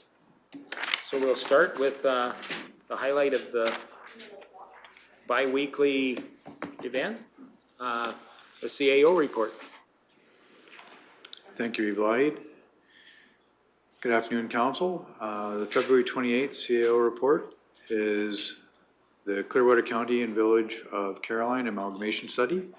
So as you're all aware, yesterday, February 27th, the first in-person information session related to the amalgamation study was held at the Lesaville Community Hall. More information sessions are scheduled for March 1st, Butte Hall, March 6th, Cramond Hall, March 13th at the Caroline Hub, and March 23rd is the virtual. The community can also engage by completing an online survey. The survey is open till March 24th at 5 p.m. at the clearwatercounty.ca link. For council that was in attendance, I would suggest we probably had about 20 to 25 people outside of staff and council attend. Some really good questions. I thought it was a great information session. Look forward to future. The second one is the EDA Experience 2023 Leaders Summit and Conference. The Economic Developers Alberta 2023 conference is scheduled for April 12th to the 14th. This conference includes local, national, and international experts in the field of economic development to discuss the current state of Alberta's economy, identify practical ways to move our economy forward, and support each other. The in-person portion of this conference is sold out, but the virtual registration is open. Should councils wish to attend, a motion would be required. Is there an interest level in attending virtually? Deputy Reeve Milhoff. Yes, I could make that motion that anybody interested in attending can get a hold of Alana, and she can help facilitate signing up for that. And Councillor Ratcliffe? Is there a cost for the virtual attendance? I couldn't hear. Is there what? Is there a cost for the virtual attendance? What's the question? There is. I don't have that cost handy. Yeah. It is negligible, Councillor Ratcliffe, but there is a cost. I believe it was 125. But Okay. Thank So you. we, oh, sorry. Were you finished? Oh, okay, thanks. So we have that motion before us. Anyone wishing to attend that, let Alana know. Consensus of council, I'll call that question. All those in favor? And that's carried. Thank you. That takes us down to capital project status update report. Anything that wants, or we need to highlight within that? Anybody? No? Okay, I'd look for a motion to accept that update for information then. Councillor Graham? All those in favor? And that's carried. And then we have the Clearwater Regional Fire Rescue Services report for January. Anything that anybody would like to highlight in that report as well? Seeing nothing, I would look for a motion to accept that report for information. Councillor or Deputy Reeve Melhoff, all those in favor? And that's carried. And now, councillor reports. We're going to start with Councillor Graham. Thank you. Well, it feels, I told Reeve Lougheed this earlier today, but I went to write down my report yesterday because I thought we've been so darn busy. I'm gonna have so many things to report on, but only a few things. So we've been really busy outside of meetings as well. I attended the Brownlee Emerging Trends virtual presentation. It was very good. Some topics were really engaging and some were a little bit boring, I thought, but learned lots of things, so that's great. We were all at the MDP. I had a library board meeting. I don't remember if I touched on this on my last council report, but the library board was so incredibly appreciative of the council support and council approving or allowing some budget to go to the library. They were so genuinely thankful for that happening, and I said that I would pass that along, and they're just a really great group and they were very appreciative. And it was really great to see as well, we were kind of talking about in BC, the libraries are actually under the Ministry of Education, but here they're under the Minister of Municipal Affairs, and we were kind of talking about, you know, the differences in that. And then the next day on Facebook, I saw Rebecca Schultz, the Minister of Municipal Affairs, had met with a bunch of library boards, and so it's great to know that our ministers are caring about things like libraries. Amalgamation is really the only other thing that most of us were there anyway, so I feel like I don't need to report on that. Rick already touched on it, so that's my whole report. Thank you. Any questions for Councillor Graham? I'll pass the baton along to Councillor Northcott, please. Alrighty, again, yeah, I didn't, I don't have a lot to report. Just the MDP, the public hearing, there was lots of people that attended, so that was nice to see. I also attended the Emerging Trends in Municipal Law. I was there with actually Councillor Cermak. There's two neat little things I seen there. Creative takings, if you want to research that for anybody that's watching, that was kind of neat. And also they talked about bug farms. Thought that was interesting for, it was actually quite, not very good at all, but they talked about bug farms and the in the future to protein for human consumption as an alternate food source. I thought it was absolutely, yeah, not good at all. And then they talked about bugs, you know, being able to escape, but, and then the impact it could have on surrounding agricultural lands and crops. So that was interesting, and that was really about it. So that's all. Okay, any questions for Councillor Northcott? The baton goes to Division 2. Division 1. Sorry. I can insult two people with one word. That's good.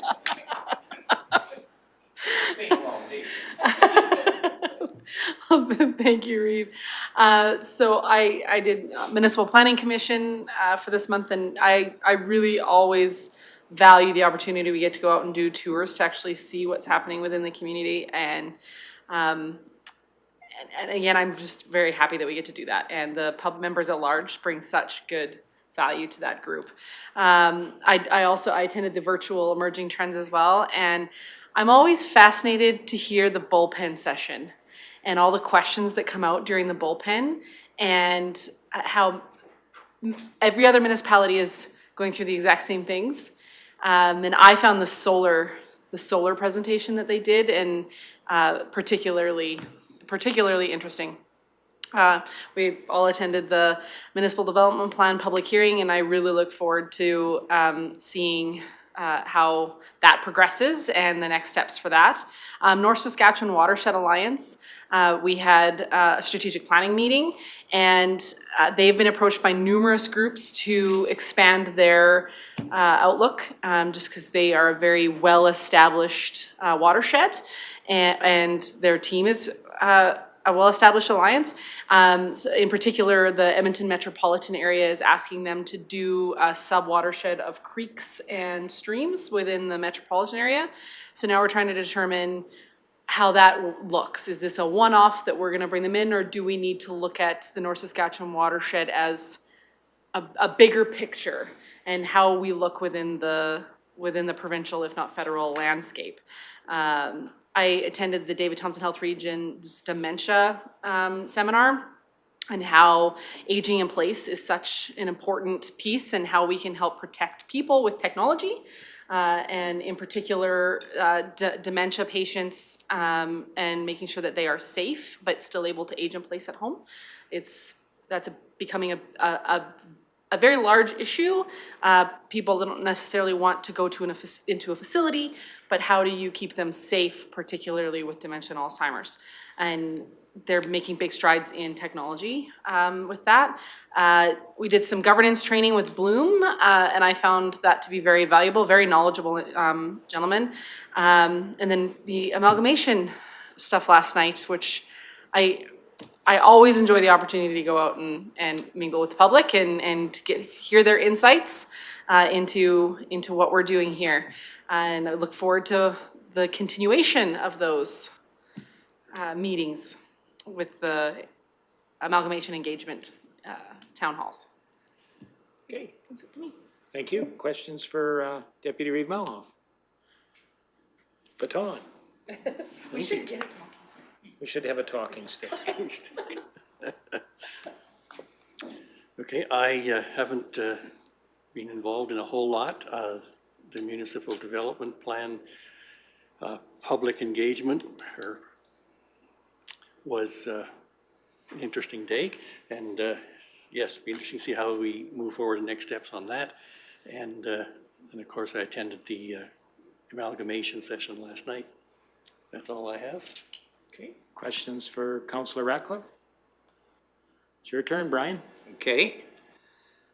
I also attended the law in Edmonton with Councillor Northcott.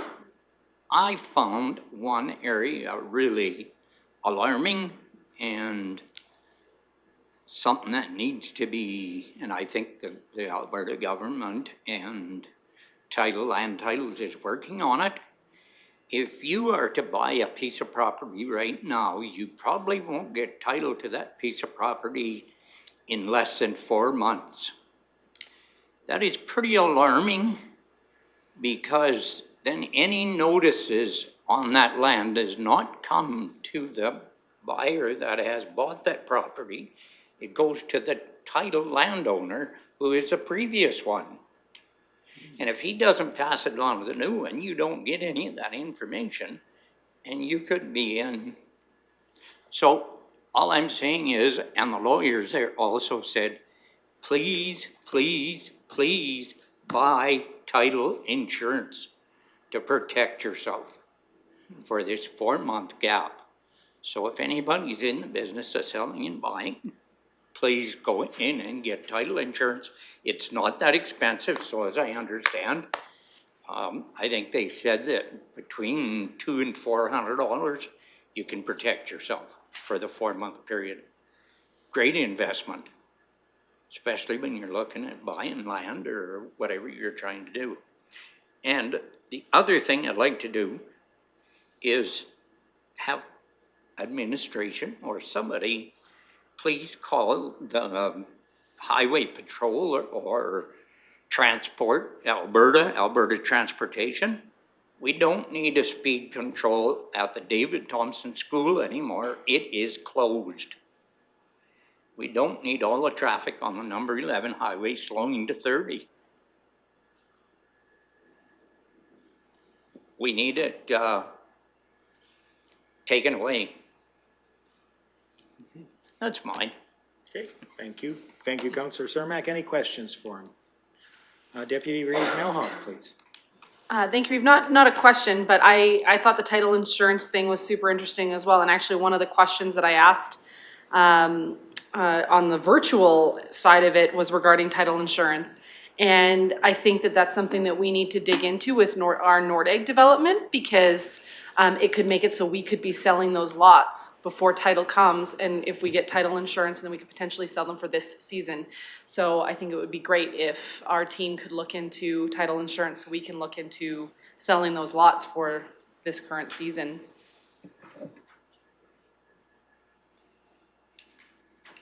Yeah, it was pretty alarming. Yeah. Actually. And it's 18 months if it's a lease. Wow. Yeah. Grazing leases are 18 months. Well, I guess my turn. I kind of concur with Councillor Graham. It seemed like a very busy couple of weeks, but when I look back at the record, maybe not quite so much. Did get a chance to do an early morning radio interview, kind of encouraging people to participate in our MDP public hearing. Thanks to B94 for allowing me that time to pontificate and let the community know about what was coming up there. It was a great experience for me, and I would share that the staff there are nothing but professionals, and can only say good things about that experience.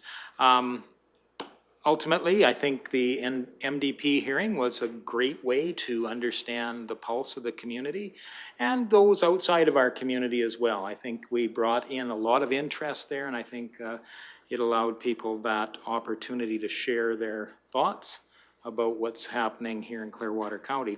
Really interested the session with Bloom. I think that brought out key components we need to talk about when we're talking about team building and some solutions for moving forward with that. As well as I had, same day I had the opportunity to bring greetings on behalf of Clearwater County to the Mountain Rose Women's Shelter. Like a shout out to them for hosting an extremely successful event, very welcoming, and really highlights the great work they do to provide a safe place in our community as well. Amalgamation engagement is ongoing. It's going to be a great series of discussions with our community. Very important, so we understand and the community understands what the next steps are if we explore that any further. And yeah, I think that brings us to today. And yeah, that's my report. So, if there are no questions, I would look for a motion to accept councillors' reports for information. Councillor Cermak, all those in favor? And that's carried. Any questions around councillor remuneration? If not, I would look for a motion to accept councillor remuneration as presented. Councillor Graham, all those in favor? And that's carried. Number of pieces of correspondence. Does anybody have any comments around that? Deputy Reeve Milhoff. Thank you, Reeve. We have one here from the Alberta Association of Community Peace Officers.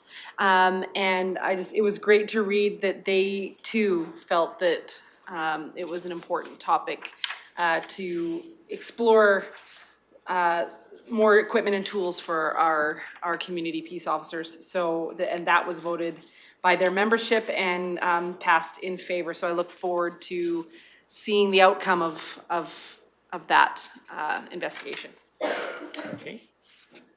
Councillor Cermak. I'm referring to the Condor Community Center. Is there any way that we can mitigate this safety issue with the sidewalks, or is that? I guess I just need some more information. I'm only reading parts and I have never heard what the whole root of the problem is and where we're going from here. So let's get it out in the open so that everybody can hear about it. Mr. Emmons, did you want to comment? Thank you, Wahid. Thank you for the question, Councillor Sarmak. So truly, administration has explored every avenue possible. With the previous design of urban, going curb gutter, it did require moving that sidewalk. I was hoping a knowledgeable individual actually shared an idea with me that going to the rural standard, perhaps shifting the road a little bit, would accommodate room.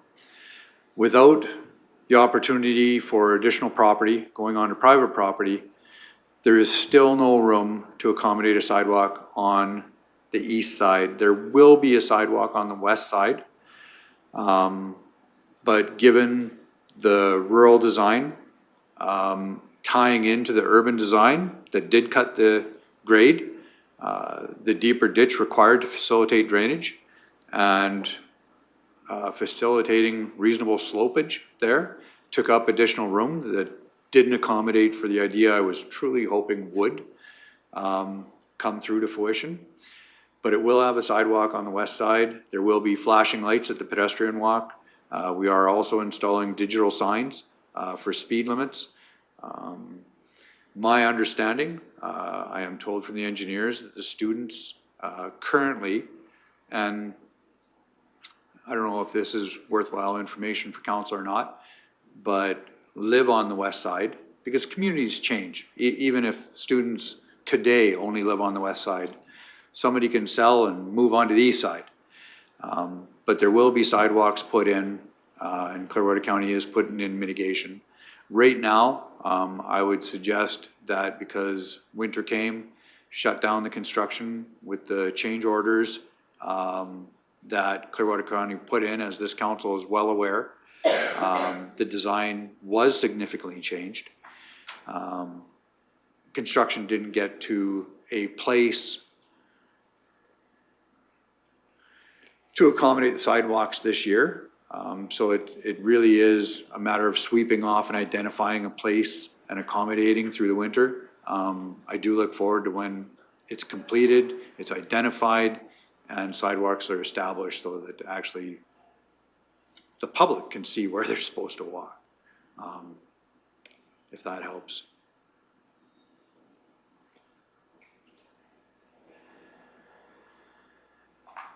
Go ahead, Councillor Cermak. I understand that the road was cut a substantial amount for the drainage and stuff. What would happen, Mr. Emmons, if that road base was put back to the same elevation as it was? Or do we not have enough width then if that elevation was raised? It would no longer be extra work orders, Councillor Cermak. It would be an entirely new contract. This was tendered out with a design in place, and that's what the contractors bid on, and that's what it was awarded to. We have put in substantial changes to that contract, which is all extra work orders, to accommodate what we have. As I've stated to this council before, This is not a design that, I'll say, facilitated the community well. But we have done our best to make a wrong less wrong. You're not gonna make this wrong right, but we've done our absolute best to make a wrong less wrong. And that will come at a cost. To go to the degree that you suggested respectfully would be an entirely new tender. Okay. Yeah, no, I was just wondering what would be the circumstance around it and stuff. Because I hate to see a community have something before we went in there, and now they're gonna have something a little less. Or maybe it's gonna be better when it's all finished. I don't know, because I haven't seen it finished yet, and I don't think anybody has, and my crystal ball broke years ago. So I'm not gonna be able to see that until it is finished. Thank you for the input. You're welcome, sir. And I'm hoping it suffices. I'm hoping it's better. It's a substantial investment by the taxpayers of Clearwater County. Change always comes at a cost. And we are doing our best to appease. Thank you. You're welcome. And I think I would be remiss in saying if there hasn't been a lot of soul searching at all levels to find solutions for that community, but I would just say for more reasons than one, I don't walk the sidewalks of Condor anymore. And it's not just because there's no sidewalks there. Ultimately, I think we should savor this thank you letter, or being framed as a thank you, because it might be a long time before that community sends us a thank you. It's been very disruptive. People don't see the end. So I'm hoping that we can continue working in those whole scheme of things where we have good, better, and best. In this case, I would be happy to get back to good. I think better and best is probably not going to be achievable, but I would like to get back to good here. And I'll do anything I can in the process to help that community. So having said that, any further questions around the correspondence? If not, I'd be. Thank you for stepping up and saying that. I think there's a willingness. I think there's a willingness to always seek better, and I think, there should be an opportunity for administration to come back to council. We understand this has been a bit of a miss with that project. I think we always, anytime we invest in a community, we invest in one of our growth hamlets, we want better results. And I'm hoping for a better result as we get nearer to completion. I think that will go far with really convincing the community that we've used the public purse in the best possible way there. So, yeah, having said that, I'd look for a motion to accept correspondence for information, or accept correspondence. I think Deputy Reeve Melhoff was first. All those in favor? And that's carried. Any notices of motion? Seeing none, I would look for the final motion of the day, and that would be for adjournment. And we usually look to Division 4 for that. So thank you, Councillor Northcott. All those in favor? Great. Well, thank you for joining us today. I think we had a little bit of everything, and look forward to seeing folks out on the amalgamation open houses. Please share your comments with us all there. And if you can't make it out, please, it is available online as well. And you can always contact your area councillor and talk about stuff. So off we go. Thanks for joining us today, and we'll see you next time.